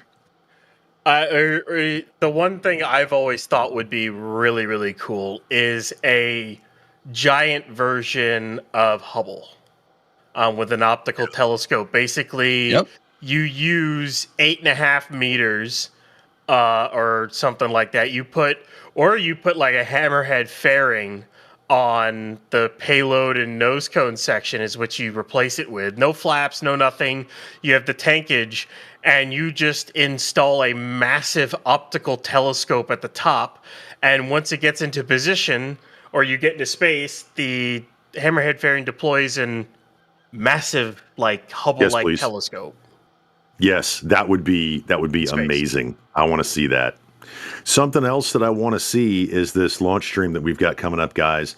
Seriously, when we talked earlier about special guests, Scott Manley himself is going to be joining us on the re-entry stream. So stay right with us here at NSF. Eric Berger, author of Re-entry. If you haven't read it, it's a great read. He's going to be joining us on the ascent stage. These are the chances for you to get your questions answered by these amazing, amazing creators. Christian Davenport, Rocket Dreams. Again, an amazing mind in the world of rocketry. Get your questions ready. And Ashley Vance, author of When the Heavens Went on Sale, and also from the Core Memory stream page. Guys, this is a big deal. And I can't wait. EJ and I are going to be sitting back watching the stream, listening to your questions. We might send in some questions to some of these folks, and we are honored to have them here at NSF. So don't go anywhere when the launch stream comes up. Right now, we're still in Stakeout, and so are those helicopters. They're out there flying circles and doing all the stuff that they do over the water. But when that launch stream comes up, you definitely want to be there because we've got some great minds, and it's going to be a great talk. Unfortunately, Jack is hosting and not me, so I take it with, not a grain of salt, but Jack will do a great job because he's awesome too. We love you, Jack. So we have, these are helicopters inbound. Did they go and check the Gulf? Ryan, is that what they're doing? They're making sure they're just doing normal patrolling for range, basically, because with the road closed and everything, SpaceX and range operations and along with the Coast Guard are in the process of making sure everything's clear, make sure there's nothing obvious sitting out there, or nothing that's going to come in or something along those lines. Making sure the wetlands are clear before they clear everyone out and fully close down the area and then chill down the tank farm and then go into that. Mm-hmm. That's basically what they're doing right now. Well, that's a great graphic. You can actually see the traffic and where they went, and they just decide where to go. Like, hey, what's over here? But I can say with certainty that we are coming up on net minus 6 hours, and that gives me an opportunity to thank some of your amazing support for NSF, and we thank you so much for all the people that went out, checked out the patch. And again, as Chris said, this is not a pre-order. You buy it, it's going out. This is the last block 2, and you're not going to want to miss this one. So head out to shop.nasa Spaceflight as one of the ways to show your support. But some of the other ways, Rick jumped in and became a Red Team member. Thank you very much. Yarman Armor with a generous super chat. Thank you for that. Brad comes in with a very, very generous super chat. Looking forward to the launch of Flight 11. Thanks for the entire NSF team. And our special guests. Don't forget our special guests, Brad. RC Horseman. There's a lot of, by the way, Ryan, there's a lot of chats in here talking about how optimistic you are. Apparently, I bring out your optimistic side. I'm taking 2% credit. RC, Ryan optimistic. RC is in. And then a little bit of money from somebody named Alex Physics. Here's a few bucks just to see optimistic Ryan Weber. So there you go. Everybody likes the optimistic Ryan Weber. Revhead, thank you very much for your support. Super generous. Santiago, thank you for becoming a Red Team member. DJ coming in. Webby Fan Club. Let's make this happen. Ryan, why is there no fan club for Ryan Weber yet? I think I don't know. Is there? Are you about to say yes? There is. I want to meet these people. I wasn't about to say that. You're like, well, Gene, there is. I don't know if there is. I don't know. My wife and kids are my fan club. EJ has a fan club. Is that what you want to call that? If anybody's going to have a fan club, it's EJ. Oh, goodness. All right, don't forget, keep getting those questions in at NASA Spaceflight, at NSF in the YouTube chat. And by the way, where is everybody? We're coming up. It's now 6 hours. We're below 6 hours. And they didn't ask. No, Pop, we do not need Ryan posters. No. I kind of want that. Like a fireman, calendar of nothing but Ryan Weber. Okay, I don't want that. No. Oh dear Lord, no. Everybody's like, why not? I don't know if I like where this is going. Do not want. Nope. Do not want. Delete. Here comes a helicopter that we just saw. Some of the lines coming in. Now they just refuel and then head right back out to clear the dunes and the no boat zones. He's not coming in the same way. Well, that is a perfect explanation. I think that. Well. I think the future is bright for Starship, but tomorrow will suck. That's the smartest thing I've ever heard anyone say about you, Ryan, ever.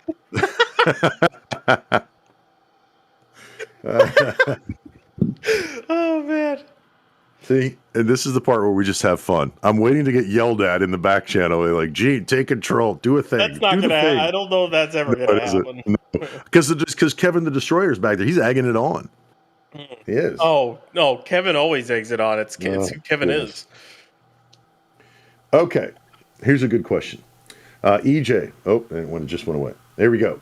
We're back. Let's see. Yes. Regarding catch simulation, could SpaceX use Starlink to provide low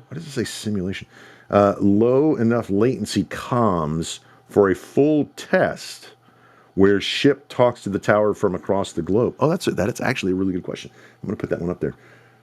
Because we know we're seeing these amazing views from the ship because of the Starlinks that they have on board and they're sending in and so on and so on. Is that enough to give telemetry to the tower for a catch simulation? I think that's where they were going, and that's a great question. EJ. I think absolutely. Oh, yeah, absolutely. I mean, guys, it's not just an advertisement seeing on these streams, these views are powered by Starlink. I'm pretty sure SpaceX is getting their telemetry, the entire telemetry stream from that booster through Starlink. I'm pretty dang sure. How else are you going to image it during get these images during reentry? They have enough to broadcast a high-def signal through plasma, quote-unquote, plasma blackout. That's... Oh, yeah. No. They're absolutely doing that. In terms of regarding catch simulation, guys, it was talked about in an article with... This was talked about in an article with Bill Gerstenmaier a little while back. I believe it was from Aviation Week, I think. Please, somebody correct me if I'm wrong. SpaceX, every single one of SpaceX's flights gets basically entered into a database, and they use that to drive their simulation. SpaceX runs a bunch of simulations, right? At wherever their mainframe is, their macro hard mainframe. No, that's a different company. And they'll do a bunch of simulations, and then they'll kind of figure out, okay, this should be good enough. And then they go and fly the booster, and they see how close their simulations were to the actual flight data. And then all of that gets parsed together, and they use that to come up with a better trajectory. That's how they were able to hone in Falcon 9s and get Falcon 9s flying perfectly every time. Every single flight is checked against every other flight, every other simulation. It's all constantly being tested in a constant, loop of simulation versus flight data versus simulation, because the computer doesn't know the difference, right? The computer doesn't know the difference between a telemetry-driven simulation and the telemetry-driven flight data, the flight data that's telemetry-driven, right? It doesn't know the difference. They just put it all together. So, yeah, of course, every single landing from Starship, including SN8, SN9, probably is going to be used to drive simulations and make them higher fidelity and get it perfect. That's how they were able to get sub-centimeter precision and catch the booster on the first attempt. It's wild stuff. Yeah. I'd like to see a confirmation of that, because we are, like you said, we are seeing live video during the blackout period when most spacecraft don't. It's that famous thing. They're 3 minutes to blackout, right? To comms reestablish. Now we've got it, right? We can see it. Ryan, what do you think? Well, I kind of want them to do a simulated catch using Pad 2 sticks, because they should be fully operational. The only thing we haven't seen move on those are the landing rails, but they're installed and hooked up. Everything else has been moved. They've even been moved at speed. So if they brought those up to the top of the tower at some point over the next 5 hours, 5.5 hours, I wouldn't be even remotely surprised if they tried a simulated catch with 38. Or at least try to, run it across the timeline. Maybe not telemetry with the ship talking to it, but, do basically follow the flight plan, and then when ship is supposed to be doing the landing burn, it goes ahead and does, a simulated catch. I think it would be really cool for them to try that. Test some software and stuff, test those sticks out. I think that would be really cool. And I would say one of the main reasons why we're able to see the reentry as well as we are is because, Starlink's got a decent bandwidth. They've got the correct antennas on board that are facing away and up towards the actual satellites. And not only that, because of Starship's size, the bow shock is pushing enough of the plasma away that the signal can actually get through. Because on a capsule, even if you were to put a Starlink antenna on a Dragon, I don't think you'd be able to communicate, because that plasma, I don't think you'd be able to get through that. I mean, it might be able to, but I don't know if it would be able to. Same thing with Orion. If you were to bring a shuttle out of retirement, stick a Starlink antenna on the back of a shuttle and re-enter it, I'm pretty sure you could probably get a signal through that one as well, which would be really cool. But, shuttle's retired, so... Another thing to think about, Ryan, is that the signal is directional. You have your bow shock, you have the wake. So, guys, when a ship or a capsule comes in through reentry, it's going to leave a wake of plasma. It visually kind of looks like a boat wake going through the water. Obviously, it's not water; it's plasma, and it's on fire. But if you have a satellite positioned kind of behind the wake, so to speak, so low on the horizon, you can get communications through. That's how they did it with TDRS and the shuttle. The tracking data, NASA's tracking data and relay systems. They had antennas. The antennas are on the top of the shuttle. The short band antennas are on the top by the two windows in the crew, up where the crew is in the front. And when the shuttle is re-entering, they could broadcast backwards, behind the wake to the satellite. So it's directional too. That plays a lot into it as well. You're seeing on your screen is N927MS, one of the two helicopters that they've got. They go out and they patrol I guess there's a 47 on there at the door now. They go out and they patrol the beaches as they start clearing, and this is expected to see as they start the roadblock at LBJ. And EJ, I appreciate you joining us today. And you know what? I always have a good time talking to you, my brother, and especially when we're there live together, hanging out. You always give such great answers. Chat, show some love to EJ. Hello. Hello. Cello. Not what I was expecting. Sorry. Wow. This guy. EJ, say something to the people. Do the thing. I'm poking you with a stick. What do you want me to say? Are you ready for this thing? We're gonna go. I'm all the ready, way dude. through. Oh, I'm ready. Yeah. I'm very ready. Guys, okay, full disclosure, I was not like, you talked to me like on Saturday, a couple days ago. I was like, oh yeah, Starship's going to launch on Monday. And then, SpaceX started showing all the pictures that they show of Starship being stacked and pictures of the full stack and say, weather's 80% go. And then I'm like, oh, this thing's going. Oh yeah. Let's go. Yeah, I woke up this morning. I'm like, I'm feeling it today, man. Let's do this. I'm ready to see something fly. Let's go. That hype buildup was very quick. It didn't take long. Like I was stunned. I was actually out of town, and I kept looking. And man, they were like, "Let's go. Let's get this thing up. Let's get it ready to go." And that's what they're just going to drive through this fueling process later on.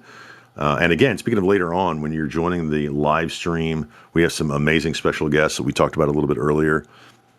And how much fuel does this helicopter have? We're waiting for it to leave. Would you go fly? Go do the thing. I'm going to poke it with a stick. I'm going to go ahead and thank some folks while we're waiting for this helicopter to get out of the way here. Tuesday with a super chat, Rip OLM1.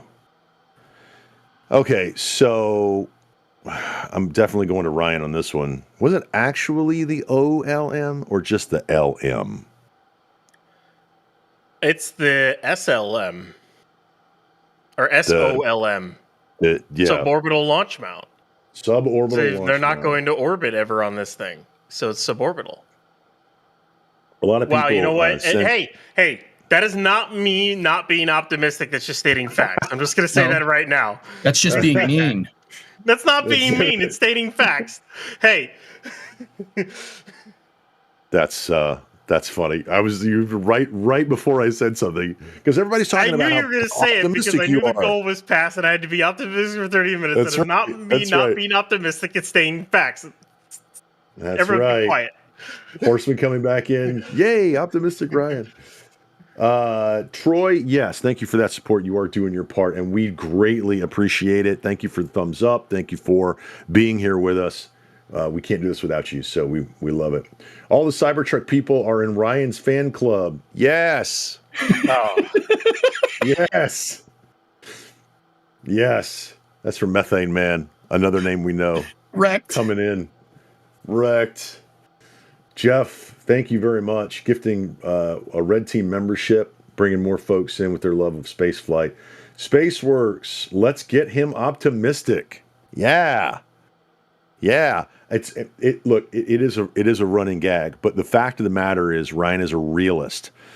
And I defer to Ryan for a lot of information, as I do EJ and Alex and the other guy named Ryan. I can't remember his name. He never talks anyway.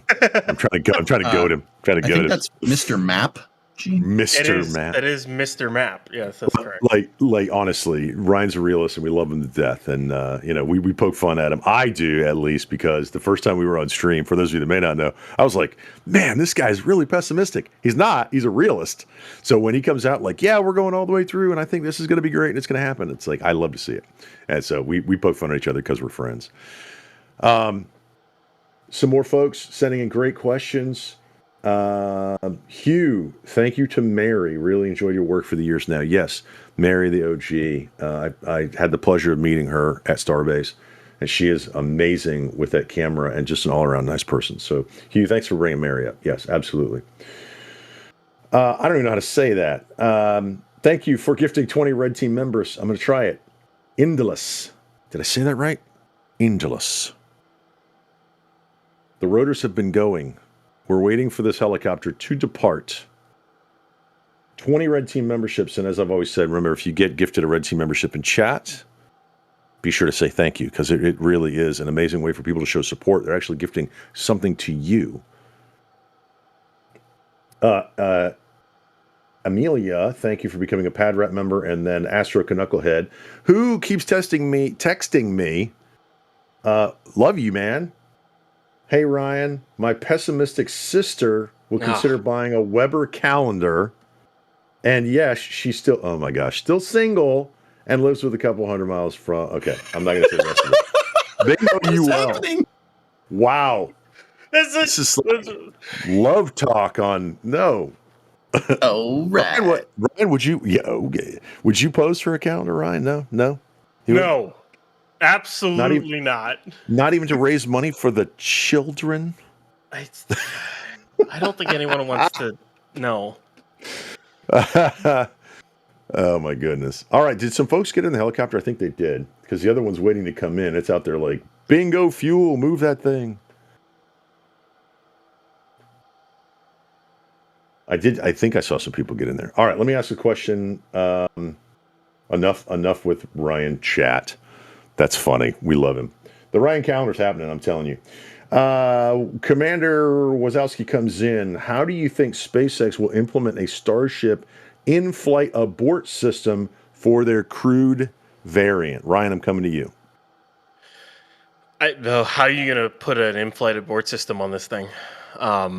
I think your in-flight abort system is if the booster has a problem, you light up the engines and you light up the ship engines and try to get away from the booster as quick as possible if you can, and whatnot. Yeah. If it's the ship, there goes the helicopter. You hope it's not a serious problem. We'll just go with that. Yeah. There it goes. All right. With the helicopter moving out and going to make sure nobody's in the no boat areas. EJ, thank you very much. We're going to bring Carson in. Carson is on the producing side. I think we're going to see the first launch of version 3 probably in late winter, early springtime. So probably end of February, early March, probably at the earliest. But that means that Ryan's gonna head out. Ryan Caden has been doing the back end production for us here, and he's going to switch over to Carson. Carson has the reins now. Carson, do you have the controls?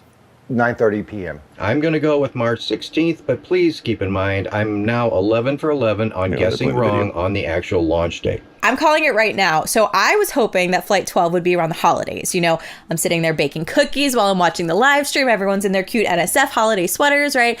But since we are still waiting on the new launch pad to be finished, I just have this feeling in my bones that Flight 12 is going to happen at the worst possible time in February. It's going to conflict with Artemis. I'd be absolutely shocked if we see them pull off the first launch of version 3 before the end of the year. It's going to conflict with Kids Week at the Intrepid Museum. There's definitely going to be some space between flights 11 and 12.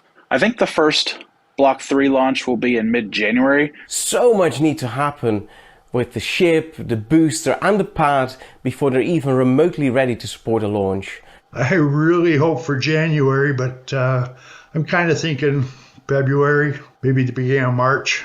Tower's going to be ready and the pad's going to be ready for the launch, but the vehicles probably won't be ready until then. I'm going to guess probably around the spring time frame. The pad will probably be ready way before the vehicles. I'm just excited to see a full stack on the redesigned Pad 2. Well, I want it to be earlier in the year next year. I'm going to go with my gut, and I don't have a reasoning for it. I think we'll see it around Valentine's Day or April. Elon is literally just sitting there laughing hysterically to himself at the idea of getting in everyone's way. And I mean, I'm just bracing for impact at this point. Right now, I think it's going to be spring, and I'm going to say 2026 because, this could be clipped and be like, oh yeah, you were right. And it's like spring of 2027. Hopefully that doesn't happen. I didn't know that Alex couldn't cross his toes. Now I know that from the previous one. Now that we have everything swapped out, we have Ryan Caton stepping out and Carson in, and EJ is staying to answer more of your questions. I've got myself figured out. And thank you all for joining us. We are 5 hours and 40 minutes, no earlier than. That's the opening of the window. Here comes the second helicopter to come in and get refueled. And again, this is expected when they set that roadblock up.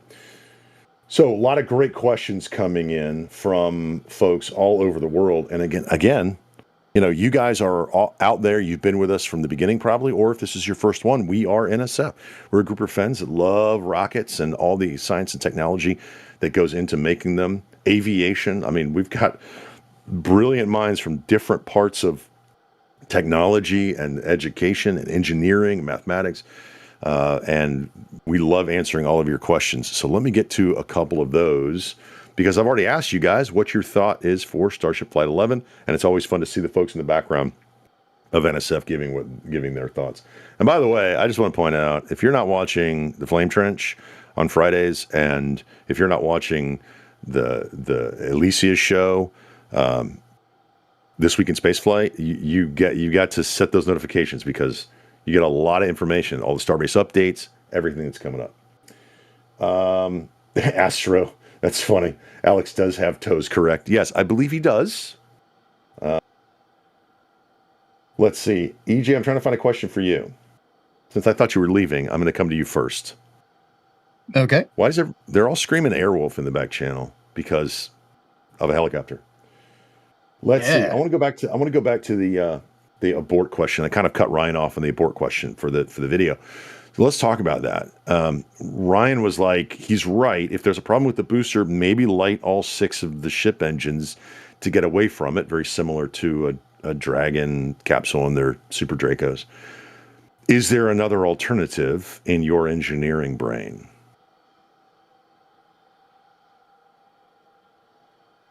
If you're talking on mute. EJ. No, Did you just say you were going to Ryan or not? No, I said I'm coming to you first. I said I was coming to you first. Like, cut Ryan off. Those laser beams, man. Let's go. Yeah. So Ryan was right about, if there's a problem with the booster, ship goes, right? Is there another alternative? Have you, in your Kerbal brain, in your engineering brain, have you thought of another one? I'll go back to Ryan after your answer, but have you thought of another escape abort system for Starship? Possibly. I think Starship's best escape abort system is the reliability of those engines. I've said it before, I'll say it again, Gene. SpaceX wants to operate this like an airplane. You don't see ejector seats on a 737, do you? You don't see parachutes on a 737.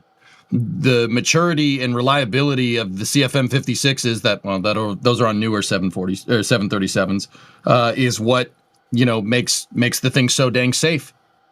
I think the Raptor reliability is key, and I think through that reliability you're not gonna need one.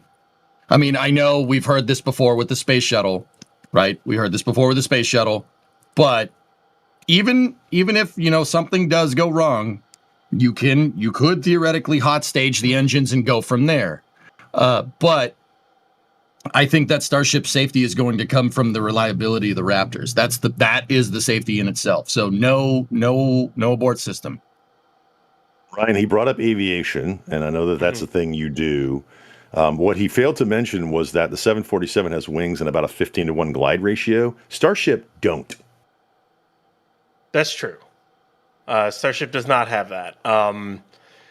It would be interesting. I really don't know how a Starship would even abort, though. That's the other problem. Like, say you're halfway through ascent and you separate the ship. How would you? It doesn't have landing legs. Although I think every crewed ship is going to have landing legs one way or the other. Because I don't think they'll catch crewed ships. I think they'll land them on a pad. But that's just me.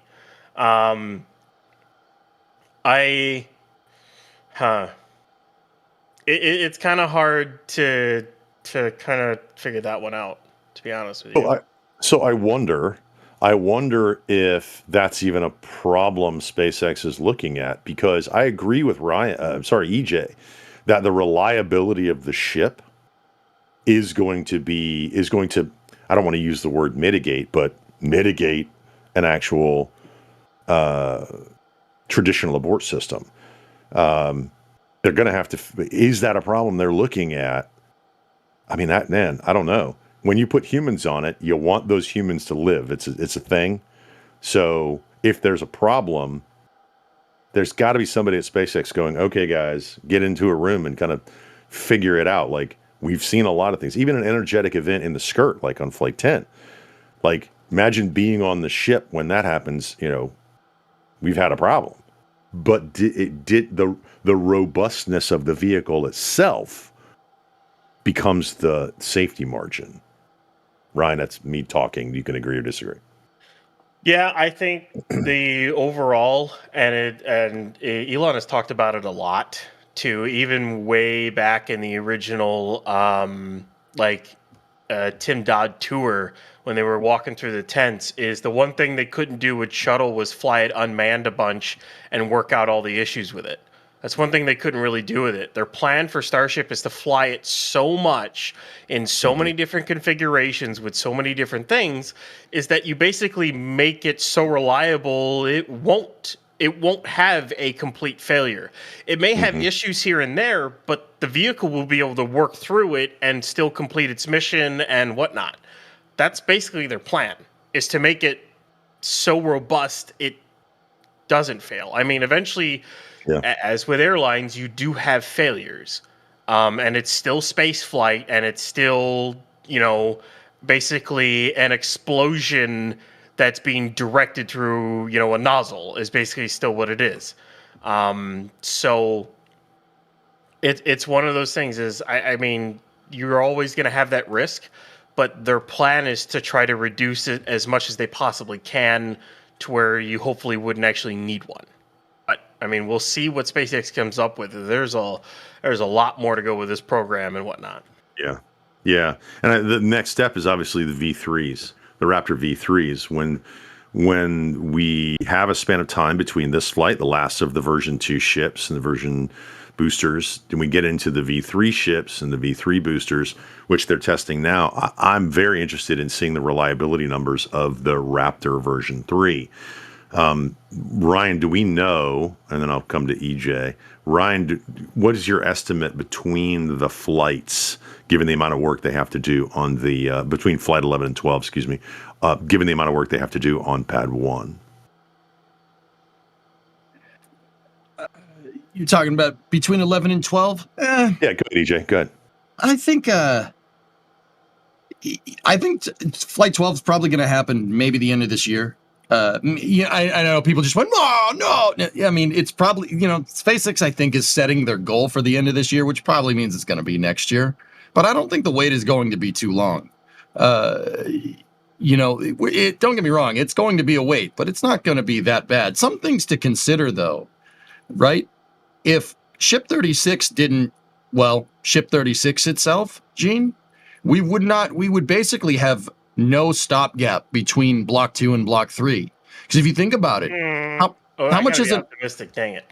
Yep, yeah, that's right, you do. That's right, you do. So, son of a. No, Ryan, hear me out. It has, if Ship 36 didn't pop, right?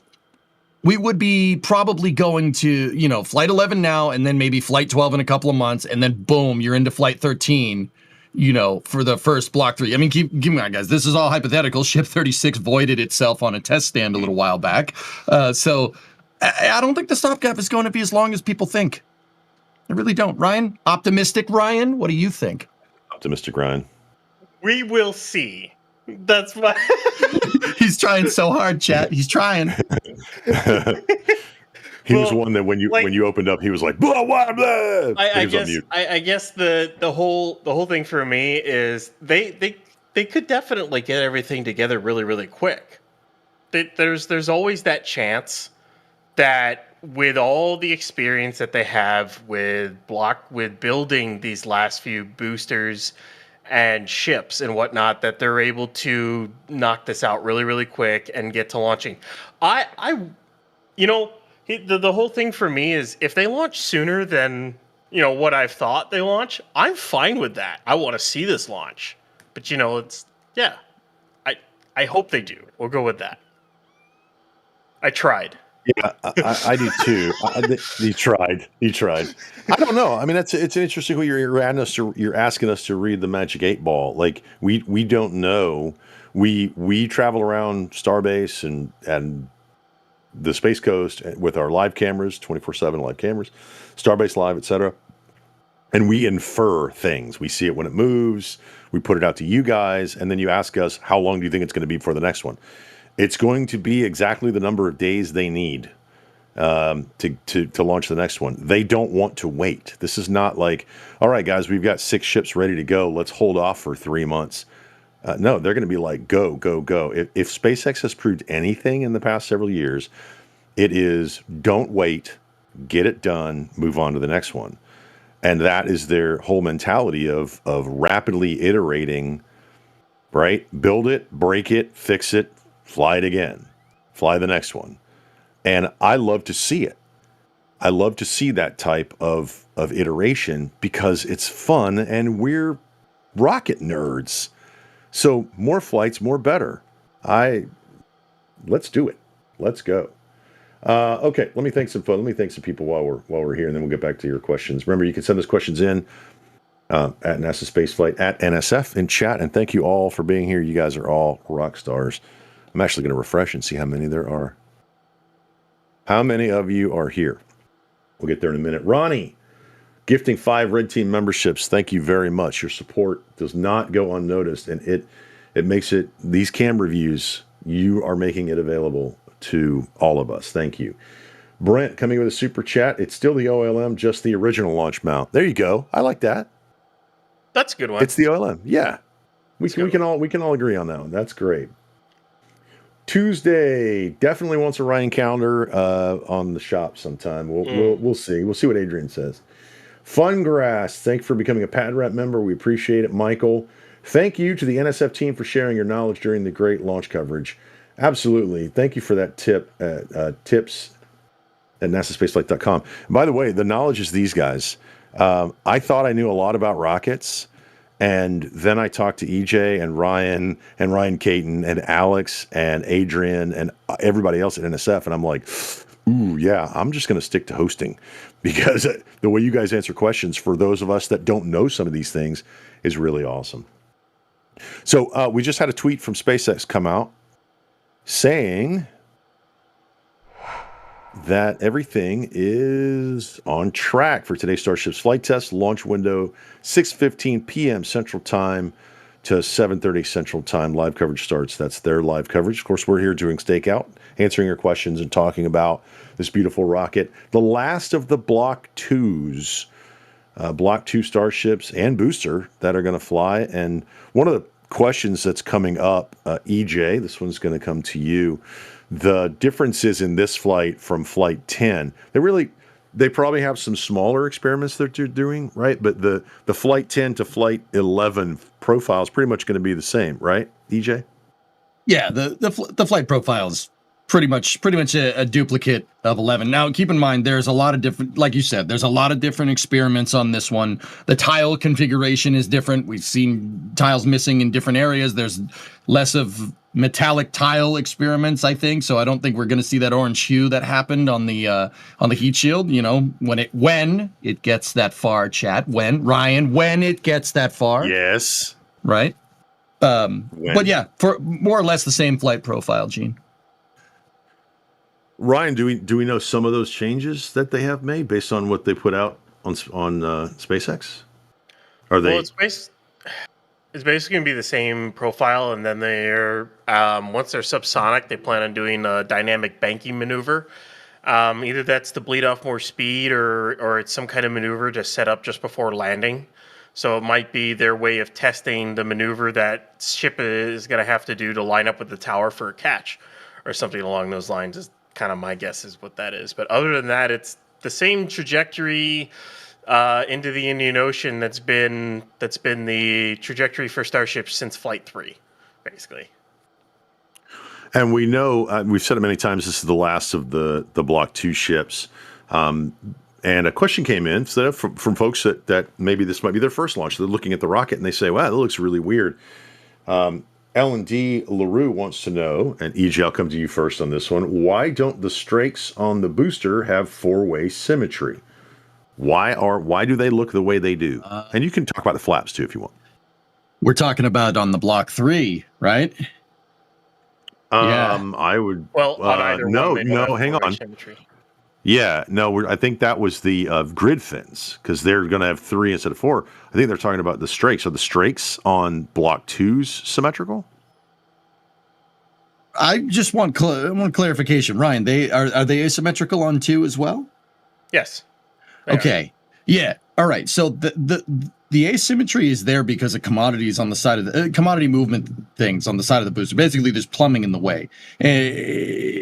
There's certain plumbing in the way, and also the chines, those kind of like blister things that are at the bottom of the boosters, what we're talking about, those are actually there for cross-range capability too. The chines being positioned in a way to generate a little bit of extra lift underneath the booster is working essentially like a lifting body to get it to be able to, well, I would say fly. Let's put flying in loose quotations there. I have my fingers up doing the quotation thing. It allows the booster to get a little bit more cross-range capability. We did see that on Flight 9, but it kind of sent it a little too hard and popped because they were really trying to, quote unquote, once again, we'll say falling with style. They were really trying to fall with style with that booster.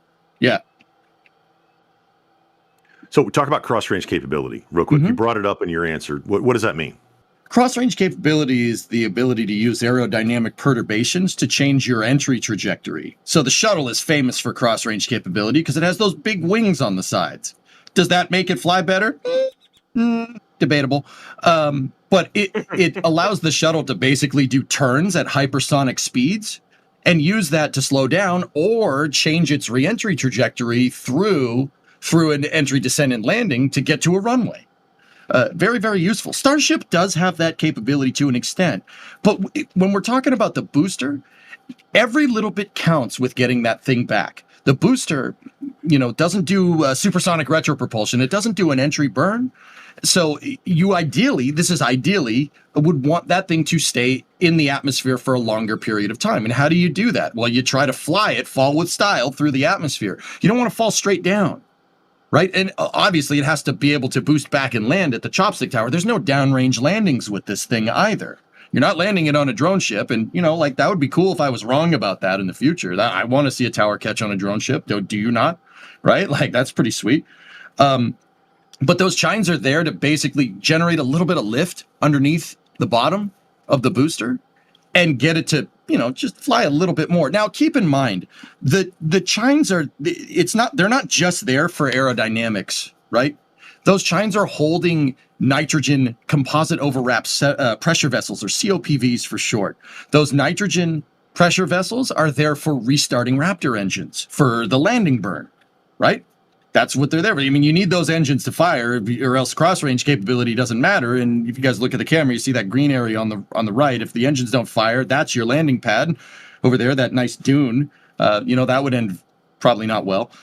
So yeah, the chines are kind of dual use. They are there to cover up the starter mechanisms for the inner 13 Raptor engines, but they're also there to get a little bit of lift and cross-range capability on the way back down. So, because like I said, if that booster's flying longer in the air, that's more time it can slow down. And how do you fly longer in the atmosphere? Well, don't fall straight down. Try to fly it. But once again, it isn't an airplane. You're not flying a super heavy horizontally or, parallel to the ground like an airplane. You just need a little bit more. If you can get a little bit more flight time, you can use the drag in the atmosphere to slow down. That's why the chines are there. And they're asymmetrical because super heavy always needs to be caught the same way. Right. So you always want the wide chines, the chines on the wider parts. You always want them facing towards the ground. That's a great point. Yeah, it doesn't come in and spin around. It always gets caught the same exact way. I want to piggyback on something that you said about coming through the atmosphere. Like the more time you spend, hang time, right? The more you can use the atmosphere to slow down. Correct. Gary had a question. Ryan, will come to you. They thought the reentry on Flight 11 was supposed to be less aggressive this time around than on Flight 10. Has SpaceX confirmed that? No, the reentry should be the same. There's a maneuver that they did on Flight 10 that they probably won't do on Flight 11. So because they did what was it? They basically rocked the ship back and forth. I know because they actuated the flaps. It was shortly after peak heating. They were through like the worst of it, and then they basically pitch the ship back and forth, even with all the damage to the flaps and everything. That's probably the only, less aggressive thing they're going to have. Other than that, it's just going to be your normal reentry. I'm interested to see what they do on reentry and hear Scott talk about it. That's going to be so. And by the way, a lot of times when we're talking about becoming a member and like the support that you guys give us to bring you these amazing views and all these rocket launches all over the place, one of the things that we do is we have what's called the member multi-view. And this is what it looks like, where you get camera angles from like all over Starbase. And it even says right there, like, this is what you get. And it's available because of you guys. You make this possible with your support of NSF. And I mean, this is the go-to spot. You don't have to wait for our controllers to switch cameras. They are constantly bringing you the best views. And then there's, of course, the chat. There's all kinds of good stuff there. So check out becoming a member. The behind-the-scenes multi-view is also coming soon, so stick around.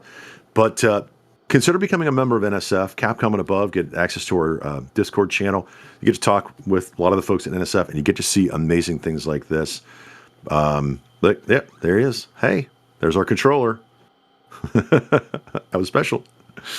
See, you get to see stuff like that when you become a member of NSF. All the great camera angles and all the great people on the ground. All of our photographers are out there doing what they do. And a lot of the robotics people and the network people and our social people. And by the way, let me just say real quick, if you're not following NSF on socials, you are wrong. Get out there and be sure you are subscribed wherever you would like to be, because we're going to meet you there and we're going to bring you all this awesome rocket content.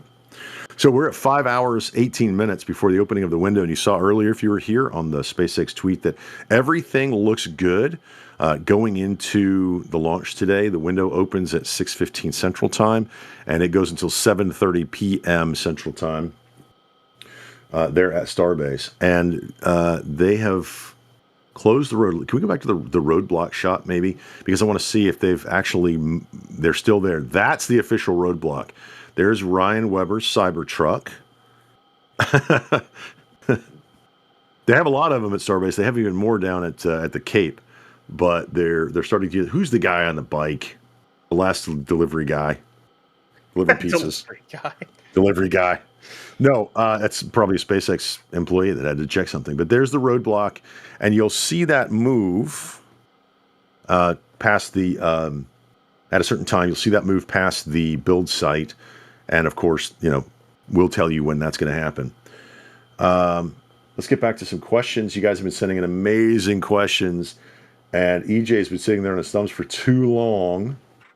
So let's talk about refueling, because that's one of the big nuts that SpaceX has to crack to make our species multiplanetary, to really get even HLS moving. And Jira sent in a great question. EJ, this one is definitely for you.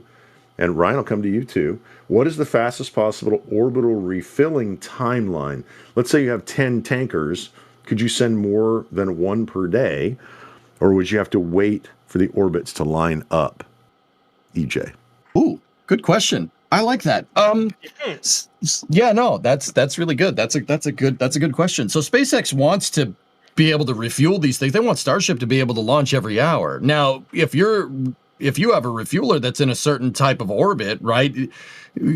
Conceivably, it's like, you're going to have to go there once a day. Well, no. That's not entirely true. For a tanking mission, say they needed to refill 10 times, you could do that in a week. Because the orbital, if you're in what's called an inclined orbit, right?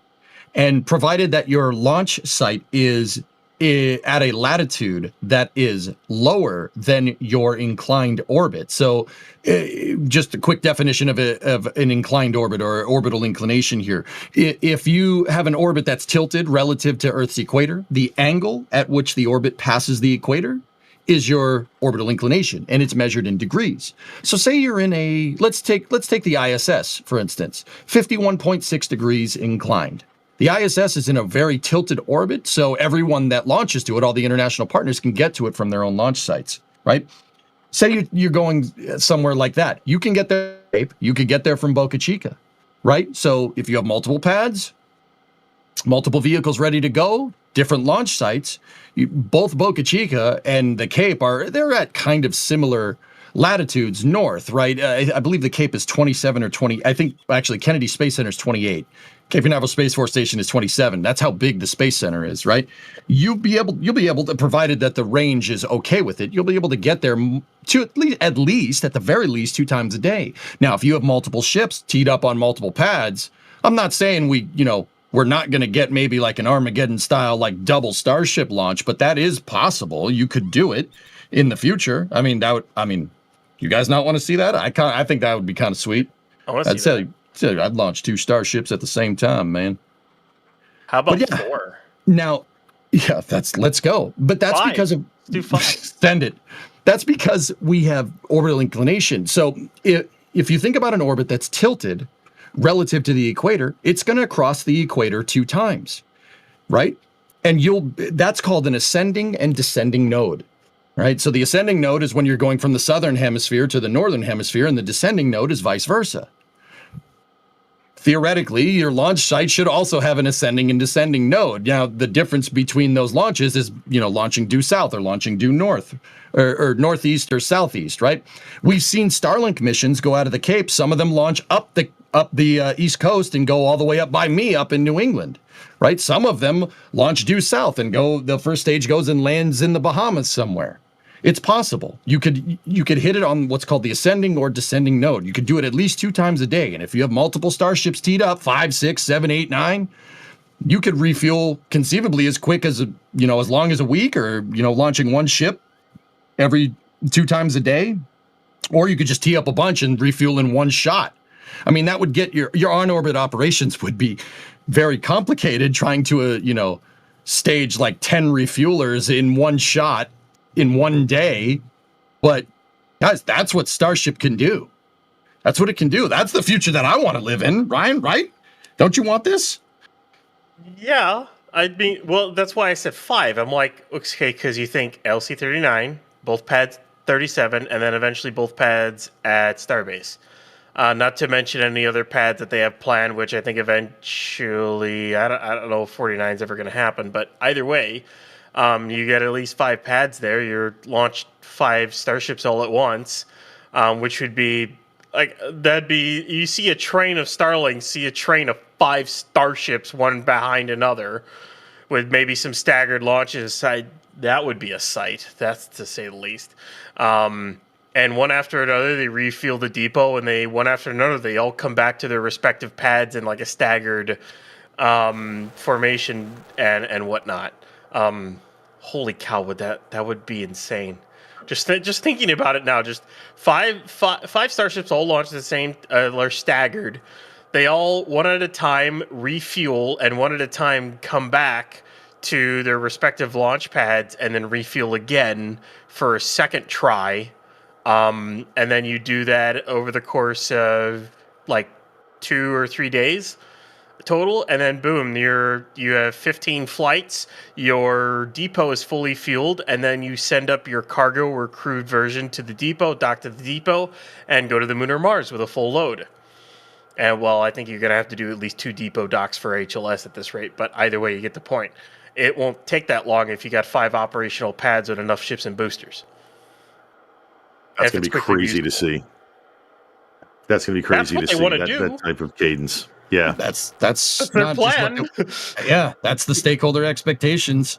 Starship needs to achieve airplane-like operations. In order to do that, you're going to need to launch it as much as an airplane. And not only that, Gene, you're going to need to produce, your production numbers need to be in line with an airplane. Straight up.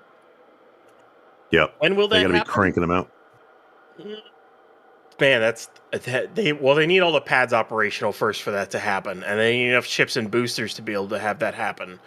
I honestly think that kind of operation in that quick succession isn't until the 2030s, like early 2030s for Mars missions to pump a bunch of stuff to Mars. I think we're still a ways out from something like that, but that is the projected vision for Starship. So you mentioned earlier, we were talking about cross-range capability, and there's some questions about the chines and so on. And one of the questions that came in was, why don't they launch the booster from Starbase and catch it in Florida? EJ, does that go back to what you were talking about with the orbits and the orbital trajectories and inclinations? So, okay. All right, we're going to nerd out again here, Gene. I'll try to keep this short. Yes. All right.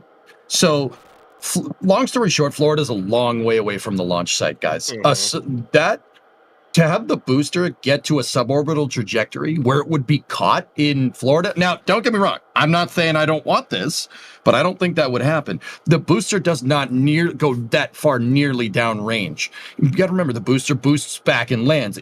Even the negating your forward velocity, turning around, banging a U-turn in space, and coming back down and landing at the tower, that is way less delta V or change in velocity involved than trying to get all the way to Florida.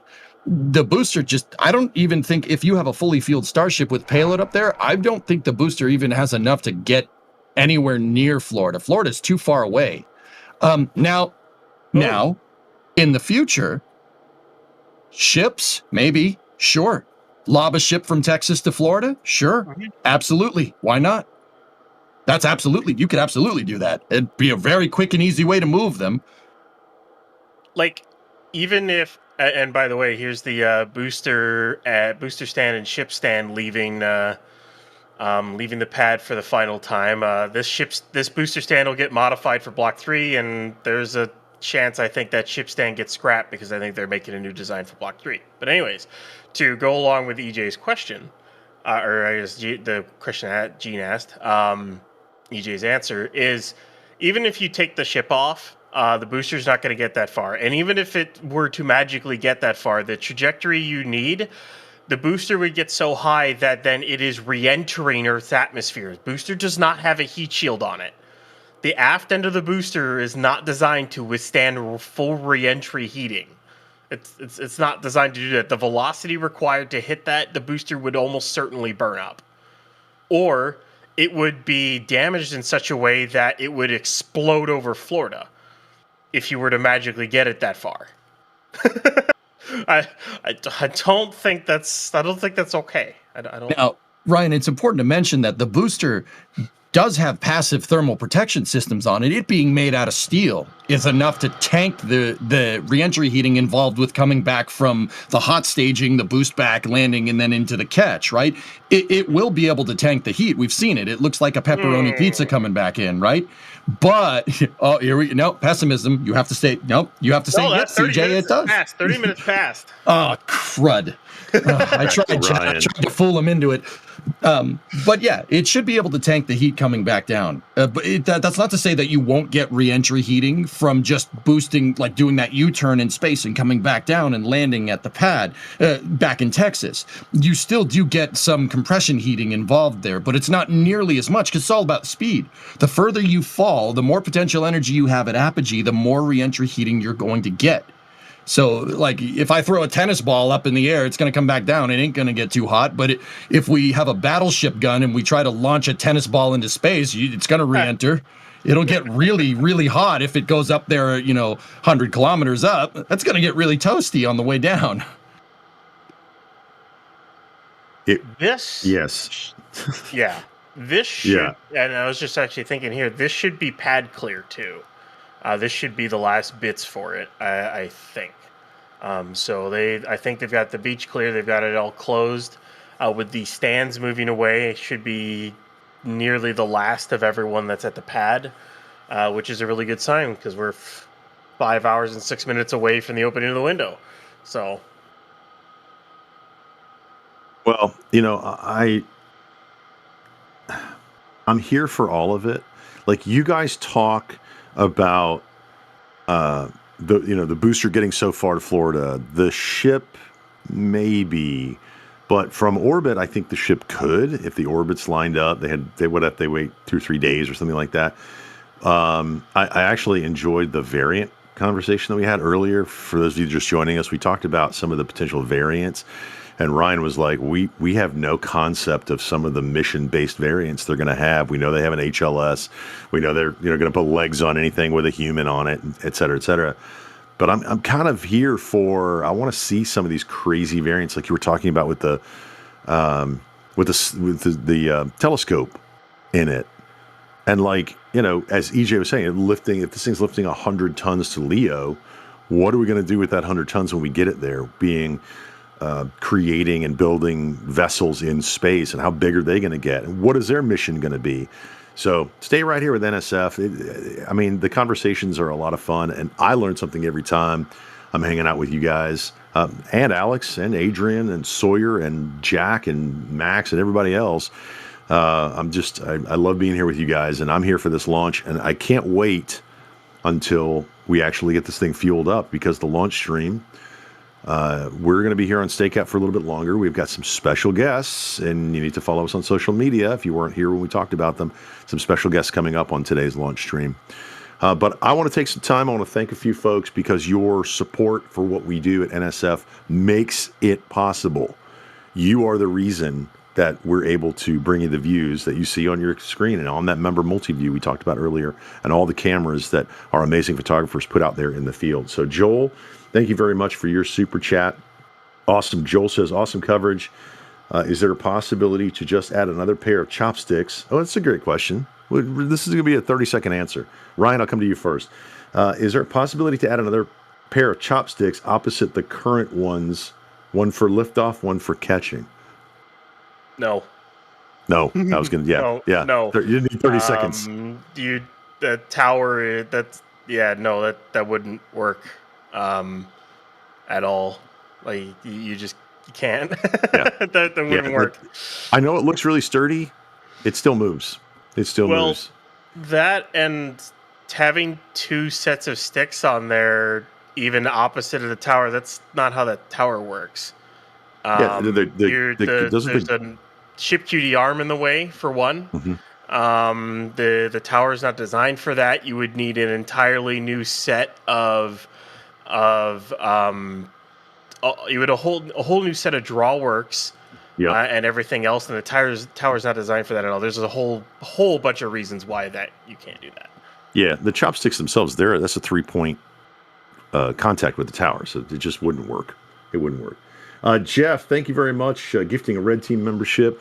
Kent doing stuff. Thank you for becoming a Pad Rat member. We appreciate you. Pedro coming in and upgrading to Capcom. Be sure to check out that Discord channel, our Discord channel for members, and then the member multi-view. Well done, Pedro. Drew, thank you for becoming a Pad Rat member. Russell also joined us as a Pad Rat member, and Starman is becoming a Capcom member, which is it's up there. So awesome. Ooh, picture-in-picture action, so you can see the roadblock, and you can see the stands, the ship and booster stands, transport stands moving back away from the pad. Phil, thank you for also becoming and upgrading your membership to Capcom. Jody, thank you for that support, your monetary support, whether you go to shop.nasaspaceflight.com or sending in a super chat, whatever you do, it all goes to helping NSF bring you this live coverage. And Matt, need to see a dual spaceport operations from EJ and Office Space memes. EJ? I tell you what, I want. Is this a friend of yours? 2 starships launching at the same time, man. Yeah, dang straight. I always wanted to do that.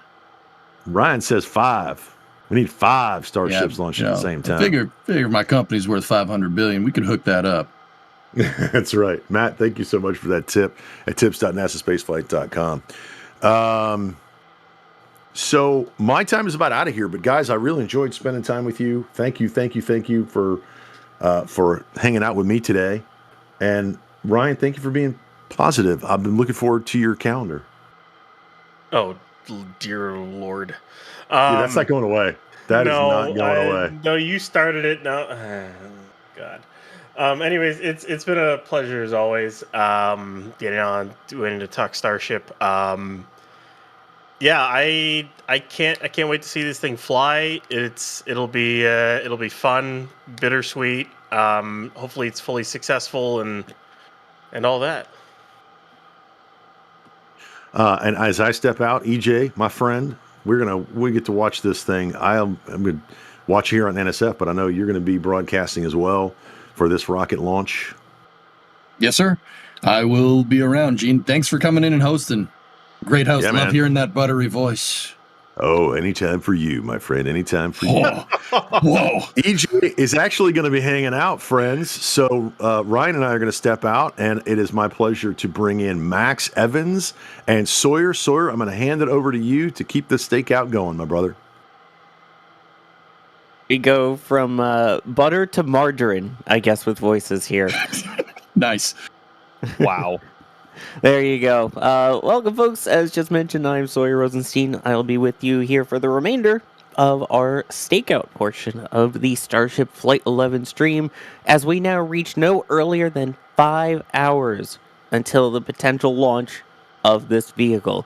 5 hours away from the opening of the launch window. And as pointed out, it's not just me joining in.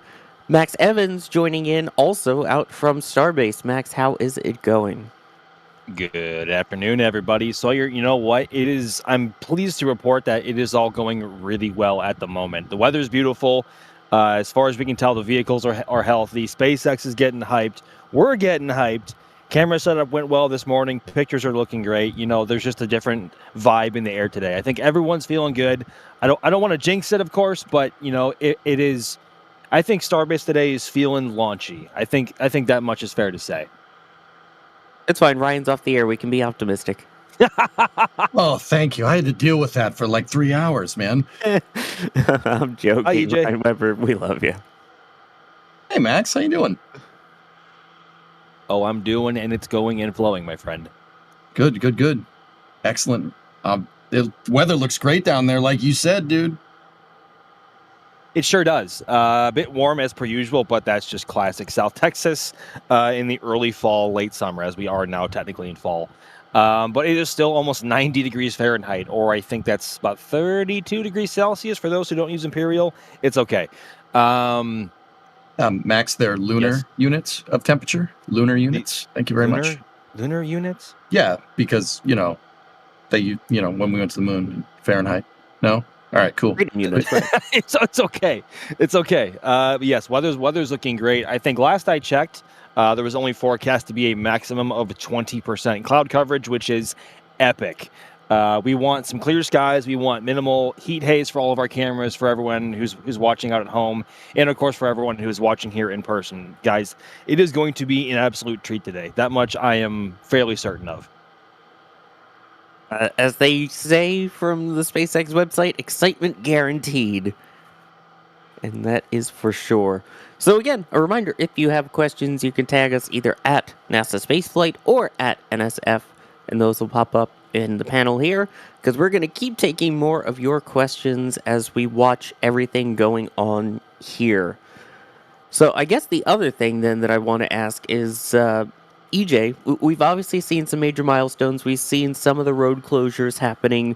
What do we still need to see prior to launch? Are there still any other road closures? There's still any other events that we should be looking out for? Things with the tank farm? Oh, yeah. Sawyer, there's the road closures, and that's always a good sign. But the first thing we want to see is what we call the Pope vent, right? That is basically them, SpaceX, flipping the on button for the tank farm. The tank farm, for the people that don't know, if you don't know it, it's where SpaceX is currently holding all the fuel and oxidizer for the rocket. There's a nice picture of it right on the screen. All that churning and bubbling is not a Mr. Coffee. It is the tank farm. And once... Sorry, we call it Mr. Coffee. Care for some? No, don't drink that. It's bad. Once we see the Pope vent turn on there, that is basically the start of all those pipes and stuff moving around propellants and getting ready to get those propellants into the vehicle. That is the big one. There is a much more scientific way of explaining that. I just chose to say Mr. Coffee, okay? Just in case anybody was wondering. We absolutely were wondering. Thank you for that. Yep, I need more coffee. I think just Pavlovianly, I think I just admitted that I need more. I'll be right back. Oh boy. So while EJ, I guess, goes to get some more coffee, I'll throw this one over to you, Max, as we get to some of these viewer questions. Of course, we're seeing the farewell of version 2 and getting ready to move on to version 3. That includes the Raptors. Ghost Biker saying, for a fairly new lover of rockets, is the difference between Raptor 2 and Raptor 3 a massive boost in power or more about efficiency?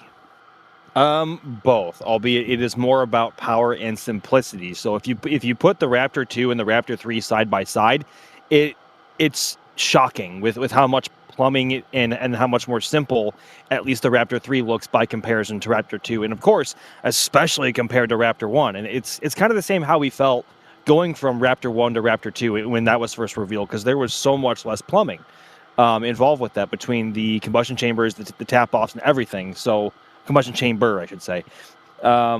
Yeah, so it's mostly about power and also simplicity and weight. And they of course need the Raptor 3s to power the V3 Starship hardware, both with the Super Heavy booster and of course the ship itself.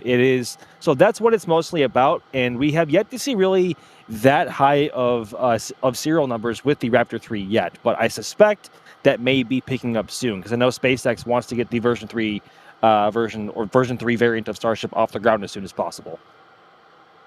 Exactly. And of course, I mean, they're going full force on the testing. We see that at McGregor, Texas. We have our McGregor Live 24/7 where we watch that testing.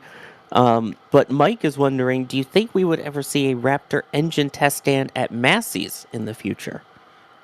I mean, we already kind of do with the ship static fire stand, right? I mean, but I get it. With the singular engine stand, I don't think so. McGregor serves well enough for that, and they have more than enough real estate over there to do what they want to do. I think it's mostly at the biggest question mark at this point is just Raptor 3 production numbers and production rate. I think that is the biggest question mark when it comes to V3 hardware in particular on that front.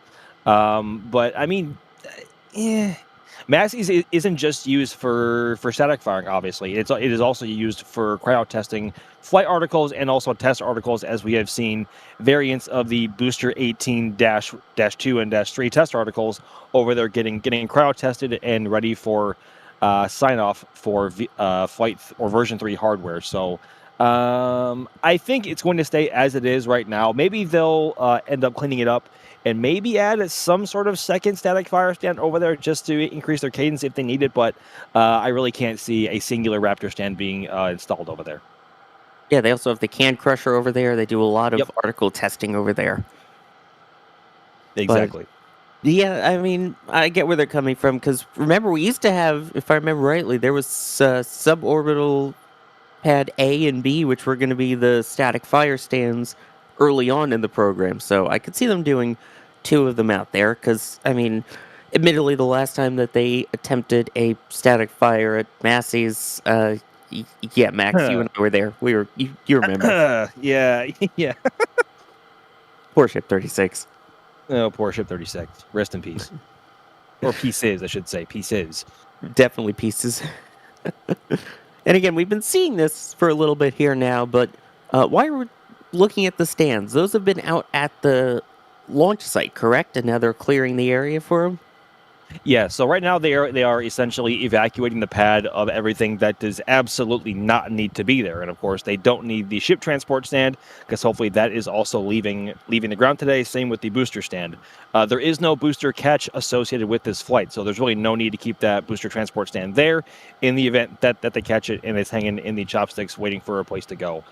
So they don't need to be there, and it's not worth risking damaging them in the fire and fury of all 33 Raptor engines igniting at T0 from the Super Heavy booster. So granted, they are now out of style, because the version 3 booster and the version 3 ships will need different transport stands. Mostly the booster transport stand is way different than this current one, but it's still not worth keeping any hardware that doesn't need to be there present, because it itself could get damaged, or parts of it could become projectiles for other pieces of hardware. And of course, the Pad 2 tank farm and everything else that is with it is, of course, right there. So it's essentially a question of FOD, or foreign object debris, and keeping as much of that clear as possible, big and small. And of course, big in this case, because the transport stands are huge. Oh yeah, and you could see them here from one of our cameras. Of course, Cybertruck in the lead, and then followed by the massive transport stands. And that brings up an interesting question here, because obviously you pointed out one of the big changes is going to be the booster, especially as we move on to version 3, Block 3 of Starship. And I'll throw this one to you, EJ. 5Max asking, can the booster get into orbit by itself without the ship on top? So maybe, I guess, as a way to, if they were to try and test the boosters, rather than having to do a full stack kind of deal. Ooh, can the booster get into orbit by itself? I think with some, if you put like a nose cone on top, where the hot staging ring should be, if you put a nose cone up there, yeah. I don't see why not. Like, it probably could make it. It would be close. I mean, keep in mind, guys, I'm just using napkin math here. Like, by napkin math, I mean I'm just thinking about it in my head. Who has napkins? Anyway. I do. Really? Yeah. Oh, you're a better man than me. Do you sketch math on napkins? I have a notebook. Like, I use them to wipe my face while eating, but anyway. But not to do math. I can barely sketch as it is anyway. I take photos, bro. Yeah, okay. I do math anyway. That tracks. That tracks. Anyway, so I think the booster could probably make it, but I guess my question back, 5Max, would be why? Why would you do that? I was just gonna say, like, it really serves no purpose other than for the sake of it getting to a near or at orbital velocity. Like, there's really no point of doing that, in my opinion. Maybe if you wanted to send it to Florida, but that is incredibly risky. And not to mention, about that. Yeah, I know. I heard. I came in right before. Oh, nice bug on the camera. How lovely. Yeah, Is that a by the way, I spider? think we're having some bugs here, some issues. A bug that needs to be reported. It's not a bug. It's a feature, guys. Wow. Yes, the features of South Texas. Yes. Precisely. But yeah, to finish that question off. Yeah, the boosters themselves also are not rated to take on the amount of reentry heating that they would face from an orbital velocity. They are only meant to handle what they can now, and I think that's around, oh goodness gracious, I can't think of what it is. I think it's around 2,000 miles an hour, 3,000 miles an hour in change, I believe, at stage separation. I could be off a little bit, but that is a lot less energy that it has to shave off in comparison to around 17,000 miles an hour of orbital velocity. So, and of course, reentry heating goes up exponentially. So, yeah, not likely, and it's kind of, I don't want to use the word useless, but it really would serve no purpose other than itself. Yeah, I mean, it would be cool to see, but especially when you consider the fact that the booster portion itself is about the size of a Falcon 9, in terms of height, at least, I should say. And also orders of magnitude heavier as well. Oh, yeah. And also, obviously, larger in terms of diameter and all of this. But yeah, still, you're basically talking its own extra-wide Falcon 9. Of sorts. Sure, yeah. Asterisk, asterisk, asterisk. BFR, remember? Oh, I remember the big Falcon rocket, yes. That was like 7 years ago at this point, I think. It's crazy to see how time has flown. And speaking of flown, hopefully we will see this vehicle flown for the final time in 4 hours and 46 minutes. And of course, we will not see the return of the booster to be caught, of which Mike is asking, Max, why not catch them if they can catch them anyway? If they can, why not do it? Because you're putting future hardware at risk at this point, i.e., Pad 2. And also, there's not a lot of room for it in Mega Bay 2 or Mega Bay 1 at the moment, because they are prepping with a bunch of V3 hardware, and also it would just be taking up space. And at that point, they already have Booster 12 over there in the Rocket Garden, hopefully being prepped for some kind of display, because it is a legendary vehicle in itself. Like, where are they going to put it? So why not take that last bit of flight hardware and do with it what you wouldn't to other boosters that you would want to recover, i.e. hurling it back into the atmosphere at much greater velocities and at much more aggressive angles of attack relative to the airflow as well. So may as well just use it and get as much data as you can as it goes down range and get it out of your hands, basically. So, and of course, if they try to bring it back and something goes awry, you risk it plunging right into Pad 1 or in an area where the debris from the impact would directly affect Pad 2. So it's all about risk aversion, I think. And also another thought is the fact that at this point is useless. I mean, this is Basically. the final version 2 of everything here. So if you catch it, it's not like you're going to try and refly it another time. If you want to test the landing systems and the catch systems, it's going to be totally different. Block 3, the way that it's going to be caught, isn't even using those pins. The chopstick arms over at Pad 2 are smaller.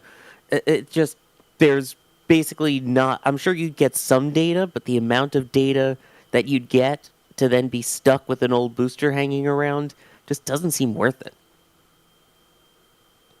Not that keeping old things around is a bad thing, EJ. We keep you around. Wow. Oh. Jeez Louise, Sawyer. Wait, I'm catching strays here. Wait, how old are you? You're not that much younger than me. It's true. Yeah, that is true. It's just my way of coping with getting older. Anyway. You know I love you, man. Of course. There we go. We can see those transport stands moving along. You know what? Just for that, I'm going to throw a really interesting question your way, just to make up for it. Here's one Feed from me. Jacob. So, EJ, they're asking, what if they launched the Starship without a thermal protection system to act as the depot for refueling? How much extra fuel would they be able to bring? I mean, I'd have to sit here and do more napkin, not napkin math to tell you really how much that is, but we don't really know how much a thermal protection system is. But, okay, so what I can tell you is think about it like this. You know, out of all the ways to get back down from reentry, the tiles is the least mass, right? That's the least mass, or at least that's the way that SpaceX thinks about it. That is the least amount of thermal protection system, least amount of things you need to add to Starship to get one back from orbit. Heat shields generally are pretty low mass. Tile heat shields, reusable heat shields, I should say. Ablators are actually kind of pretty dense. Like me. No, sorry. I didn't say it this time. Yeah, well, hey, you got to play into it a little bit. So it's not that much, even if you launch one kind of naked, so to speak.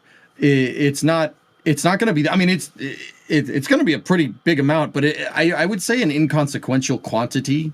For like refueling operations. Like if we're going to talk crazy things to do, I'm pretty sure that was the basis for the last question you guys asked me about like boosters, sending the booster up into space and using that as your depot. Now that's not a bad idea, but the problem is that what are you going to do with like 33 Raptors just chilling up there? They're just going to stay up there. They're going to burn up. What's going to happen? Right.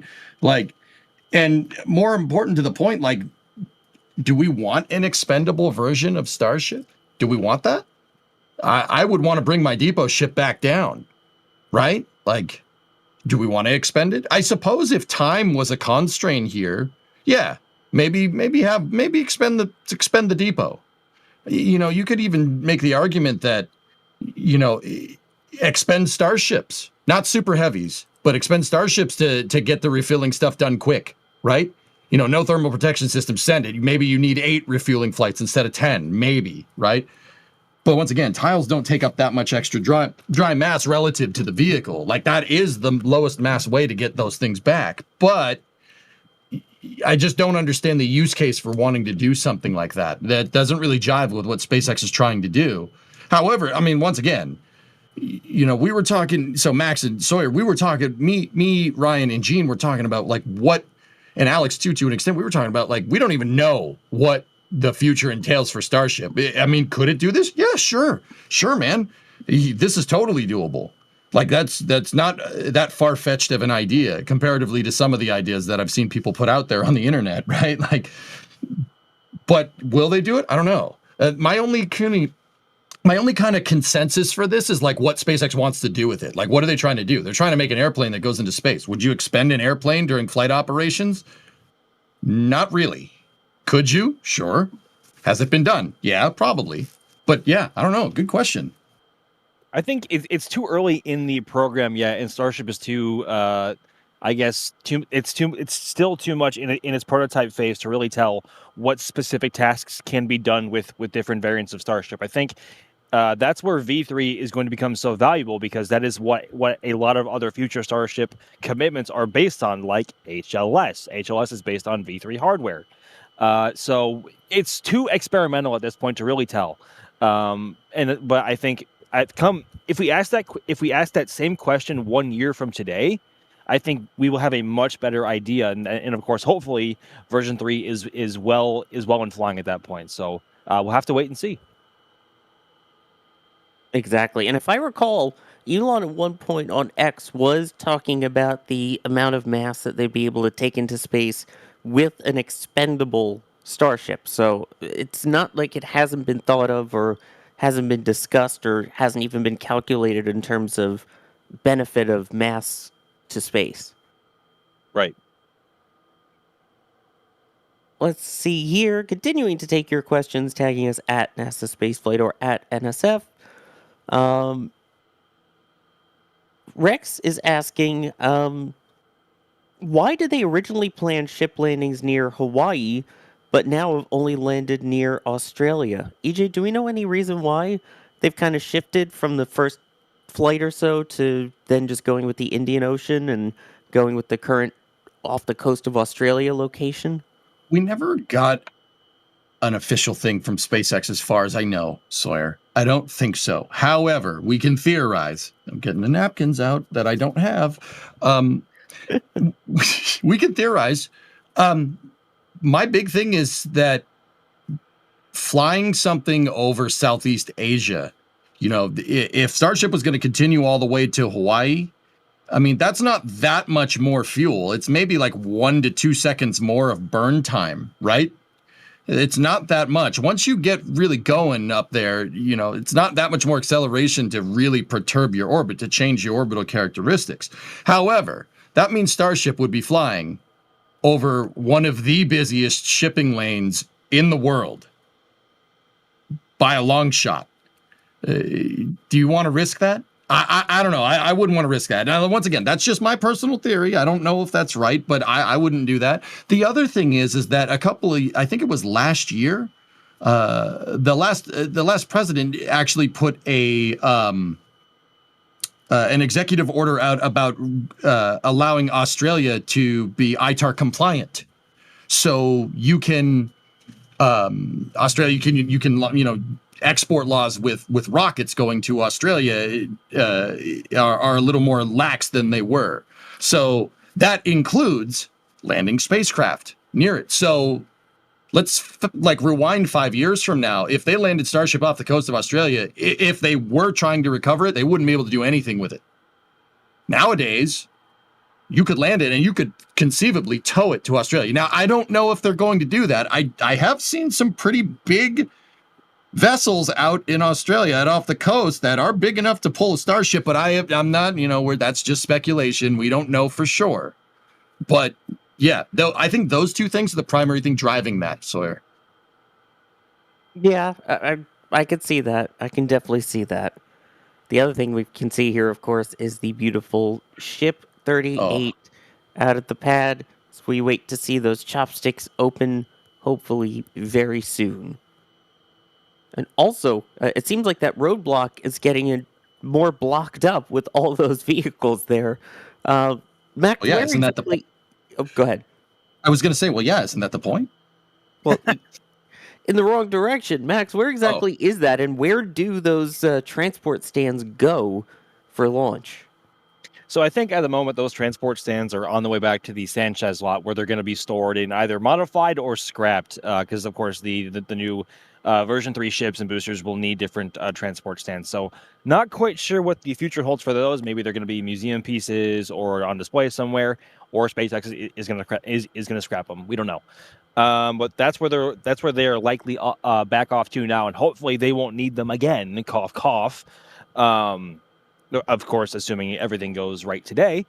But going back to the timeline and the actual roadblocks themselves, so the checkpoint that they're at now is right at LBJ Boulevard, right at the edge of the actual town of Starbase. And that is the hard roadblock where nobody can go out there unless you are a member of the SpaceX Red Team, or I think someone else who outranks many other people who wants to go out there or needs to go out there. So, and there are various other checkpoints beyond that. There is one more back here by our river lot, right off of Richardson, I believe it is. And then there are a couple more kind of by Massey's, and then the first soft checkpoint is up in Brownsville on Highway 4. And essentially, unless you have a ticket to come watch the launch here over at the Rocket Ranch Outpost, or if you have property, you are not allowed to pass that roadblock. So essentially, all of these roadblocks, I guess TLDR, big picture here, is all about keeping people where they need to be and where they shouldn't be. So I know that SpaceX has recently started allowing employees just to start watching from the Star Factory area, which is absolutely sick because that's only like 2 miles from the pad, maybe less, and that is literally a front row seat.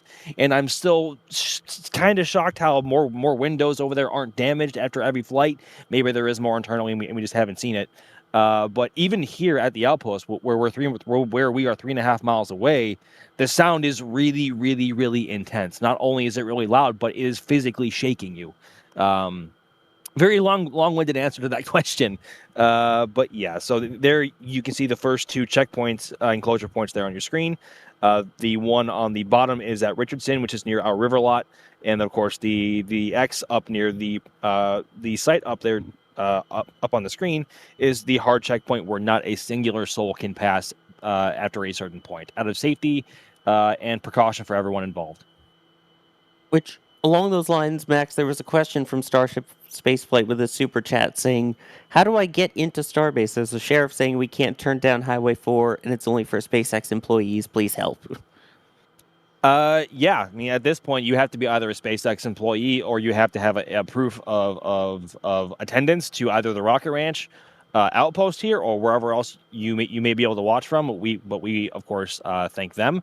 Or if you have private property over here, if you don't check any of those boxes, you really are not allowed to be past that roadblock. And the sheriff is just trying to do their job and keeping people where they should and shouldn't be. So sorry about that. Hopefully you can find a way to watch over in SPI or somewhere, or if you are able to get in, please be safe in whatever manner you do. But of course, please follow the rules and please be kind to those around you. Those officers are just trying to do their job. Exactly. And the other one you mentioned is the red team potentially going through. EJ, Helldiving Kerbal wants to know, what is a red team? Oh, a red team? Red teams are basically the last people that get near the rocket that aren't potentially in the rocket. These are the last folks that are near the vehicle when it's fully fueled, usually near the launch pad, ready to go. You usually would send in a red team if there's something that you just need to fix real quick. Sawyer, I mean, cast your mind back to Artemis 1. NASA sent out a red team to SLS, fully fueled, to tighten a bolt. Yeah, tighten a bolt. Turns out, yeah, exactly.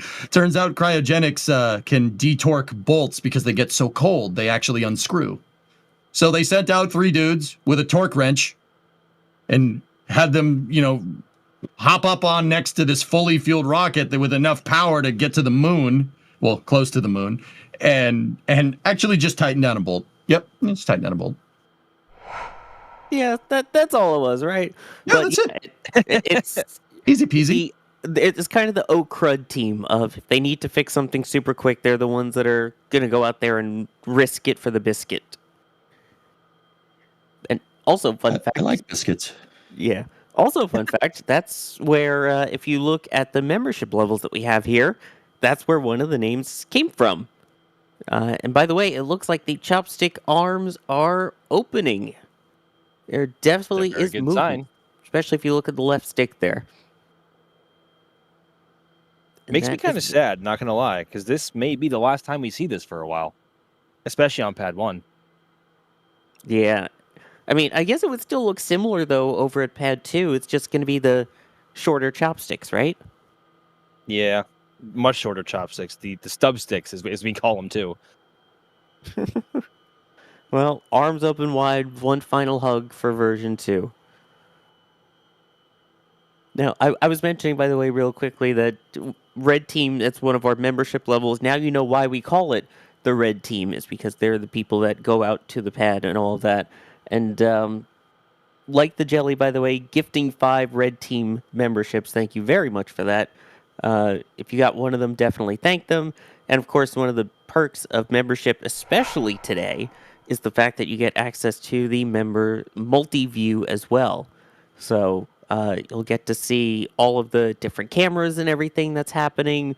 Also, there will be the behind the scenes of the launch broadcast, which is one of my personal favorites, because as someone who worked in TV news, it's you get to see the people pushing the buttons, pulling the levers, all the behind the scenes stuff.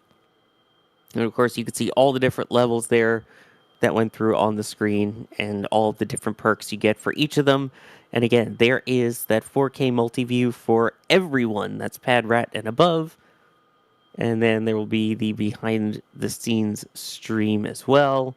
And for Red Team and above, you get all the awesome photos and prints and all of these things that happen throughout the entire day. Every a couple days, you'll see some more photos pop up. Capcom and above gets access to the NSF Discord, including the pre- and post-show for the Flame Trench. And then, of course, all of our launch directors, flight engineers, get their names at the end of all of our NSF lives, as well as the Flame Trench. Continuing on with some more questions, but first I do want to hit this $50 super chat from William Nancaro, saying, I teach a class on space travel at a small college just outside Boston. There you go, EJ. I appreciate how much I learn from you every week. Never had more fun doing quote-unquote course prep than watching launches with you. Thank you very much for that. I mean, all of us here love educating and sharing about spaceflight. That's why we're here. Is we love this. We love to share this with people. We want more people to get to know everything about this and love it and help understand the craziness that is rocket science. And that, you know, when people say, oh, it's not rocket science, well, yeah, it's not as difficult as it sounds. It's not brain surgery. So, you know what I like to tell people? Rocket science is not that hard to understand. The concepts are pretty straightforward. It's really not. In that avenue, like teaching it is not, like teaching people the concepts is not that difficult. Doing it is the hard part. Getting that, like, dude, I know how Starship works. You know how Starship works. All of our subject matter experts here know how Starship works. Like, we got a pretty good understanding of what's going on with that vehicle. You don't see us building starships, do you? You know, like, it's hard to do. It's pretty easy to convey. Like, it's not that hard to understand it. Yeah, easy to understand, hard in practice. And also, it's just amazing how much they optimize these, and how much more common launches are getting at this point. And here's an interesting question from Marks for all of the hosts. Max, I'll start with you, and then over to EJ, and I'll give my response. In September, we hit 30 launches in 30 days globally. How long before a launch a day becomes normal? Who's going first? You, Max. Okay. I don't think too far from now, honestly. We really are at a point where flight cadence is at a point. It's so crazy. Just even rewinding 5 years ago, 30 launches a year was a lot. 35, 40 launches was a lot here in the U.S. And now SpaceX, they're still on track to launch, I think, 150, 155 times this year in total from all their pads. It's insanity, and the rate next year is probably going to be picked up even more, including Starship and Falcon 9, and hopefully Falcon Heavy as well, as rare as that beast is. And of course, if we include China, if we include India, if we include Roscosmos, if we include ESA, oh my lord, man, I don't think we're too far off. Maybe give it. If I have to put a time frame on it, I would probably have to say give it another 3 to 4, maybe 5 years before we're really at that point. But it's already crazy enough as is. And as we even said it like 5 years ago, 100 launches a year seemed absolutely impossible, let alone for SpaceX, let alone for anybody. And now it's just launching every 2 to 4 days on average from Florida is just like clockwork for them almost. So I don't think we're too far off. Yeah, I mean, there's another Falcon 9 launch tonight too, in addition to Starship. Yes. So there's the Kuiper Falcon 3 mission also set to happen pretty much right after splashdown, hopefully, of the ship. So crazy with that. EJ, what do you think? I'm kind of with Max on this one. And I know because, Sawyer, we flame trench all the time. I'm supposed to be like, no, I disagree. No, you're absolutely right. It's looming. It's looming on the horizon. We're going to get to the point where rockets are going to launch so much that they're boring. And you know what? I'm here for it. That's good. So you remember when we had to wait like 5 months for the next shuttle launch? You remember that? Yeah. Yeah, no, I like this better. I mean, I kind of wish we still had the shuttle, but I like this better. I mean, I remember when we had to wait 5-6 months for any launch at all after shuttle retired, especially. So it's nice having the cadence to be able to go from oh my gosh, I would never miss a launch because they're so rare. I want to see it too. Maybe we don't cover the Starlink, or maybe I won't stay up and watch it. Never in my mind did I think I would ever intentionally sleep through a rocket launch. So it's not quite at plane spotting flight levels, obviously, yet. But we are a lot closer to that than we were even 2 years ago, which is crazy to say. I mean, Max, you're down. I mean, Sawyer too, by proxy. Like Max, you're down on the Cape. Sawyer, you're in Florida. I remember when I started streaming. I've been doing this for a while, right? People would ask me like, "Oh, I'm gonna try to plan my vacation around a rocket launch. I would love to go see it. Where do I go? What do I do?" And then they'd go and they'd be like, "Oh, it's scrubbed. I can't. This stinks. I missed it because it's scrubbed."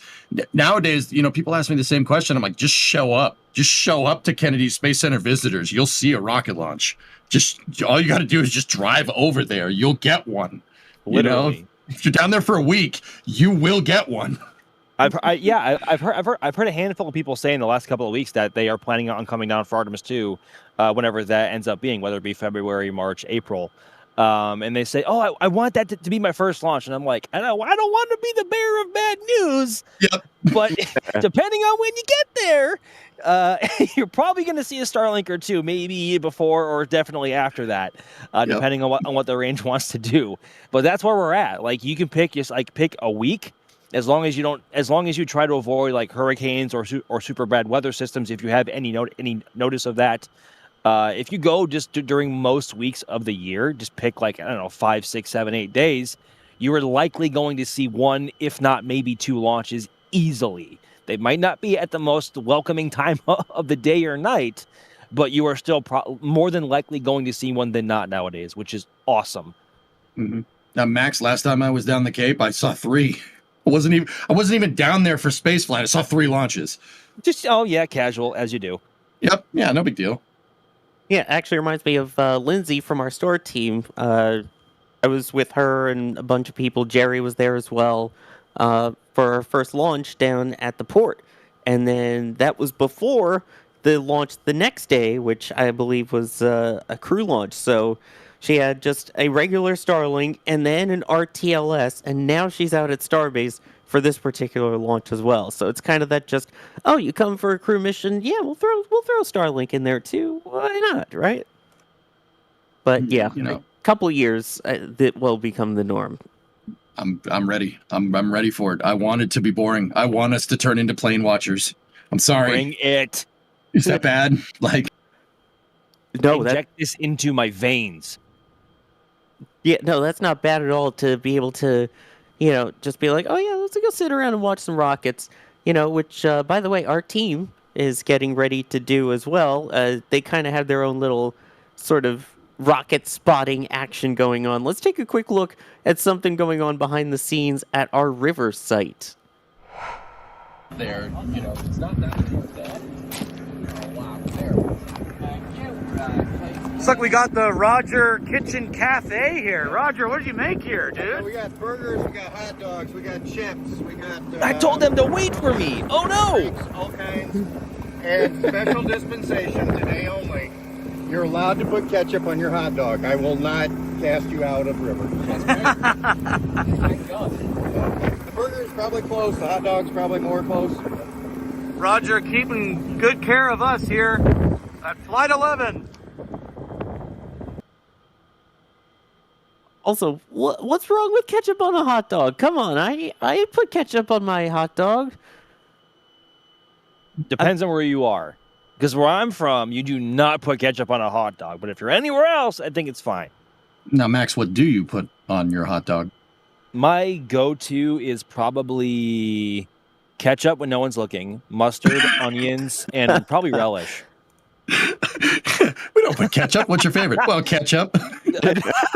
No. That's only when you're there. Like if you go to Chicago and go to like Portillo's or whatever, if you put ketchup on a hot dog, people will throw hot dogs at you. That's pretty much how it works. How's that a bad thing? That means you get more hot dogs. Oh, Sawyer. Oh dear. So anyway, the chopsticks are opening. Subject change. All right. Subject change.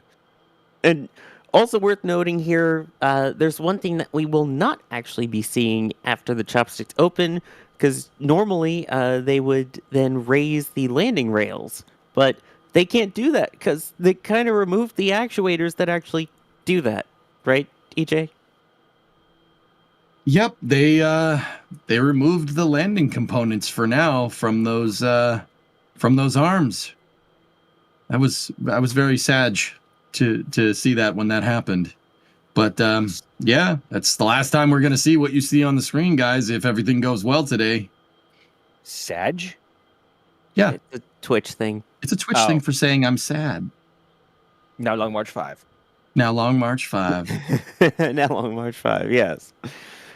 But yep, so we won't see that anymore. But one thing that we might see that there was a question of is from Samal, I believe. I'm sorry if I mispronounced it. Will they open up the Pad 2 arms, Max, and raise them like they did on Flight 9? Do you think maybe we'll see some simultaneous action there? I'm a little embarrassed to say, has that been a thing for the past couple of launches? I know we've seen it before, but I'm trying to remember off the top of my head. I don't know if that was directly related to the actual launch itself, or if that's just what was needed for either calibration or work on them. It's far enough away to where it may not be a direct issue for the chopsticks, but I think raising them would not be the worst thing for their own health. So we might not. It all depends on what SpaceX wants to do. And Alex is saying that they did not for Flight 10, so maybe they will. Maybe they won't today. Well, we'll see. It's something, of course, we'll keep an eye on. We've got a couple dozen cameras out there, so I'm sure we'll be able to see it if it does happen with our views here. I do need to thank some people here. WB Hokey with a $110.11 tip at tips.nasaspaceflight.com, which, first off, thank you so much for going through the extra effort of going to the tips page. It helps us more directly than using other ways, and it's really appreciated. Saying 11. It's hard to believe that it's been a year since Flight 5, and we're already at 11. Holy cow, moo. Thank you so much. And now I get it, the 110 and 11 cents, the 11.11. I get that now. Very nice. Thank you. Turtle Sanctuary, please stop teasing Jack about burnt bacon. It's not his fault he can't cook or properly identify a bagel. I love it. Dear. Goodness gracious. Oh dear, he's not even here. No, but we saw the video of the stuff on the grill, so as long as the bacon isn't burnt, it's fine. Yep. Lazy Vibes becoming a Pad Rat member. Ben X Cool becoming a Pad Rat member. Tony becoming a Pad Rat member. Pixo upgrading to Red Team membership. Peter Pitt becoming a Red Team member. Jeff Rowe gifting a Red Team membership. Corey E upgrading to Capcom. So hopefully we will see you in the NSF Discord there. And then another tip at tips.nasaspaceflight.com from Yogan. I'm sorry if I mispronounced that. Saying, thanks EJ, been saying this for at least 30 years. Rocket science is easy. Rocket engineering is hard. Yep, that's right. I've been only saying it for 10, but yes, absolutely. Only for 10, huh? It's more like 15, but yeah. I was going to say, I've known you that long.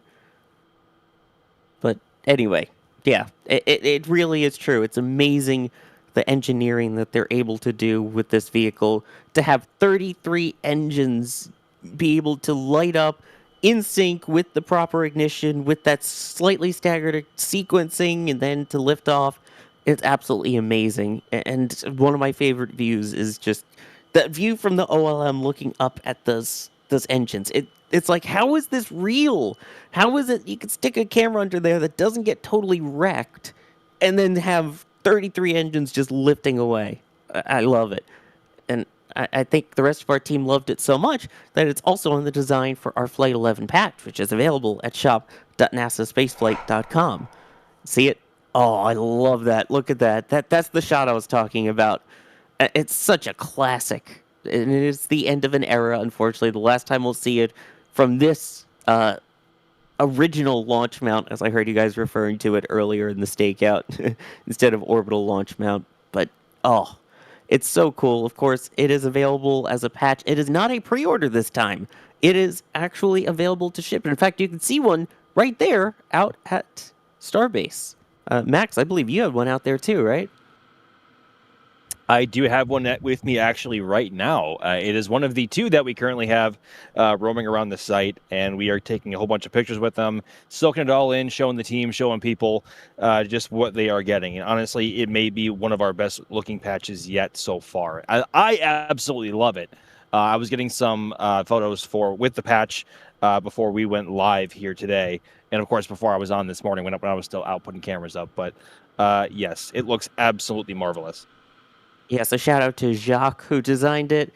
And yeah, you can even see on the website the color choices, the design information, all of the details of the fine little hidden Easter eggs that you might not notice. Kind of like when we do Shuttle Sundays and go over the patch descriptions. We've got that too. It's also available shirts, mugs, other items, all at shop.nasaspaceflight.com. Let me also just really quickly thank the Raptor Wrangler, saying Starship's mass-to-orbit capability should be used purely to get the materials for a proper shipyard into LEO, then use the yard to build the truly giant interplanetary vehicles. Well, that's an interesting thought. EJ, what do you think about that? I mean, I'm not against it. Yeah, Raptor Wrangler, you could, in that regard, you could use Starship basically analogous in function as a space shuttle. It's totally doable. But Starship can also be your landers too. I mean, if we're going to do something like that and we're going to use Starship to build bigger ships, I want bigger ships that Starships that are like HLS can like dock to. And the ship basically tows HLS to like Mars or the moon or something and drops it off there, does landing things, and it comes back. Like I want HLS to be the drop ship. If we do something like that, like it could be done. That's totally doable. I'm not sure if that's in the primary scope of what Starship is, what SpaceX wants Starship to do right now. But I'm not going to say no. Like if I was in charge, I would say no to that. I bet we should do that. That'd be awesome. I mean, it's what I was talking about a little earlier, Sawyer Max. Like I was saying, with 100 tons to low Earth orbit and 1,000 cubic meters of payload volume, you can pretty much do whatever you want. Like, you can do whatever you want, especially with a fully reusable rapid turnaround vehicle. That's like having a 747 at your disposal. Like, you can do whatever you like. You can fly wherever you want. You can do whatever you want. Which then begs the question, like, if a certain payload would require a full-on expendable version of Starship, what in the world are they bringing in? Where are they sending it? I don't know, but I want to live in that timeline, man. Yeah, dude. Same. Agreed. But this is the timeline we have for now, and we still have a giant, massive vehicle on the pad. It is currently empty, though. So let's take two fueling questions here that I want to combine into one. First off, they want to know, Max, when tank farm activity? That's from Suknor. And then also, how long does it take to fuel from your crazy uncle? So we should be seeing the tank farm wake up at around, EJ, correct me if I'm wrong, around the T-3 hour mark? Does that sound about right? Yeah.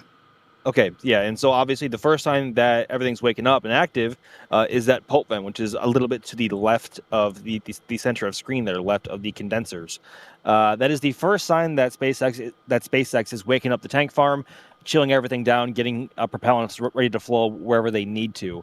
The actual go for propellant load is done or conducted. The poll for that is conducted by the SpaceX flight director at T-1 hour and 15 minutes. And we should be hearing a go shortly after that. In terms of the actual times it takes to actually load propellant onto the ship and the booster, ship methane load. Goodness gracious. Ship methane load begins at T-53 minutes, followed by ship lock starting at T-46 minutes. And then booster fuel and booster locks begin at T-41 minutes and 35 minutes, respectively, which is crazy to think that they actually begin flowing prop into ship first, and then booster just catches right up after that, considering how much more propellant it needs to have on board to get Starship where it needs to go. So in the grand scheme of things, considering how big Starship actually is, it's about 5,000 metric tons when it's fully fueled. That is a lot of propellant flowing in really not that long, in not that much, or not that, like, can I even word English? He's so excited he can't speak straight. Yeah, it's Right. Starship hype. Yeah, but yeah, that's a lot of propellant flowing in not a lot of time, and that just shows you how crazy the pumps are for Pad 1. Now, imagine how fast prop load is going to be for Pad 2. I think for an entire vehicle fueling process, that could be around what it takes to fill booster with locks right now, which is about 35 minutes. We'll have to wait and see how that eventually pans out. But still, it takes about 35 minutes and change to fill a Falcon 9 entirely, and it takes them only around 52 or 51 minutes entirely to fill an entire Starship vehicle, which is orders of magnitude larger. It's crazy. That is a lot of propellant and a lot of potential energy going into a singular place, which is why the roadblock and the exclusion zones are so big. So we are not too far away. I mean, we're at T-minus almost 4 hours now, but that time is going to erode away very quickly, as it always seems to, especially once we pass that T-minus 3 hour mark.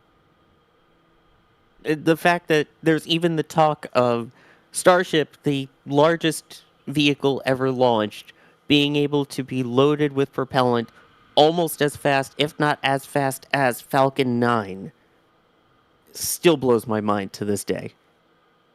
It's, as you pointed out, the order of magnitude size difference is unbelievable, and here it is. So yeah, it's like 50 minutes to load it, no big deal. And it can still hold for a half hour too, whereas Falcon 9, once they load, they have to go. Sorry, you know what's crazy about this? The flow rate of the pad, like the ability for them to move commodities from the pad, like the actual quantity, like the flow rate there is on par with some small rocket engines. Okay. The pad can flow enough to feed small rocket engines. Not Raptors, I don't think. I don't think it's fast enough, but it's almost fast enough, which is nuts. That's crazy. Yeah. Again, we could say the word crazy over and over again, but the engineers have made it happen. Yep, absolutely. And here's one from Jelly and Fury in terms of the propellant loading itself. This is definitely an EJ question. Hypothetically, what would be the issues with fueling from the top of the tanks and having the propellant fall down like a waterfall? Yeah, you're splashing around propellants at that point. I wouldn't, just for the sake of transience on the vehicle, I probably wouldn't do that way. Splashing around and perturbing all the propellants inside could cause problems. You could have problems with pressure because, like, think about it. You're making ripples in the you're making ripples inside of the tank. You're going to turn it into a wave pool in something that's already very, very explosive. I don't think that's the smartest thing to do. I mean, we could try it, but look, man, all I'm saying is, like, I'm not smart enough to know why you wouldn't want to do that, to be honest with you, but I know that everybody fuels from the bottom for a reason. You know what I mean? Like, baffles, EJ, baffles. I mean, if you want to add more baffling to the tanks, you could probably get away with it if that was the use case required for what you're trying to do. But all that baffling, there's always a trade-off with engineering. All that baffling is going to add mass to your design. So I hope that whatever reason that you're going to fill from the top, right, is willing to accept the trade-off of having a tank that's basically built like 3D printing lattice. Yeah, as the song goes, started from the bottom, now we're here. Oh, goodness gracious. At least I didn't make the pun that Alex just did in the back channel saying I'm baffled by this conversation. Wow. But yeah, so interesting questions today. That's really good. And here's one from Jim Bale. It's an interesting thought experiment that I saw earlier. We're talking, of course, about fuel and all the propellants and things like that. And of course, we have the depot that is still going to be quite pertinent and important to lunar and Martian flights. Could Falcon 9 be used to refill the low Earth orbit tanks? I mean, Max, my thought is that kind of be like using a garden hose to fill an Olympic-sized swimming pool, but I guess it could work. I mean, yeah, and you're also talking about the wrong kind of propellant too, because Falcon 9 runs on RP1 and liquid oxygen, and RP1 is essentially a highly refined version of kerosene, and that is, of course, nowhere near what methane or liquid natural gas is. So, I mean, also Falcon 9 doesn't have that much performance to ship up an entire load of prop up to any sort of orbiting tank or Starship depot. So, I don't think so. That's just highly unrealistic and really just not in the plans for what SpaceX maybe wants to do. Maybe they use Falcon at some point for some super cool like testing mission for some hardware. But I really, even then, I struggle to think of what that could be. But I think Starship and Falcon are going to remain separate completely and not really intertwined, if that makes sense. It doesn't. Again, it also makes sense in the favorite technology term dissimilar redundant architecture. Yes. In that you have two vehicles that have totally different designs, totally different propellants, totally different engines, totally different everything, so that if something happens to one vehicle, it doesn't affect the other. So if something were to happen to Starship, Falcon 9 can still fly its, 100 plus flights a year. If for some reason something happens to Falcon and they need to stop it temporarily from flying, that's not going to affect the pace of Starship. So it's kind of that ability to have a backup, to have different ways. Plus, you also don't always need a Starship to launch, a tiny 2,000 kilogram payload.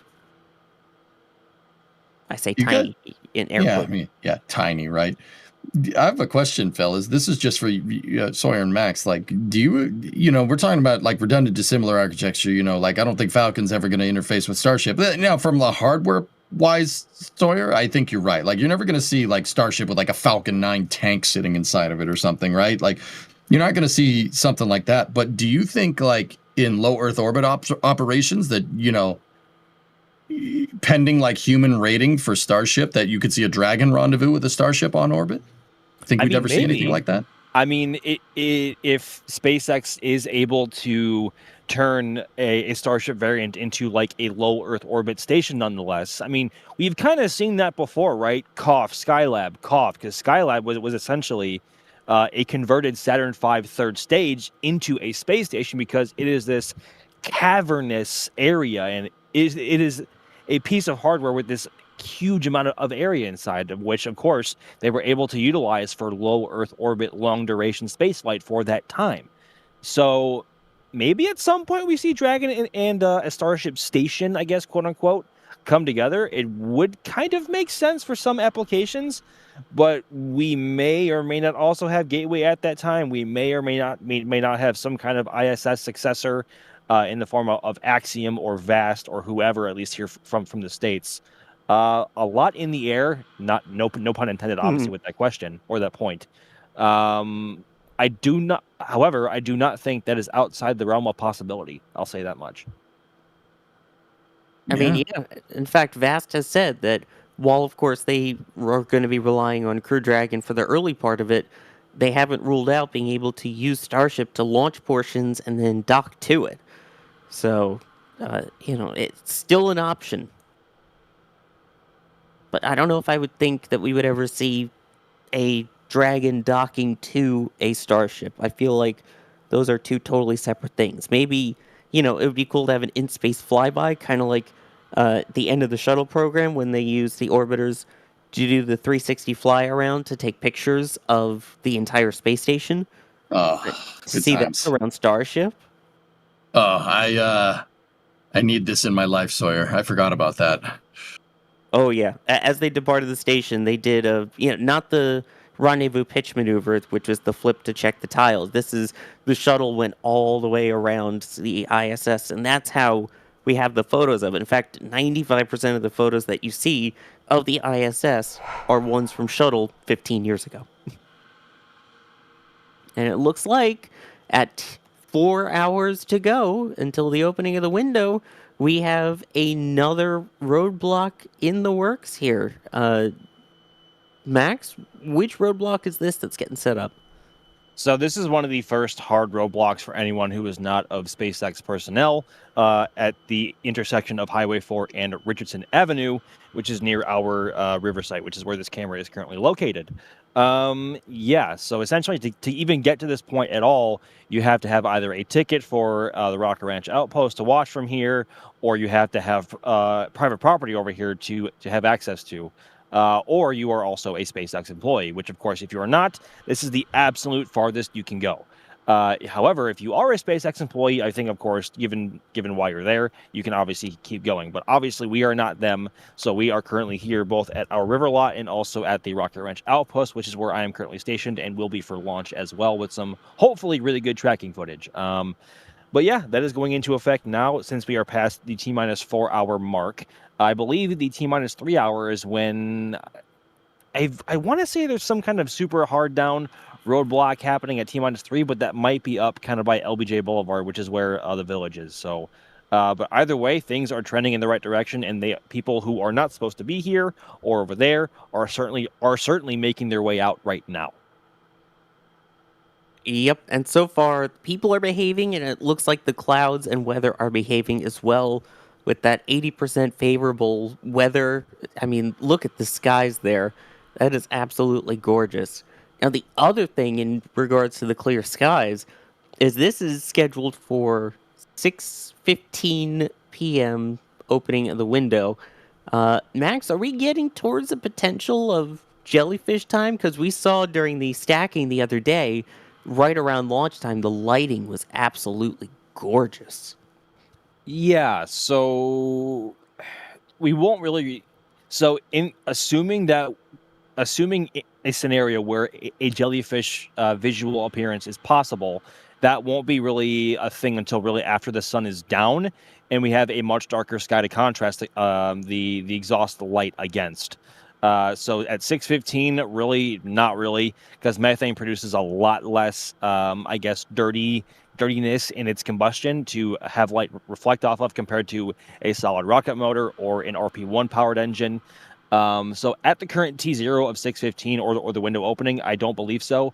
At the time we may start seeing it is around 7 o'clock. And of course, here locally in Starbase, the sunset will be occurring at 7:02 p.m. local time. So, and of course, we know the window goes until 7:30 p.m. now. So there is a window where Starship could be flying towards a potential jellyfish scenario and or nighttime. So, which we have not seen yet. And I guess kind of selfishly, I don't want that. I want to see it fly in daytime, and we can save a night flight towards when flights are more common than they are now.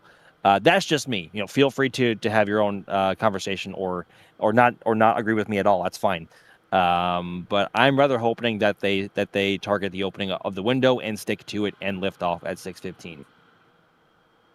Yeah, night flights will be great once it becomes more regular, I think. Right now, Right. There's still that stunningness of seeing it during the day.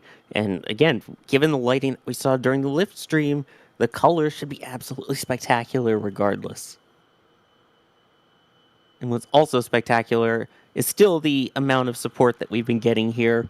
Bo, thank you for becoming a PadRat member. Ron Smith with arms wide open under the sunlight. Welcome to this place. I'll show you everything. George Hill with a couple of questions here. The main one, of course, being here. 1, would SpaceX ever use Pad 1 to static fire V3 ship if Massey's isn't ready? And 2, they also live in the UK. Where do you advertise meetups like the one you did recently? Thank you. You guys are awesome. I know they coordinate a whole bunch of meetups in the meetup channel that we have in the NSF Discord. That I know for sure. So there's number 2. As for number 1, what do you think, EJ? Let's see. Would SpaceX ever use Pad 1 to static fire V3 ships? I don't think so. V3 ships are a little ways out, George. We did see Ship 39 roll this morning, or at least a piece of it. It rolled out of Star Factory, and oh man, does it look nice. But we still have a lot of parts missing. So my guess is that they're probably trying to scale V3 production with Massey's finishing. I suppose if there was some kind of production bottleneck, maybe. Nothing's off the table with SpaceX. But I think tentatively their plan is to get Massey's up and running and retooled for Block 3 right around the time we see a completed Ship 39 roll out of one of the Mega Bay. I think that's my guess, but it seems logical. Logical indeed, and I'm also told it was advertised in the members section of the channel right here on YouTube. So if you're a member, don't forget we have the community posts and things like that in the members section. So check all of that out too. Alex with a £5 tip at tips.nasaspaceflight.com saying more NSF goodness. I'm so impressed with Sawyer in particular, the most positive and hilarious dude despite some challenges. Thanks and good luck today all. Well, thank you, Alex. I appreciate that. I'll pass that along to him and let him know. What? Yeah. I'm a challenge? Is that what we are? He's talking about me, isn't he? No. You're not a challenge. You're a challenger. Fight. Ding, ding. Yes. I don't know where that was going. It's fine. You do a good job, Sawyer. I'm just saying, not to just sit here and be like, yo, you're awesome. But yeah, do good work, man. Thank you. Also, thank you to Craig becoming a Red Team member. Shazbert saying, my Flight 11 patch shipped today. All I gotta say is, laissez les bon temps rouler. Go, Flight 11, with the New Orleans style go. And yes, I do speak French. Let the good times roll. And Sun Express for Jack's high chair with bacon tray attached and or bagel 101 night courses for adults. He gets roasted and he's not even all here. over the place. Oh my goodness. Yeah. Wow. He gets roasted. He isn't even here. I love it. His bacon. And for those who don't know, this goes back to the Flame Trench, which is our Friday kind of fun news recap show. There was a photo of some very burnt bacon that Jack had made there.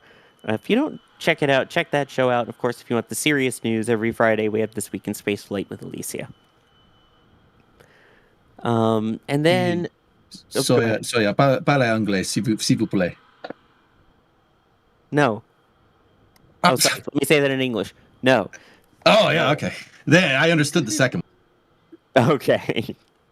And here's one from Tyler asking if it's similar to how we fuel tanks here in the Air Force, they're commenting, then top loading can cause static charges to build up in the fuel. Perhaps it's a similar concern. Thoughts on that? Ooh. There's all kinds of stuff that is ringing off in my head that's a big no-no. I just picked one, tank baffling and temperature transients that could get screwed up from sloshing propellants. But yeah, that's probably, that sounds right. That's probably a thing, to be honest. With rocket science and rocket engineering, guys, like I said, we were talking about like it's easy to explain, right? Hard to do. The reason why it's hard to do is because there's 1,000 little tiny, seemingly inconsequential things that you absolutely have to take into account. You wouldn't even think about that, right? It's like, speaking of static electricity, like Mars Insight, the lander that NASA launched in 2018 to Mars. It landed and it was a seismometer and it had a drill and it took samples. It went out because dust built up on the solar panels. And, people are like, everyone was there like, why don't you just put a windshield wiper on the solar panels? It's static electricity that held the dust to the panel. Like something you didn't even think about. It's like, oh yeah, static electricity for the dust on my spaceship on another planet. It's like, oh, there's always a ton of small things like that they don't seem like that's a big deal. Oh, it's absolutely a big deal. Static electricity built up all the dust on InSight solar panels and it promptly lost power. Yeah, a minor detail there. It's crazy the little things. It's right. It's crazy the little things that you don't think about. That when you get there, it's like, oh, that really could go wrong. They try and account for as much as they can, and the same thing with Starship. But sometimes things definitely go wrong. And in fact, we asked some of our team members, do you think that SpaceX will have issues with version 3 of Starship? Here are some of their answers. I think version 3 will go through some headaches like version 2 did, but I'm really hoping with all of the component testing that we've been seeing happening so far, that it goes a little bit, at least, smoother. I mean, as long as they don't blow up another ship at Massey's, it'll be fine, right? Right? In terms of how well the version 3 variants of Starship and Super Heavy will start, tough to say right now because, of course, both the Starship upper stage and the Super Heavy booster and the launch pad are all brand new from the ground up. There's nothing in common that they share with Pad 1 and the version 1 and version 2 variants of Starship. I think there's going to be some headaches with version 3 in the sense that we're going to see some failures of version 3. My main question, sort of internally, what I'm wondering is whether we're going to have these failures early on, like we saw with version 2, or if they're going to be popping up on. Either is going to go really, really well, and SpaceX is going to have next to no issues sorting out, making sure that everything is reliable and dependable, or they're going to go through what we saw with the Saturn V and the SLS and go through months and months of scrubbed launch attempts and aborted wet dress rehearsals. I think that Block 3 will suffer some setbacks or some difficulties, but it won't be the same kinds of difficulties we saw with the last set. I do not think we're going to see 4 straight vehicles fail to come anywhere close to re-entry. I think we're going to see, there's going to be some, obviously some growing pains with the ship catch, but I don't think we'll see the same types of frustrations we saw with Block 2. For example, Falcon 9, it did not have any failures until Flight 19, and they even changed a version and all. So, are we really going to have a failure? I think we're going to have some headaches. There's probably going to be some things going on there with version 3. I'm pretty sure version 3 will have some of the same issues that version 2 had during its development. It's all brand new from the bottom up. There's so many new things in this that, of course, they're going to have some issues. Nothing goes clean ever. I don't think it'll be as bad as version 2, but I think version 3 will have its ups and downs. So I don't think that version 3 will have quite as many explosive headaches as 2. There was definitely a bit of a steeper learning curve with this one, but I do think that there will be some growing pains. But, that's rocket science, right? We're obviously going to get a few surprise learning opportunities. But I think overall it'll go smoother. Block 2 was like the awkward teenage phase. So, we just had to get that out of the way. I think there'll be some learning curves. There's definitely going to be, it's the unknowns that are the issue, and they will find things out. But I think they've learned so much up to date with the current vehicles that hopefully that list is going to get smaller and smaller as they go. As we've seen with Falcon 9, the more they iterate, the more reliable and flawless the launch goes go. I can only hope that the introduction of version 3 will be much smoother than the introduction of version 2. SpaceX really has had a chance to fix everything. On the other hand, everything will be new. A new ship, a new booster, and a new pad. So many things can go wrong. I'm very hopeful that SpaceX got all the Block 2 issues fully resolved. And I really don't expect to see the same headaches in Block 3.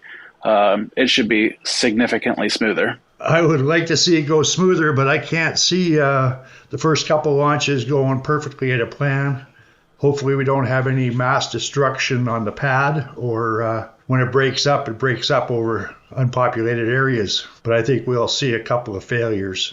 I honestly think it's going to go well. It might take 1 or 2 launches. They might have maybe a minor failure here or there, but with all the data they've gained from all of the Block 2 launches, all of the Block 1 launches, I really do think Block 3 is a winner. Do I think that we'll have the same hardships that we kind of had with V2, or do I think it will go a little bit smoother when it comes to V3? I'm fingers crossed that things will go smoother. I think they will. That's what my gut says, and that's what I think, because they've had so much time to learn with V2, and they've learned so much from every single flight, kind of everything that could go wrong.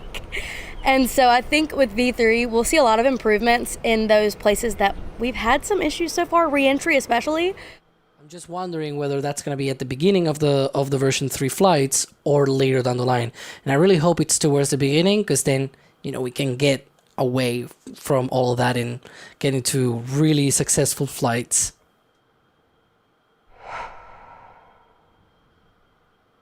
Rumor has it to this day, Alex is still talking about his answer there. But yeah, that was really well done, and thank you to the team for doing all of that.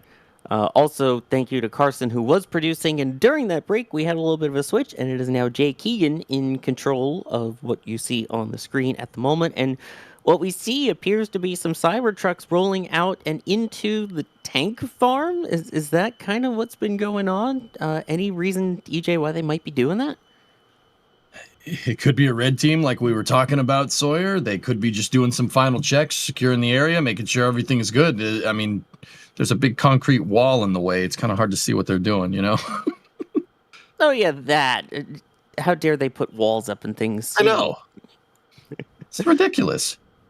But this isn't really a crazy worry that, oh my gosh, there's teams out there at the pad, even though there's roadblocks up, right? Because there's still 3 hours, 45 minutes till the opening of the window. Yeah, we're still sitting a good ways out, guys. I mean, if you look at if you're watching the stream, you look at the clock on the top left, 3 hour 43 minutes. We got some time. We got some time. This is probably not. I mean, saying it could be a red team. It's probably not. They're probably just doing final checkouts, just making sure all the T's are crossed, the I's are dotted, and then they'll get out of Dodge, and hopefully we'll see some action out here today. No, those are Cybertrucks, not Dodges. Yeah, and they won't be getting out of them either. That's a good point. They'll be getting in them to leave. Yeah, no. Yeah, you're right. You're right. Semantics. It's fine. Anyway, continuing along. While we talk about V3 there, after that little video, Gabriel Ghost, Gabriel GG asking, what are other parts of the V3 ship that are different to V2? So what's the difference between V3 and V2 other than Raptor 3? Max, you want to take that one? I think the most obvious difference comes in with the super heavy boosters. So, of course, as we already mentioned, both the ship and booster will be utilizing the Raptor 3. But on the super heavy booster, there have been a number of design changes. I think the first and foremost, it is going to be longer. So there is going to be a bit more capacity for methane and LOX in either tank. Second of which, there is a much bigger transfer tube or downcomer, whatever you want to say, that takes the methane down to the Raptor engines. And also, speaking of the engines, unlike what we have seen with the Gen 1, and I guess this is still the Gen 2 super heavy booster, there's going to be no kind of engine shielding of any type.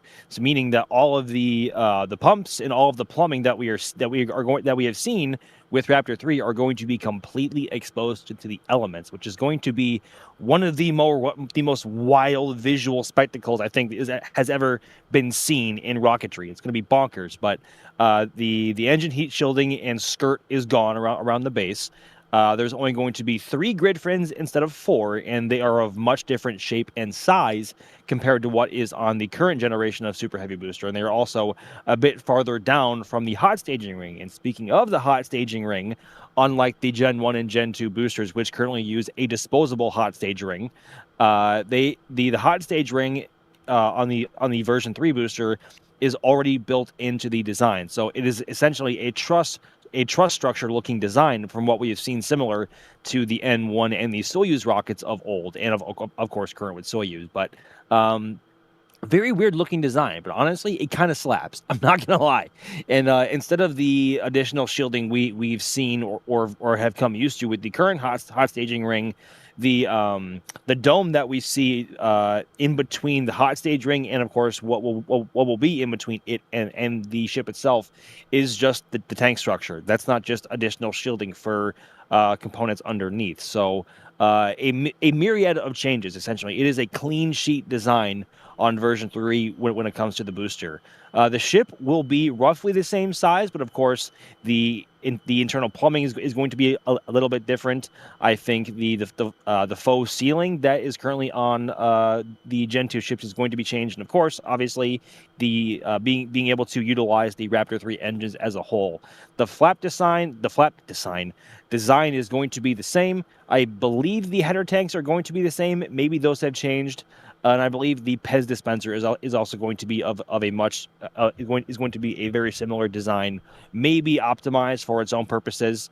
But of course, I think overall V3 is meant to be expanded upon, unlike the version 1 and version 2, which were essentially meant as experimental test vehicles just to get data, and any payloads were just a bonus, as we have seen with the Starlink simulators. So a myriad of changes, like way more than we can possibly cover in this live stream, and of course without the level of detail that we have seen. But it is essentially a brand new vehicle from the bottom of the Raptor 3 boost, the Raptor 3 engines on the Super Heavy booster to the very tip of the ship. It is a brand new vehicle, and of course also it will utilize a brand new launch pad in Pad 2 with the brand new design of launch mount, shorter chopsticks, and a revised ship QD as well, or ship quick disconnect, which loads propellant in and out of the ship itself. So brand new from the ground up, essentially. It's a shame Jay couldn't do the fade out and fade in like we did with Alex's answers. Yeah, I know. There's a lot to cover there. Yeah, no, it's hard to put into words all of the changes. There are a lot, so thank you for kind of breaking that down. And as we get ready to see the testing for that, hopefully sooner than later, Bo is asking, EJ, will Massey's be ready for ship/booster testing so that flights can resume as soon as Pad 2 is ready? Yeah, I think that there's scaling Massey's to be done around the same time they think that Ship 39, the first Block 3 ship, is going to be finished. I'm pretty sure. Right? Like, because why wouldn't you? You know, Massey's, they'll either delay it or they'll speed it up, working on it, kind of tentatively to when the ship is done. Get it. Whether that means speed it up or slow it down, yeah, I'm not sure, but you probably want to get those things done around the same time, right? Like, there's no rush. We got a little bit of time before the second pad is ready to go anyway, right? So scale those two to each other and make sure they're good to go at the same time, so you can work right into pad operations, right? Get the ship ready to go. You need to ship the test. Get the test stand ready to go for the ship. You need to test that, and then get the pad ready to go.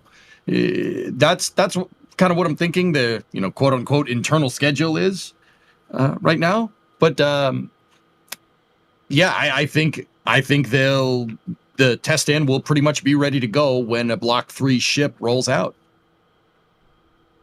I mean, yeah, it doesn't seem like that's going to be anything that delays getting it to the pad sooner.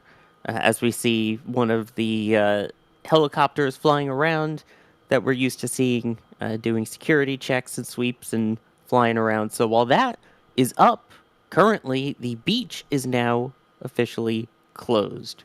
So good news there as they continue with preparations towards flight, hopefully about 3.5 hours from now. While we're talking about all of this here, there was a question that I saw from Daniel asking, is there any concern with the top of the V3 booster being the methane tank with no hot staging ring on top? Hot Raptor exhaust against a super cold stainless steel body seems bad. EJ? Is there any concern with the top of... Sorry, I'm just thinking about the question. I heard what you said. I'm thinking about it by rereading it. So, Daniel, in terms of physics, I'm not 100% sure. Like, we should talk... we could talk through it here and figure it out. But, whenever I see something that doesn't kind of make sense with SpaceX, with any type of space flight, they obviously did it that way for a reason.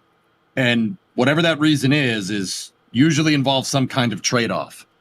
Now, does the top dome of these things get very frosty? Not really. Not really. What do you have going on around the top of the methane dome on the booster? Well, there's your ullage gas line that's coming from the Raptors because of autogenous pressurization. The Raptors do have a gaseous methane tap-off that they use to shoot some gaseous methane back up the side of the booster in a pneumatic line, and that goes into the tank. And that's what keeps the tank pressurized so they can feed the propellants in at the bottom. Gas in the top, propellants, liquid comes in and goes out from the bottom, gas comes in from the top, right? So does the top of the tank really get all that icy? I would say from a physics standpoint, probably not, but maybe to an extent, like a little bit, but by the time the booster's engines are firing onto it, the propellant is nowhere near it. I wouldn't worry about that. And obviously it can take the thermal transients, right? Like it could take an engine basically shooting off basically in its face, right? That's no problem, right? Because why would they be doing it if it was an issue? Now, with that all being said, SpaceX is known to send it. And they do use an iterative design method. So there's no guarantees that they even know if that's going to work or not, right? But my general rule of thumb is that if I see something that makes no sense, go and try and figure out why, because there's usually a really good reason. My guess is that by the time that thing is empty, you don't need to worry about heating up the top of that thing too much because there's mostly hot gas at the top of the tank. That's just a guess, though. I'm not sure. Yeah, and I don't think we're going to be fully sure until we actually see it fly. Exactly. Nothing pays like flight data, man. That is true. And while we're talking about the hot stage ring, Run David Run asking, how will the new hot stage ring help direct the booster in the correct trajectory? The current hot stage ring has welded plates on it, but the new booster has struts there. So you may remember that they kind of added some things to the hot staging rings here to help direct the flow of gases to kind of use it to help with steering a bit. Max, any idea if we know of anything specifically for the new hot staging ring to help with steering? I was actually talking about this topic with a friend last night, and honestly, I don't know.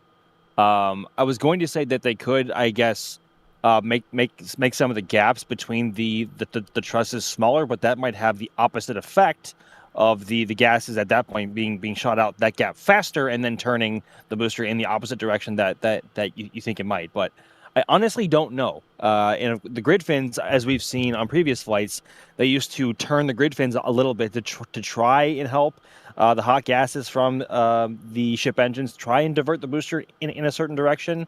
But obviously, with that new plate closed off, they don't have to do that on the current ring. But on the V3 and V4 booster hot stage rings, I really don't know. I wish I did. Well, Max, this kind of just popped in my head. I was thinking about it here. I'm sitting here staring at the wall. I'm staring off into space. I'm like, wait a minute. Well, we know that super heavy on what was it? Flight 9 did that deterministic flip, right? So there's clearly something other than the hot staging vents that are going to get that booster to start moving in the other direction. You could use the engine gimbal to do it on the 3 center engines on Super Heavy. It's totally possible as long as you get a nice clean separation, right? True. Yeah, Max, and the other thing to remember is that where you're hot staging, there's not a lot of pressure. Aerodynamics are absolutely a thing, but because the atmospheric fall off, like you go higher, there's less pressure. The aerodynamic perturbations are going to be way less than like tilting the 3 Raptor engines on Super Heavy to get the thing to flip deterministically in the right direction. Because, Max and Sawyer, correct me if I'm wrong, before they were doing the deterministic flip, Super Heavy was just kind of rolling in any direction it wanted to. If I'm understanding that correctly, it was just like, oh, it went down that time. Oh, it went up that time, that's pretty metal. But yeah, this base is like, oh, let's make sure it goes in the right direction every time. Doing the same thing every time is probably a good thing. Yeah, that was a bit of a startling revelation from SpaceX, in that before they decided to do that with the hot staging ring, that the direction the booster would flip was kind of randomized. Like, that was kind of startling to learn. But also, you could just look at ignition sequence from the Raptors on the ship, whether it be vacuum or sea levels, because of course the vacuum optimized Raptors don't gimbal. So maybe you use those initially to push away, and then maybe you light one of these sea level Raptors first, or 2 of them in a certain direction to try and help push the booster a certain way. There's a number of potential solutions to this, so I'm not quite sure. But as we often say, we'll see what happens. The only way to know is to fly. But we still have some time for that. Let's see here. Let me thank some people, because we've got some red ones here in the queue that I want to make sure that we hit. Racine, thank you for becoming a Red Team member. Rocket Dave, thank you for becoming a Capcom member. Again, Capcom and above gets access to the NSF Discord. 17, thank you for becoming a Padrat member. Raptor Wrangler with a question here. What would you want the first Leo shipyard to be called? Ooh. Any thoughts? Ryan Weber would probably find this funny. I was going to say Starbase, but that's kind of, the Starbase 1, that maybe we shouldn't call it that. maybe we should call it Jeff. I don't know. Max, what do you think? Jeff? Yeah, it's Jeff. This is Jeff. Oh, boy. I don't know. I'll have to give that one some thought. I can't think of anything right now. Space Station, McSpace Station face? I got nothing. I got nothing right now. Chat saying Star Yard. I like Star Yard. Sawyer, what do you think? I like that. That's pretty good. That's pretty good. I was gonna go with Serenity. It kind of gives that Firefly feel. So. Okay. All right. I don't know. For some reason, it made me think of it. So yeah, that would be mine. But it's a good question. Interesting to see what chat thinks would be a good name for it too. Star Yard. That rolls I off like the that tongue quite nicely. Yeah, Nice. and it keeps with the star motif: Starship, Exactly. Starlink, Starbase, Star Yard. Yeah, because 10 it's out not of 10. confusing enough as is with all the star everything. No, it's great. Not. Starlink, Yeah. Star Shield, Starship, Star Yard, Stargate, Star Max, Star EJ. Oh, sorry. Oh yeah. Oh, whoa. Exactly. We all know I'm the real star here. Anyway. Wow. Wowee. No holds barred today. What can I say? And hopefully no holds in the count as we keep going with launch. Now, why'd you got to say it out loud, man? Yeah. I didn't say the bad word. He did not, and also there was nothing really negative insinuated there. But that was like right on the edge, though. I have to say, It's bad juju, man. it is bad juju. You're right, EJ. It is bad juju. Bad juju. But again, amazing support here from viewers. Gary, with a $20 super chat saying, no astronaut is ever going to want to get aboard a Starship whose forward flaps are only 98% whole.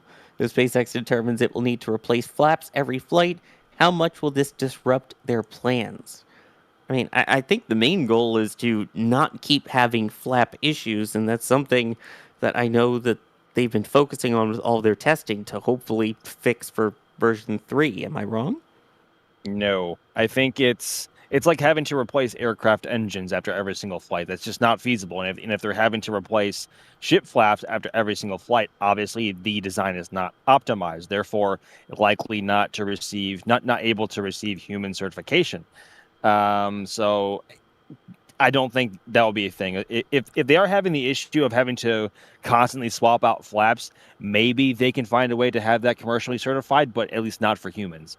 If it was to fly humans, it needs to be Denton nuts 100% reliable. If not, if they were to have any issues, there has to be many constituents to be, or I should say, scenarios in which that the probability of making it home alive is still great enough. So, but I think swapping out flaps is certainly a negative on that part. Well, okay, I got a question.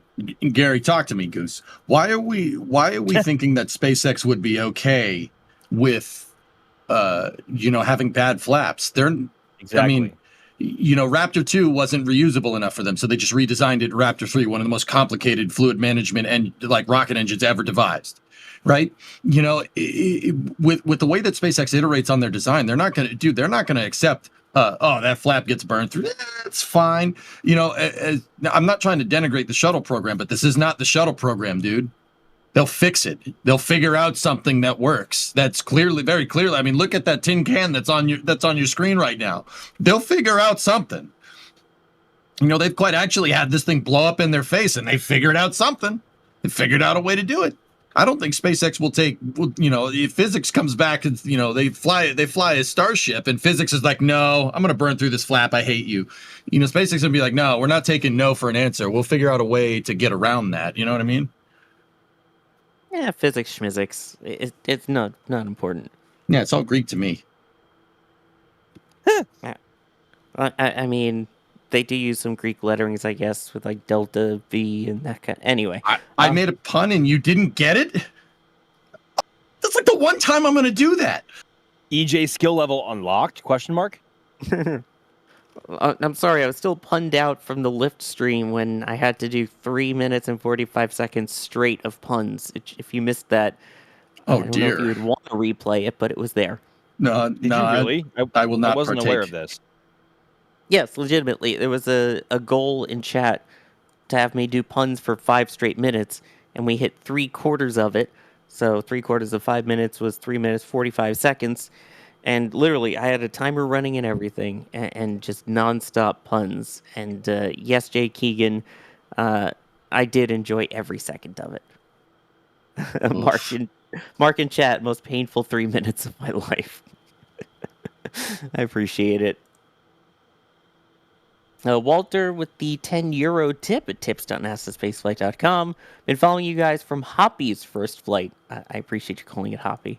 This flight will be 1:15 a.m. local, so pre-sleeping, have a good one, and thanks for all the streams. Well, thank you for the support, and thank you for joining us all the way through. It has been a wild ride for those who started with the hops and now moving on to, I guess they're still kind of hops in a way, with now catching boosters again back at the launch site. So, different kind of hop. A big Cameron, hop. A very big hop. Oh, yeah. Cameron saying, do we think they'll tear the tower down and replace it with the one off Roberts Road once they convert the pad after launch? V3 and V4 will be bigger after all. Max, we've seen them continuing to work on even more tower segments and more towers at Roberts Road in Florida. Do you think they'll replace this one with the new one? No, I don't. And I think building a Starship tower is a very complicated procedure, and it takes a lot of time, obviously. It may not take that much time in the grand scheme of things from our perspective to at least build the modules, But to stack them and make sure everything is aligned just right and structurally sound is a whole other topic of conversation. I think the tower itself is going to be fine, but obviously the launch mount is going to have to go. The chopsticks are either going to have to be replaced or modified, and the ship QD may have to come down as well, or at least be modified where it is. Yes, Starship V4 is going to be longer, and of course, obviously V3 will as well. But you also have to consider that those vehicles with this new launch mount are going to be sitting lower down to the ground. So you can do a lot more with this current size of tower. If Starship does expand beyond V4, or maybe even for V4 in future towers, they may have to raise the height a little bit. But I think they are doing just fine with where it is, so long as they're able to mount or lower the height that the booster and ship are currently able to sit at. But the current tower that we are seeing over at Roberts Road is going to, we suspect at least, is going to be the first over at Space Launch Complex 37 for the Cape Canaveral Space Force Station. I think so too. And again, we have our Space Coast flyovers that we've been doing where you can keep an eye on all of the progress made, including one from a few weeks ago that is on the channel if you want to check that out to see Florida Starship progress. Mr. Gamer IO saying Wyoming Coast cheesecake is the best. If you know, you know. I agree wholeheartedly. It's the best. Everyone knows it. Also asking how many Falcon launches from the West Coast do you think we'll get in 2026 was the question. Ooh. Many. The answer is many. EJ? I don't know. I like the East Coast. I don't talk about that. That's not my department. That is fair. I mean, East Coast, West Coast, so I'm with you. Yeah, of course.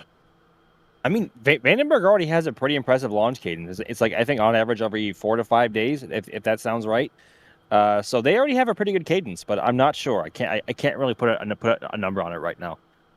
And that's with a singular pad with the older style transporter erector. Yes. Well, okay, all right. Jokes aside, we know that SpaceX is going to be working on Slick 6. They did get the lease to Slick 6, and we've seen some, albeit tentative, plans of retooling Space Launch Complex 6 at Vandenberg to a Falcon or Falcon Heavy pad. So I would say that, I'm not going to be able to put an exact number on that, but, with they're building another pad out there for a reason. I mean, we know the reason. It's for defense missions, so you can get Falcon Heavy from the West Coast for whatever the Space Force or the National Reconnaissance Office needs for that, right? So I would say it's pretty reasonable to think that if they're going to retool another pad out there for Falcon, that obviously we're going to see more, right? We're going to see more than what we have right now, and right now it's a lot. Yeah. A lot. There you go. There's your number. A lot. Let's see here. Alexander, poor Alex. Some say he's still there recording. I wouldn't put it past him. We James made him. Yes, it was worth James it. Made. It was worth it. Those were some of the best moments, though. Long live James May. Yes. Jeez. Is it bad though? Like if during those episodes of Top Gear when he was actually given some technical explanation that I was listening to it and then they faded out and I'm like, no, man, I wanted to listen to that. Oh no. Anyway. Touche. I'm sure some of the 28 minutes of Alex's answer is there somewhere. Oron Quake, thank you for becoming a Red Team member. Crafty Geek with the $5 tip saying, is that Rocket Ranch camera a semi-permanent NSF deployment or is it only on launch days? I know you have long-term cameras at businesses and other launch regions. For example, what's that one we could see Falcon 9 barges return to in Florida? But curious how common that is for NSF's coverage. So the Florida one is Rusty's, which is a restaurant at Port Canaveral. A great place to grab a bite to eat, too, as you watch it happen, so shout out to them. But, Max, the Rocket Ranch camera, they're kind enough to let us keep that out there. They are, and they are also incredibly gracious to be able to host me today, and this wicked camera setup that I may tease a picture of later on the launch stream. But it is quite a doozy. But they have been very gracious in hosting us in previous launches, and of course today as well. We cannot thank them enough, and we can also not recommend them enough, because honestly, their view here, or the view here from the outpost, is literally a front row seat and as close to the pad and to watch as anyone from the general public can get. Good Lord, I cannot talk today. Jeez Louise. But we are so close here. It seems kind of far away at first, but then you really, if you've seen one before, you know how intense it can be watching this close. Now imagine those poor SpaceX employees watching over near the Star Factory, but this really is a front row seat here, and we cannot thank them enough. But the camera here should be staying here so long as it doesn't have any issues. Yes, and of course, I believe there's a command in chat as well for it if it hasn't already been spammed. They're awesome out there at the Rocket Ranch. So again, thank you to them for letting us have that camera there. And then Danny McPhee becoming a Pad Rat member, Sergio becoming a Red Team member, John becoming a Pad Rat member, Screen Name saying, nice video, it's great to see the mods featured. Also, thank you, Alex, for your educational speech. We totally heard every word. Let's see here. This was an interesting one. EJ Granger is wondering, what would be the steps to get Starship cleared for re-entry over U.S. soil for possible return to launch site situations? Well, guys, it's not just about oh, we think the ship's safe enough. We think the ship's safe. The flight data is your primary driver of safety. That's the big one. I mean, Sawyer, cast your mind back to the early days of Falcon 9 landing. Like they were like, don't get anywhere near this thing, near the landing zone. Like they'd shut down the entire Space Coast for one of these landings, right? Nowadays it's just, okay, just don't go over near that launch pad. Obviously, there's soft roadblocks all over the Cape when like a Falcon 9 does an RTLS, right? But the like the disaster area, the area that's cordoned off, your detonation area is much smaller. And that's because Falcon 9 flies a lot. SpaceX is going to need a good amount of data here before we can get some like re-entry over populated areas, which is why, like, as much as we all wanted to see a ship catch sometime soon, probably going to need at least 2 to 3 more flights getting, on orbit and then coming back down and then getting a good landing. Like you got to prove, maybe not like a landing at sea in the future. You got to prove out that this thing can come down in one piece and it's not going to, have any like crazy issues. Right. And once again, SpaceX has been proving that to an extent with Ship 37, Ship 31, and Ship 29. We don't talk about the other ones. They have been proving it to an extent, but those are from suborbital trajectories. You're not coming back from full orbit, right? And the reason why they haven't gone full orbit is because they don't have enough data on Raptor reignition. They need more data on reigniting a Raptor on orbit so they can make sure that they can bring it down. It's a step-by-step process that will get you there. And long story short, you just need more flight data, which I'm for one, I'm pretty okay with. Sawyer, you good with that? You good with more Starship flights? Yeah, I guess I'm good with that. Yeah, me too. Let's see here. Alan is wondering, as we're talking about more Starship flights, do we have an approximation as to when in 2026 we're looking at a potential Starship Flight 12 launch? I know we had the video earlier with some of the team members with their opinions, but for the people that are here, Max, what do you think? When do we see Flight 12? That has been a very common question being thrown around in the last week or so, but truthfully, it's really tough to gauge and tough to judge. My personal opinion, as I said on the video, is probably at some point in maybe late January, possibly February, most likely like late February, early March. That's my prediction. We still have yet to see beyond the nose cone of Ship 39 any real flight hardware for Booster 18, let alone anything stacked, let alone anything of significance beyond hardware ready for a static fire test or a full cryo test of a full vehicle. There's a lot that we still have yet to see, and not to mention, Pad 2 is not really fully online yet. They may be able to support a booster static fire, but it's obviously missing a ship quick disconnect arm, which you need to service your ship. So there is still a lot of work left to do, not so much on the launch pad side, because that is making really good progress, but on the vehicle side, there's still a lot that we have yet to see. But there's still a lot of time left before the end of the year, and of course they have all of 2026 to do whatever they want to do or can try to do. So it's going to be at least 4 to 5 months, I'd say. EJ? I was staring at the wall thinking about this one again. Max, you say like April or March. You know, I'll be the optimistic one, and I'll say January, February. I mean, I said January, February. Oh. All right, fine. I'll be the optimistic one and say November, December. No, I'm not doing that. I'm an optimist, but I'm not that much of an optimist, you know. Flying next week, EJ. Next week. In 2 weeks, guys. 2 weeks, just 2 weeks away. It's always 2 weeks away. Soon. TM. Yeah. I would... SpaceX, as far as I can tell from, you know, what information was given from Elon, et cetera, it looks like they're trying to get it done by the end of the year, which in rocket speak, even for the blazing fast speed that SpaceX goes at, that's nice code for January, February, Max. I think you're pretty much on point there. Yeah, as Alicia pointed out in the video earlier, I mean, I think it's safe to say that it will probably be right in the worst possible time, right around the same time as Artemis, and just make all of our lives difficult. No, Sawyer, we don't want to manifest that. No. Don't do that. I'll manifest I'm just quoting that. Alicia. Because I like to party. Let's do it. Because you like to party. Yep, let's do it. 2 launches at the same time, man. Let's go. I also like sleep, so you know. Yeah, who needs that, right? I don't need that. Wait, yes, I do. I don't need that either.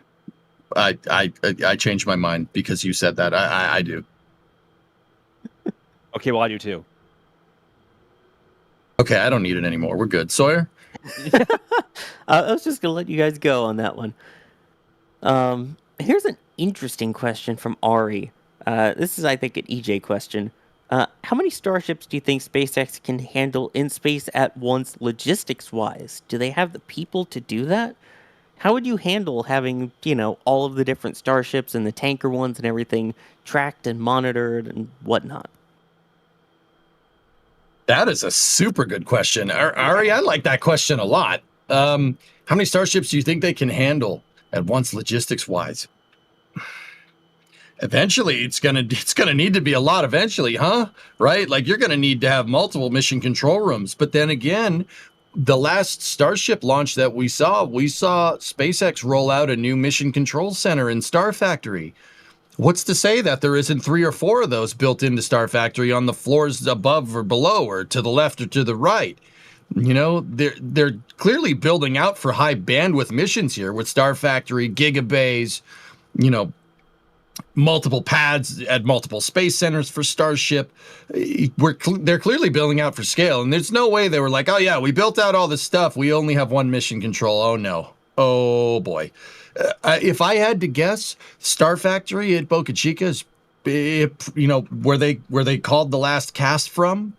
I'm gonna go ahead and say there's probably 2 or 3 flight control rooms that are being set up there, or at least tentatively planned, right? There's probably more going on than meets the eye than what we can see. That's my guess. Not sure, though. I mean, I guess one kind of comparison to that is how are they keeping track of all of the different Starlink satellites, of which, you know, you have 9,000 of those, and they're able to track them.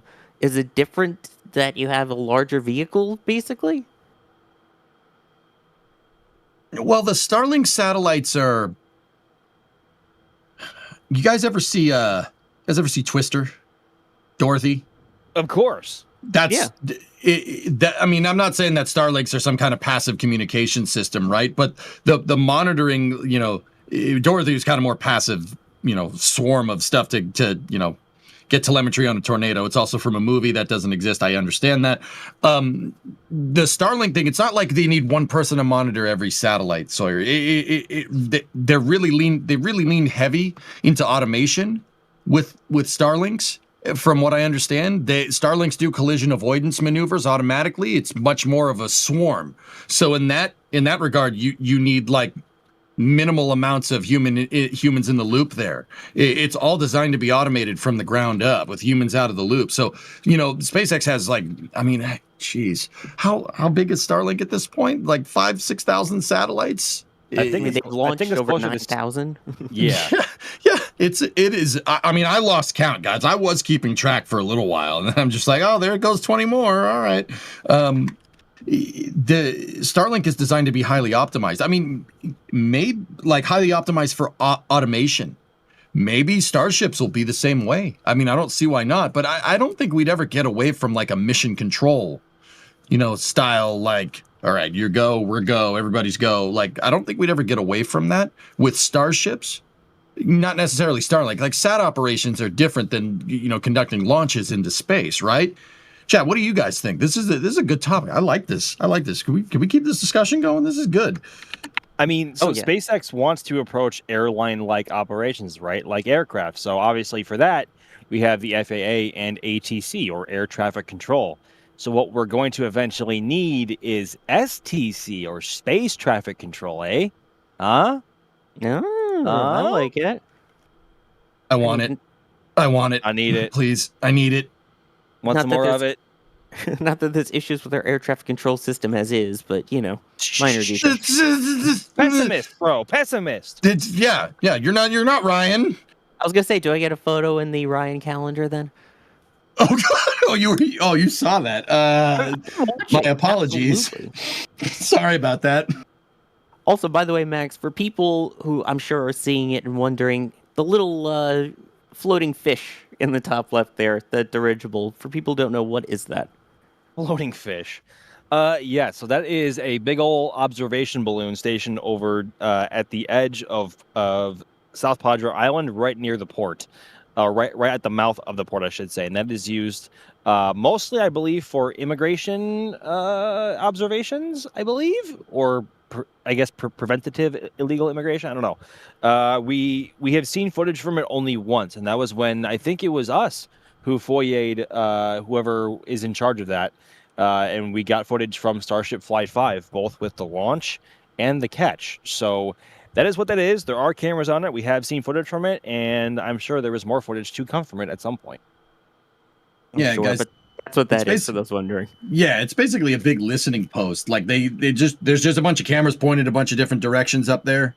The aerostat, you know, floats the cameras up. Instead of building like a huge tower, right, and having a guy with binoculars on the top, that's a little bit easier to kind of see the lay of the land. In this case, they're watching the border. Anyway, just wanted to bring that up because it's on the screen. Turtle Sanctuary saying, considering everything from Flight 1 up until today, can you summarize all the changes the NSF team has faced and your predictions for the future? I think that would take way too long. Yeah. But appreciate it. Basically, more cameras, more better, and going further, even more cameras, even more better. How about that? Especially because now we've also been having the members, the multi-view, the 4K multi-view, which is up, as well as the behind-the-scenes multi-view, where you get to see all the production side of things for today's launch attempt. That is also, I believe, just about to go live, if not already live, so you can check out the team getting ready for the on-camera portion coming up very shortly. Brock with a $20 tip at tips.nasaspaceflight.com saying, WRT propellant depots, can anyone think of a more efficient option for staging commodities in orbit than brute forcing it with vehicles such as Starship? Example, napkin mass suggests about 75k tons of prop, SLS excluded, overall being needed per HLS Artemis mission. That's a lot of math, EJ. Oh, you want me to get? Oh, okay. All right, I got this. I don't think we have the time to get into all of that. All right, let me get the math out. No, Brack, I like where your mind's at. That's good. You're gonna have trade-offs, right? You're gonna have trade-offs with any type of design. Starship, once again, keep thinking about Starship like an airplane.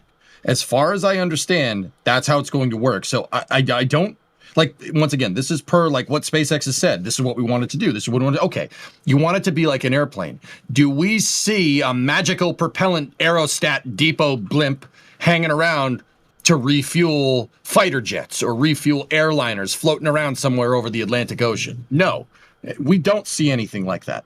So I think that like your ConOps here for Starship is basically just keep refueling and keep refueling. It emphasizes high flight cadence and less on the side of, like lower launch cadence, send it to a depot, right? With that being said, like let's take like the U.S. military, for instance, anytime your fighter jets are out doing something, you're always going to have a tanker loitering around, right? No matter where you're going, what you're doing, you can use that to basically extend your range of capability here. Now, we're not talking about fighter jets, but once again, airplane-like operations, right? Airplane-like operations. Another thing that comes into mind is, the Falklands War in 1982. England used the Vulcans to, do bombing sorties, right? And the Vulcan cannot reach the Falkland Islands by itself. It was being refueled and refueled and refueled and refueled along the way. There were always tankers loitering around refueling the Vulcan so it could deliver its payload.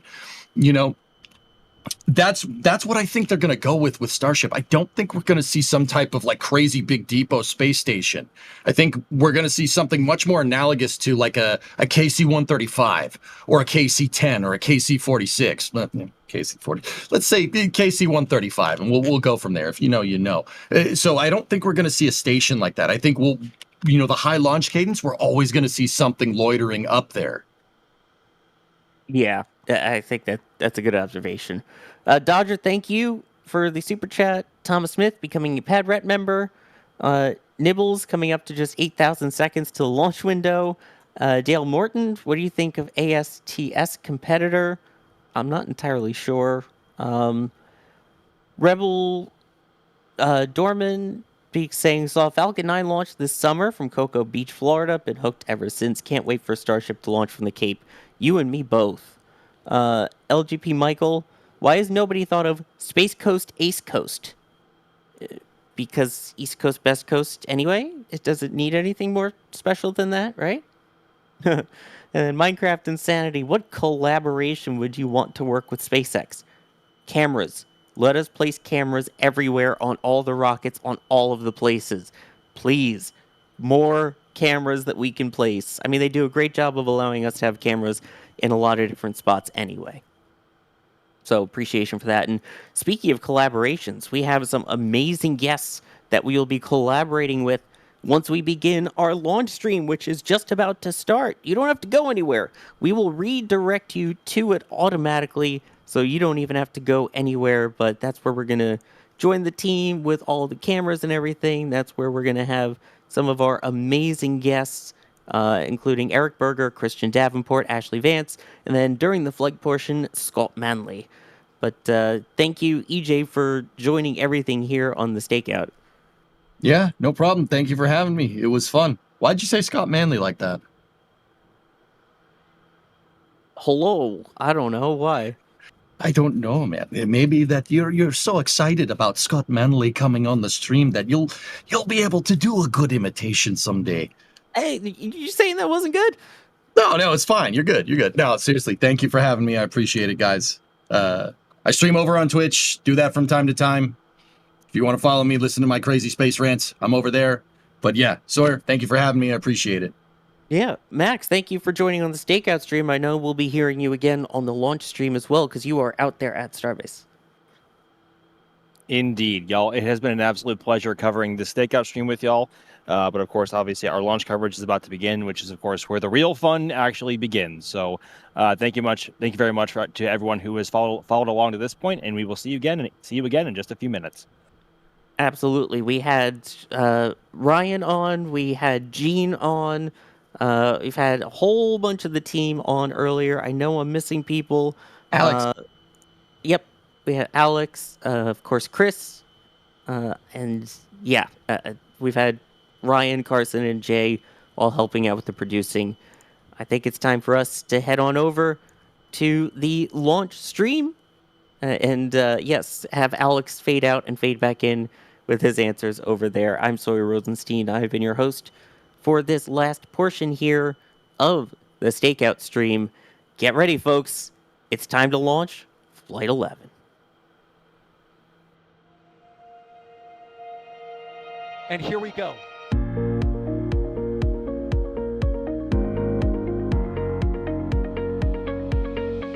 We have liftoff. Propulsion continues to be nominal. RCPA chamber pressure looks good. Following up. Roger, with planet. Water towers, fly! Yes! Tango down to nominal. Fighting downside FTE off. Bring in FTE off. It's orange! 145! Oh my god! Oh my god! Decollage. What is it? Put that in the big bag, Jingle. 343 unfolds to go. Indeed. We rise together, back to the moon and beyond. There's nothing to be exciting and clear, correct? Ship 36 just blew up. Yikes. You good?